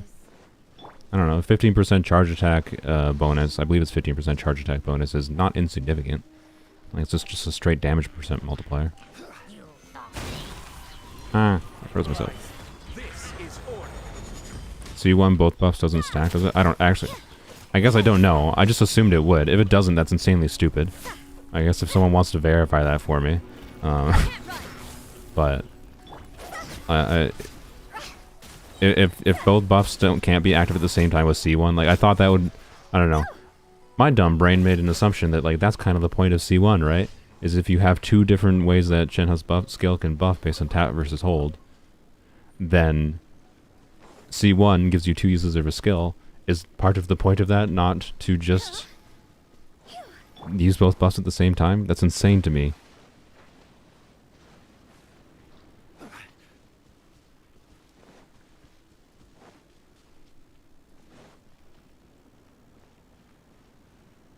Had you pressed, then hold after, hold would refresh the press. Really? Is that genuinely how it works?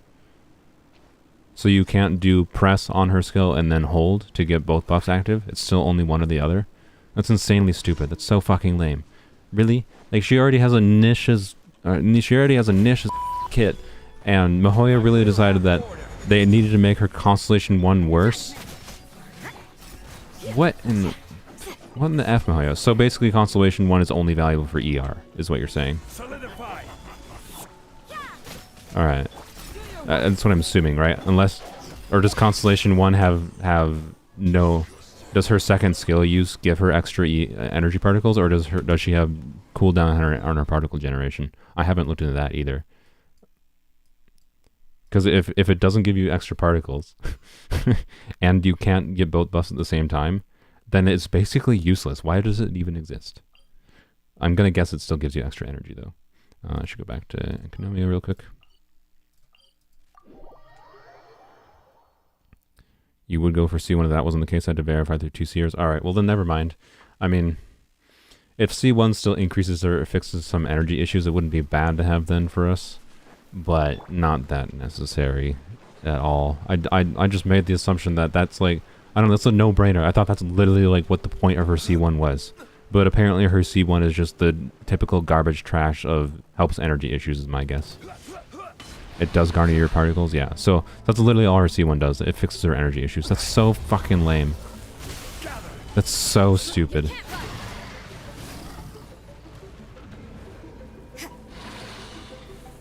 Judgment. Shiver. Too easy.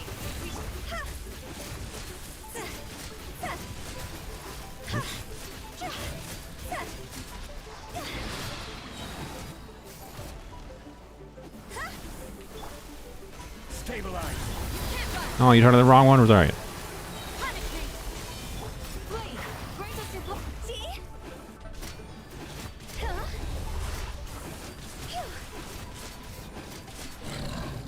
There we go.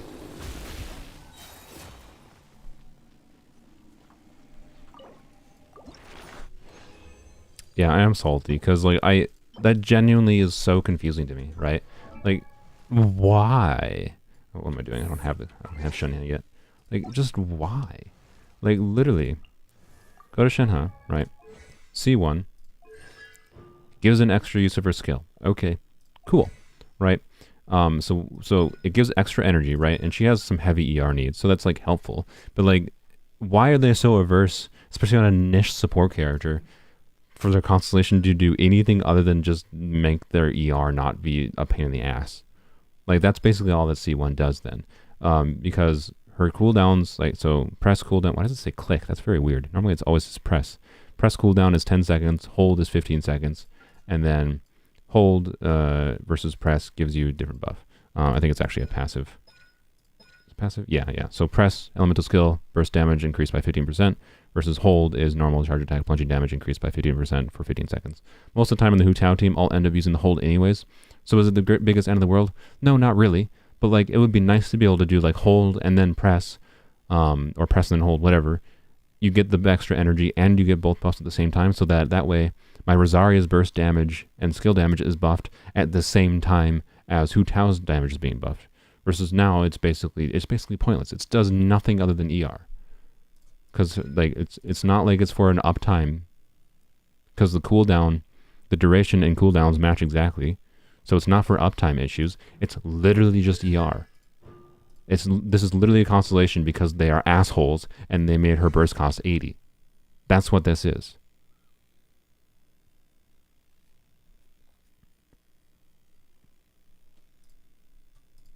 So that's insane to me that that's the case.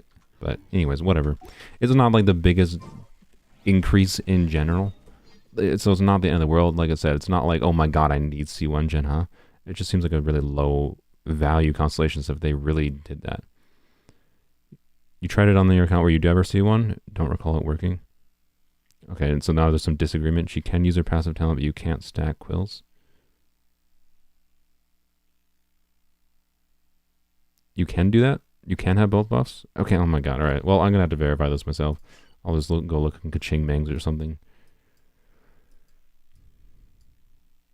I see someone in chat says they have her see when it doesn't work, but maybe you just didn't notice it not working. So I don't know, I'll go verify in Kaching Mangs after this stream or something. Where am I going? I'm gonna go claim my commissions.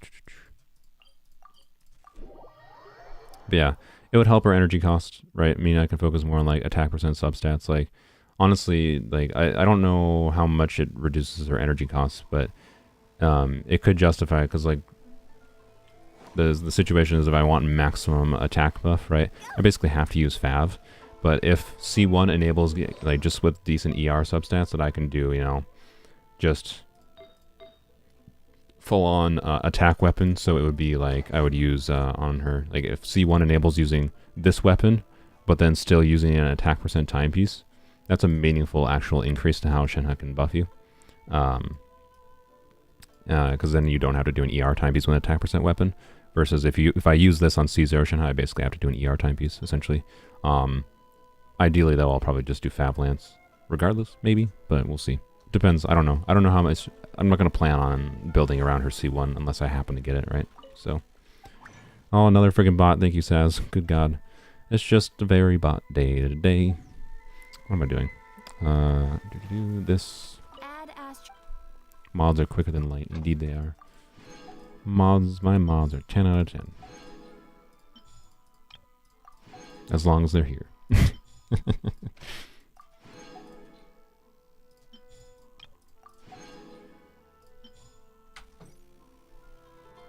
As of what you know, you researched her quite a bit. She can have both passive talent buffs, but the same amount of icy quills get overridden. I see. So is it a problem of... I forget how... The icy... I don't know. They made Shenhe's kit overly complicated for WoW.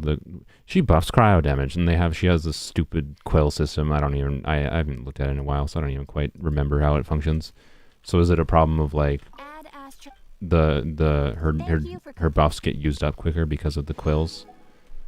Is that why? Every time I click off YouTube to look up something? Yeah. Saz is the better mod because she's actually here. Sam is here in spirit, but keeps on missing everything. I've got 6 fragiles here. Yes. Alright, I'm gonna go do one run. Actually, wait. Yeah. I'm gonna do... No, I'm gonna do... I don't think I need dream solvents or anything. I might need some for converting like Shenhe drops, but I think I have enough drops that I don't need to convert anything for Shenhe or Mika. So I don't think I need to farm any weekly bosses, so I'm just gonna do one run in Emblem, a 20 resin run. So fast, didn't see the bot, very nice. So yeah, I don't know, I'll go check Kaching mains or something and see I'll go read up on Shenhe before I decide that I'm like, oh, I'm gonna go for C1, right? Because like, chances are Mika's gonna be the only 4-star pull on the banner, right? And Mika's the only 4-star pull on the banner. It's, assuming I win the 50-50 for Shenhe and I have some spare wishes, Mika's the only 4-star pull on the banner. His constellations are not that valuable. Not useless, but not that valuable. I think I'd probably rather just save for like using my wishes for Toma constellations or whatever. Solidify. Order guide you. Well, we'll see. If Rosaria's on the banner or if Toma's on the banner. Rosaria's probably not on the banner because she ran relatively recently, but then might be a different story.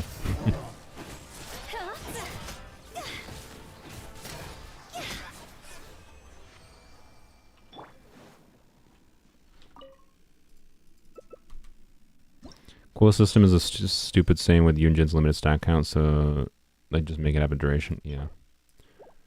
Yeah, they just... Oh yeah, they released them the same patch too, so for some reason they just got really...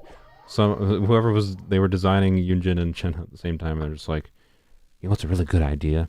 Hit limits. Perfect. Good design. That seems to be what it is. Yeah. I don't have a guarantee? No. We had a guarantee, but then my brother... We went for C1... We went for C1 Hu Tao, which I think was worth it, honestly. I'm fine. I mean, maybe would not have been worth it if I had to lose my sanity grinding, but my brother gave me the birthday gift of, and I had to buy him a $100 present in turn, so on a monetary level, I functionally bought my own C1 Hu Tao, because that's the nature of gift giving. But my brother gave me a freaking $100 top-up, and I got C1 Hu Tao with that, so...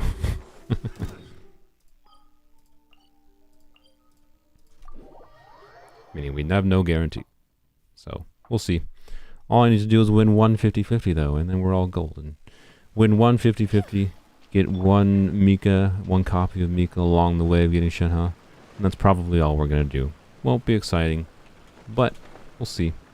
Maybe there's a Rosaria on the banner. Rosaria does synergize, like Rosaria has a non-zero chance, I'd say, of showing up. Even though she ran relatively recently, just because she synergizes well with both of them. That was probably pointless. No, I hit one. Hey, not pointless. I don't suspect she'll show up, but because she synergizes well with like Ayaka, and she's a cryo character, you know, might make sense to throw on the banner. But then it's like a full cryo banner, right? So they already have Mika, Shenhe, and Ayaka. It'd be 4 cryo characters. I don't know. Ah, whoops. I don't know why. Well, that was my bad. You can't run. Do your work. Please have. Have exists. There we go.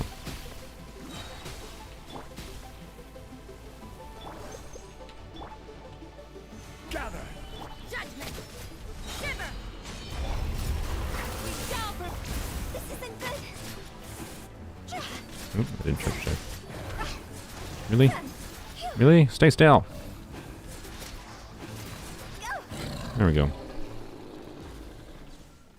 But anyways, I don't suspect Rosaria will show up in the banner. Other than Rosaria, right, Xiangling Constellations could be valuable. But Xiangling Constellation, the only one we don't have is C6. And this doesn't buff Xiangling herself, which is stupid. So the only value this really has is if for buffing Hu Tao, if I'm using Xiangling with Hu Tao. So it's not valueless, but it's not really something I need to go for. And then Toma Constellations have value. Yaya Constellations have value. I highly doubt Yaya is going to show up in the banner. Yunjin and I already have C6. Got lucky enough with her when I was going for Yaya. And then Rosaria Constellations have value. But not like enough. Like C4 would be nice for reducing ER needs. And C6 would just be more for like physical, right? So only Toma Constellations are really, really valuable in the account at this point. Because C1 C2 basically fix his broken kit at C0. C4 just makes him less energy hungry, which would be really nice. And then C6 makes him more relevant for buffing. And yeah, Candace is C6. Candace, I topped up on the account to get C6 Candace, and I don't regret it. Candace is the reason I have C2s, or C2 Sino. Because in the journey to get 4 Candace constellations, like, what happened, if you didn't watch the video, what happened is I got C2 Candace when wishing for C0 Sino, right? And then I decided after using Candace for a while, like main DPS in Candace, I just used her as my main overworld DPS for like 2-3 months. I decided I wanted her C4 because I liked using her hold skill to do a bunch of vaporize damage, right? And wanted this so I could use it more, right? Because it reduced the cooldown to 6 seconds. And was able to get that. And then we got C5 by wishing a little bit more, because it's like, hey, may as well upgrade her skill 2 to get more skill damage. And then we were at C5 and I was like, all right, may as well go for C6. And we somehow got C2 sign all along the way doing that. So one of them was early at like 55 pity, and then one came at pity, which I could have just not gone for the C2 Sino, but I was like 10 away from pity if I recall. And it was kind of just like an F it, why not? Why not go for it? And we did it, and somehow we got C2 Sino. So, anyways, the C2 Sino is sad because he's my least used 5-star. He's still useful in many situations in Abyss, but also not that valuable of constellations, I would say. What am I doing? I just have 50 more resin that I gotta use. Okay, so I'm doing nothing for 3 minutes. That's what I'm doing. Wait, did I claim my rewards there? I don't think I claimed the rewards. I think I just left because I started talking. Ah, crap. Is the flower still gonna be there? Yeah, Candace's utility goes up quite a lot at C6. Like, that extra Hydra application is definitely valuable.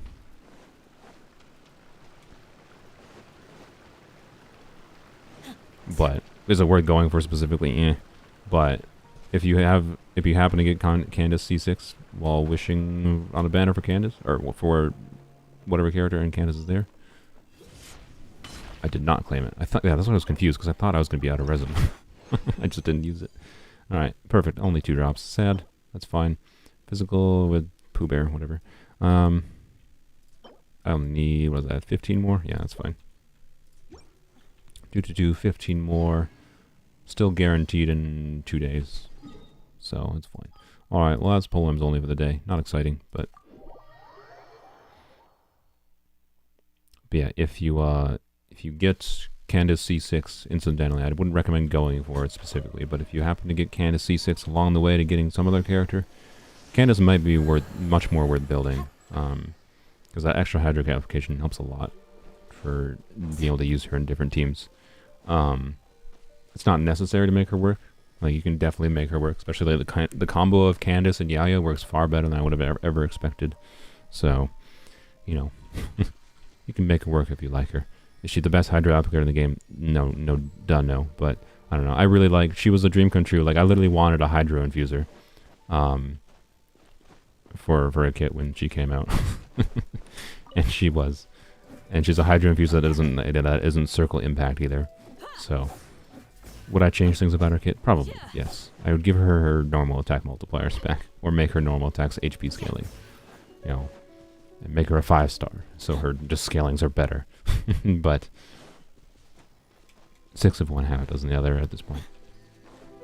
I wouldn't change anything fundamentally with her kit design, though, other than making her do more damage.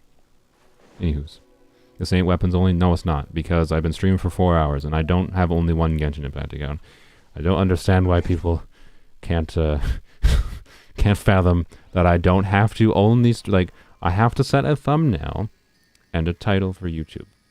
I cannot magically title. Either I title streams every time, mostly weapons only this stream, but also at the end I'm doing polearms only and my main account for a little bit. Every single stream I can title them that way, and put thumbnail and thumbnail, polearms only, main account, weapons only, and other crap. I can do that and make the stupidest thumbnails that no one will care about ever. Or I title it for what the majority of the stream is. The vast majority of the stream, up until 20 minutes ago, was weapons only, Stefan. So, and the benefit of YouTube is you can go and watch right now, even though I'm still live, you can go and watch the weapons only part. So, just, you can go and check out the weapons only stuff. The vast majority of this stream was weapons only. I don't know, and it's a little bit of a pet peeve of mine that people like complain about the streams. You know, you're not doing weapons only. It's like 90% of this stream was weapons only. Anyways, whatever. Let's switch to my main account quick, get my farming done there, and then we're all done. Whoops, that's not what I meant to do.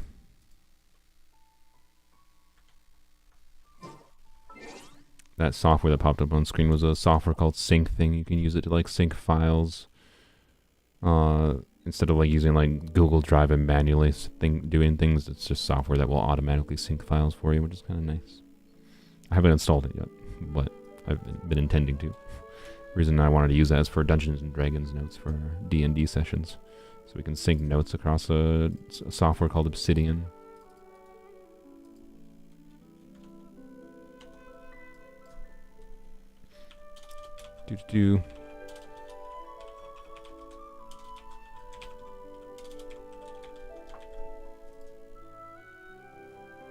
More rock stream, yeah. Yeah, next one I'm gonna get yelled at. There's no rocks in this stream.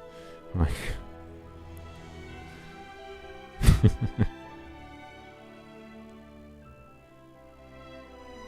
can you change titles and streams on YouTube? Yes, but that's gonna change the VOD title too, right? Like if I change the title, right, now that I'm on my main account, if I change the title to no, I'm on my main account, it's not like Twitch, right, where it's just whatever is live at the moment. The title for the video, for the VOD, is whatever the title is, right?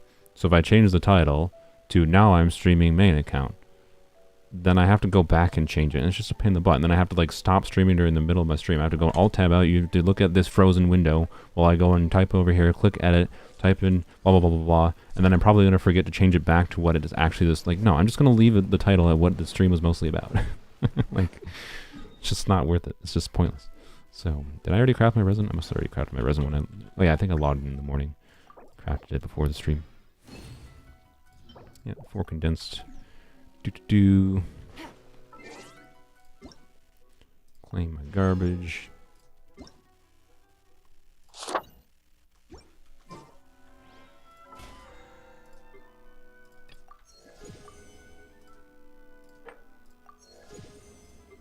All the rewards, yay. Alright, donezo.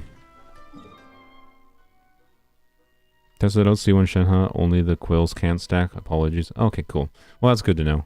I mean, the sad part is, though, Fu, it would not have surprised me at all if you had been correct. Mihoyo doing stupid things like that would not have surprised me. I'm glad it's not like that. So that means Shenhe C1 can have some value. So particularly if like Toma happens, if I get lucky and Toma's on the banner, there's a good chance I go for Shenhe. Just like C1. If I happen to get her C1, it'd be cool, but mostly it'd be for Toma constellations. If Toma's not on the banner, or then it's going to be a very, it depends. It depends on, you know, I don't know. Because I could get lucky, right? I could do 1 10 pull. I'm at 0 pity. Oh, this is the wrong account. But I'm at 0 pity. So if I do a 10 pull, get a Shenhe on the first 10 pull, then I would probably F it. Why not go for Shenhe C1 at that point, right? But that's probably not going to happen. So assuming normal luck, probably not getting C1. But we might go for it. Depends on what happens. It could be useful enough to have enough value that it's worth going for. I think Shenhe C1 could have more value to Polearms only than C2 Raiden. C2 Raiden would be more fun, but probably less useful. Because Raiden is forever doomed to be a elemental mastery bot or a skill bot with full elemental mastery. What am I doing? I already did that. Take it easy. Add Astra. Bye Sam, thanks for joining. Stream's ending very momentarily anyways. I just gotta finish my farming.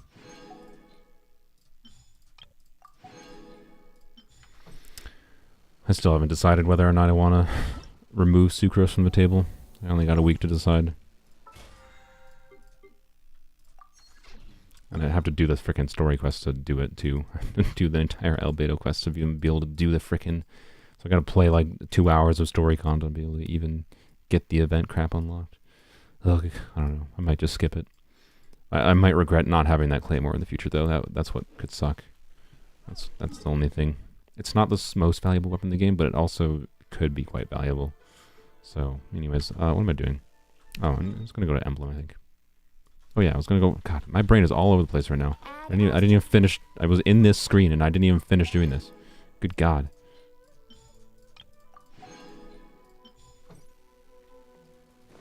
The quills? I mean the quills.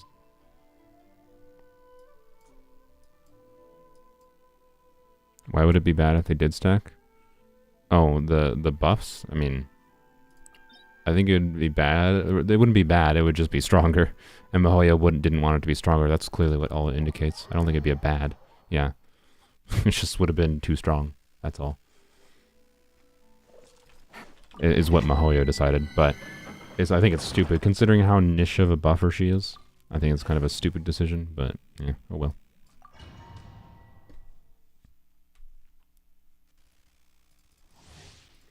Claymore is much more worth than a funny NPC on a table ammo. Yeah, I'll probably do it. It's just annoying that I also have to do the Albedo quest to be able to even do the event. It's just like, why can't we abandon the easiest solution to the story quests? The character story quests are by far the most egregious example of quests being annoying and locking you and preventing you from doing other quests, right? So all they have to do to fix that, all they have to do is make it so you can abandon story quests, and so much of the pain goes away. How do you not have pyro? Oh, you had electro shield still. Dang it. So, yeah. That's the only annoying thing. If I could just abandon the quest, it'd probably be a no-brainer. But the fact that I have to spend like probably 30 minutes to an hour doing Albedo's quest, and... and doing that stuff is annoying. Talking to Timaeus lets you access the crafting table now. That's funny. Great quality of life change, I suppose. Sure, I'll take that. My current Shimenawa pieces are okay in this account. I have spent less resin in this account on Emblem and Shimenawa than I have on my Polearm account at this point. But,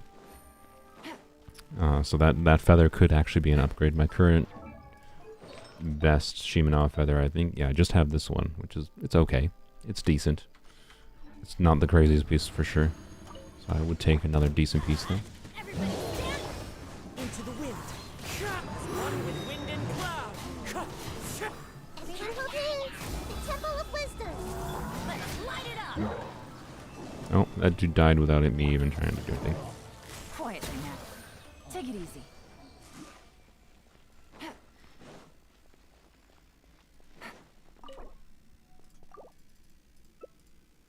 Love leaving the auto thingy on and doing other stuff while occasionally clicking. Yeah, that's what I do as well most of the time.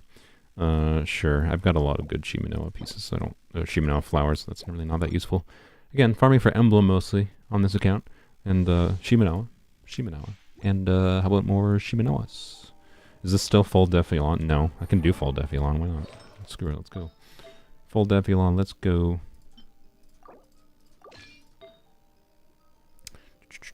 I don't know where the...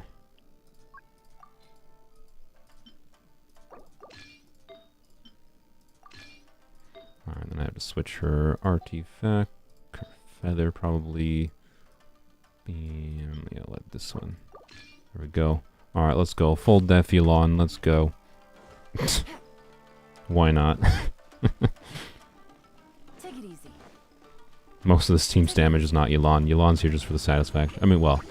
In sustained situations, most of this team's damage would be from Elon.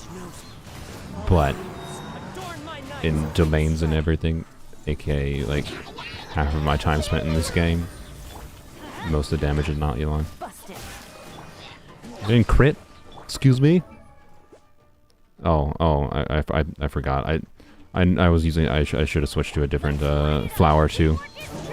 She should have more crit than that. Look at that, 117,000. 117k on full def. Nice. Perfectly optimal Elon build. Cool. Cool. More defense pieces. That's what I want.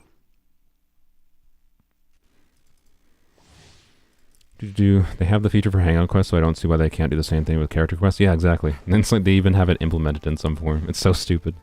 It's so stupid that they can't let you abandon the character story quests. They interfere with frickin' everything, man. Because all those characters are involved in the story quest too. The main Archon quests. They're always involved in events, so it's just always annoying. It's just like... And it makes me just want to do everything in the story in this game less because of that. It's so bad. Nope. I didn't mean to switch to you. Oh, come on. Can I crit? Gotcha.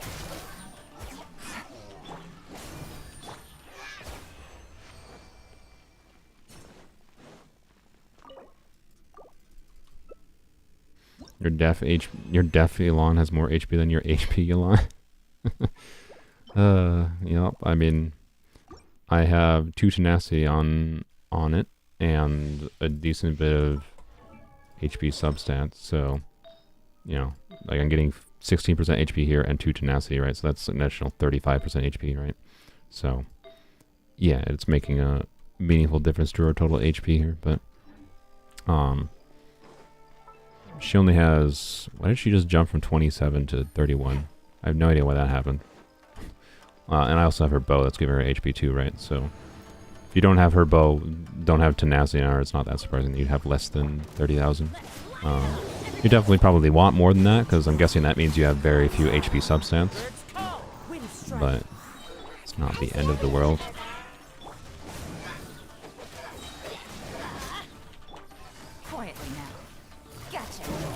Oh my god, I didn't have burning on you, so I didn't... Oh well. Oh well. Tip farming is tomatoes to go behind the lava trail. I know. I just don't care.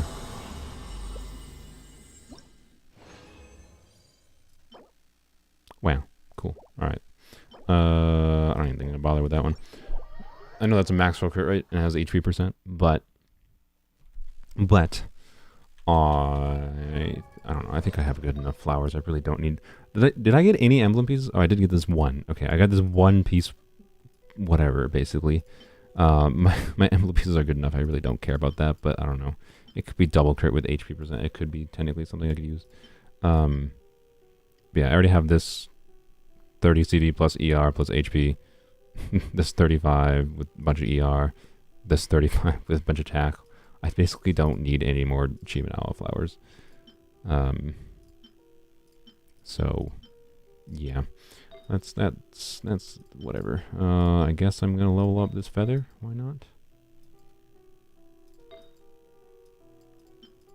Don't think I got any circlets, right? EM. I don't really need an EM with trash substats. All right. Yeah, sure. Let's go. This could actually be a nice option to have for some characters. Let's get a third good line, though. Be nice to me, game. Do I have a good Dendro Goblet? I have some okay Dendro Goblets. If you had asked me 2 months ago, it would have been no. But I relatively, like a month or so ago, I got a decent one. Hey, that's pretty good to have. Sweet. Alright then. I obviously don't have fodder. I used my fodder yesterday to level up this defense percent circlet. Very worth doing. So now I don't have fodder for this artifact, but whatever, it's fine.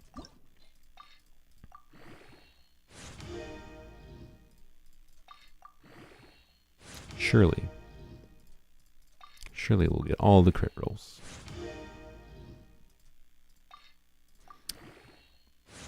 Oh, low roll, but it's fine. It started with max roll, doesn't matter.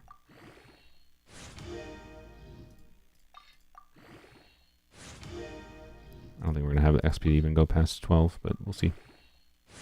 Oh, another max roll. Wow. Okay, let's go, game. I'll take it. Alright, there's a good chance this ends up actually being a slight upgrade over my existing one. Not guaranteed, but a good chance. All it really needs was one more crit roll in either roll, and it's better. It'll be better in some situations. Well, yeah. One more crit roll and it's basically equivalent, right? Because this 12 crit rate has one more. This had 4 crit rate rolls, right? But since this one has double max rolls, if it gets like another high or max roll crit rate, it's got like 1% less crit rate with one less roll of crit rate. So it's basically the same with one more crit rate roll. But and then it has EM, of course. So yeah. And I have 0 fodder left. All right then. Well, yep, we are not going to 16. And I bought out all my fodder yesterday. But yeah, Dendro Goblet wise, I have this one, which is okay. Actually, it's more than okay. It's pretty good for a Dendro Goblet. This is definitely the best Dendro Goblet I have as far as crit value. Nothing crazy, but it's certainly decent. And I have this one on Thundering Fury, which did have 2 sad defense rolls, but has still 1, 2, 3, 4, 5 lines of stat values for a Dendro user that scales on attack, which most of them do. So the defense was sad, but it's Thundering Fury, which means like if I want to do 4-piece Thundering Fury Kave or something, right? This could actually be an interesting artifact to have. So am I going to use it on Tignari? Probably not, right? But it could be useful on Nihilithim. It could be useful on any number of characters in the future, because Thundering Fury is a goofy set. That's just nice to have that. So that's basically all I got for Dendro Goblets, though. All right, let's go to my teapot real quick. Goodbye, Silter. Cider.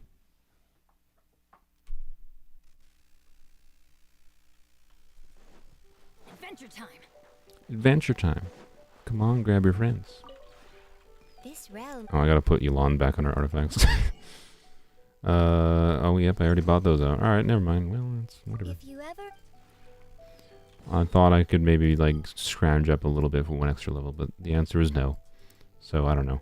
If you want to see how that artifact goes, I'll probably post being sad about it in my chat in Discord tomorrow or the day after. That's basically what's going to happen. What am I doing? I need to do dailies. Or did I already do dailies? Did I do dailies? No, I didn't. Okay. Where are they? One's there. One's there. One's there. Okay. Oh, and one's in our village. Okay. Adventure Time reference, indeed. It's all I think. Every single time Bennett says Adventure Time. Every time. Adventure Time, come on, grab your friends. What is the full... I should look it up. I haven't watched it in a long time. But Adventure Time, come on, grab your friends. Let's see where this adventure... No. I don't freaking remember. I don't remember. I gotta look it up. It's been a while. Let's put you on. Before I forget. Let's see.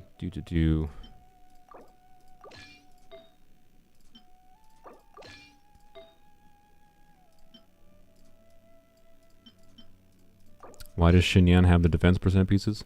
I don't know. I don't know why I had Xinyan on some defense percent pieces, by the way. I just did. What circle is she on? This one. There we go. Perfect.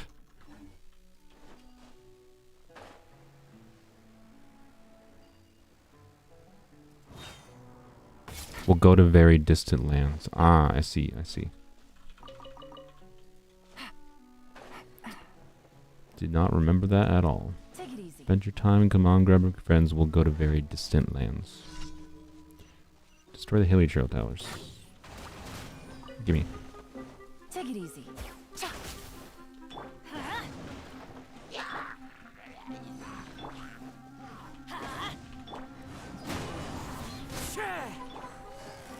Busted.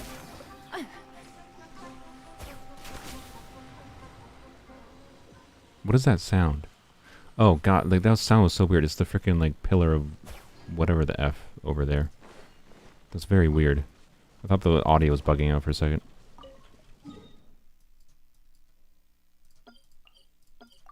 What? I just put a sticker over here. God damn it. Adventure time, come on, grab your friends, and come to very distant lands. Finn the dog and Jake the human, the full? The fun will never end. It's adventure time. Ah, yes. Something like that you only remember because your siblings have discs of it and watch it still on occasion. Yeah.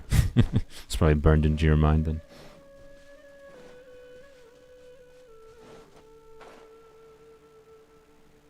Bye, no channel fantasy. Okay, bye. I don't know what that means. No idea what you're saying there.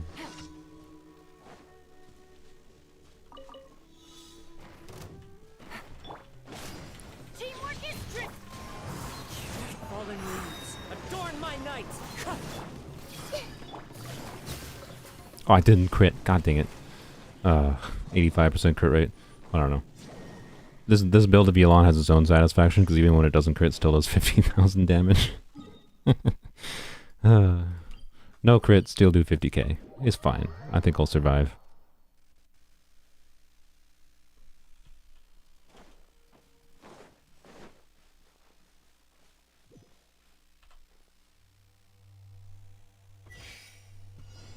Oh yes, this one.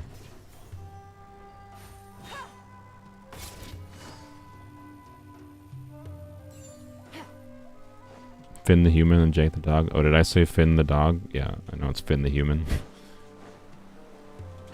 Jake the elastic dog and Finn the idiot.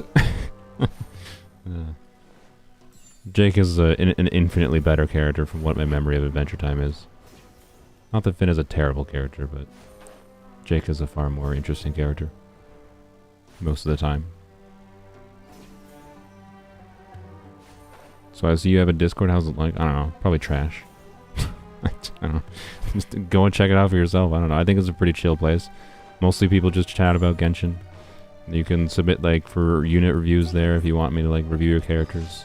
So I'll be doing more of those videos.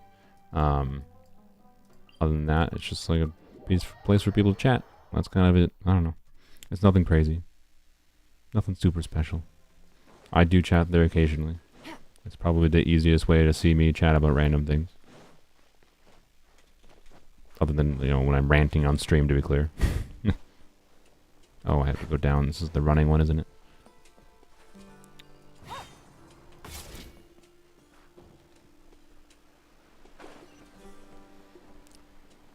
Alright, we're gonna prove to this kid that he's slow as crap.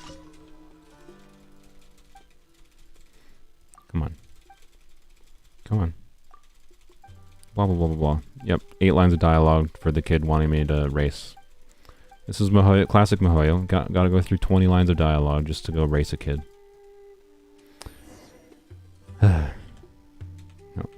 Yep, and gotta have camera pan for some reason.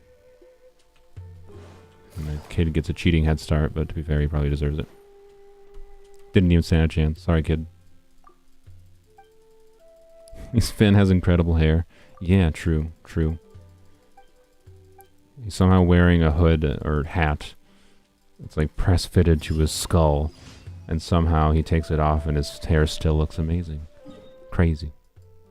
Alright, there we go. Well, that's the stream. Thanks for joining. we all done. That's all. Add All I know is Princess or PB. Is that Thank you for Princess Bubblegum? Yeah, Princess Bubblegum, right? Yeah. PB is Princess Bubblegum, and Marceline are in love, and I heart them. Yeah, those both Princess Bubblegum and Marceline are more entertaining characters than Jake and Finn most of the time. Alrighty, well, that's my stream. I'm out of energy, and I'll probably, because I didn't have a weapons only video this weekend, I'll probably post one on Tuesday. It'll probably just be relatively my intention. I'm not going to guarantee it. Tuesday or Wednesday is my hope. And the weapons only update is probably just going to be mostly just clips from the stream and stuff that I recorded a little bit last week for grinding for Shincho and whatever and Kuki. Nothing particularly exciting, honestly. That's why I didn't even like put that much effort into trying to make it into a video, because it was barely even a video. But now with stuff from the live streams, I'll probably piece together a coherent, entertaining video this week. But anyways, we got some hopefully interesting things coming up soon. Actually, oh wait, no, I said, you know what? Actually, scratch that. You know what you can expect? You can expect. I'm gonna try. I forgot. I suggested this in the stream. I'm gonna try the Abyss on the weapons only, because we'll see how we do there. Because that is a much more interesting video in my opinion. So there you go. Look forward to that this week. I'll try to post that hopefully on Wednesday. We'll see how far we get. Hopefully we can at least 9-star floors 9 and 10, but it might be a bit iffy with our current character builds. But just to get a little bit of primogens before it resets, basically, and see how we do. Alright. Bye-bye. Shenna's always so boring to zoom into, because she's got eternal grump face. Versus like someone like Bennett, he's like got a nice smile on his face. Nahida's got a nice little smile.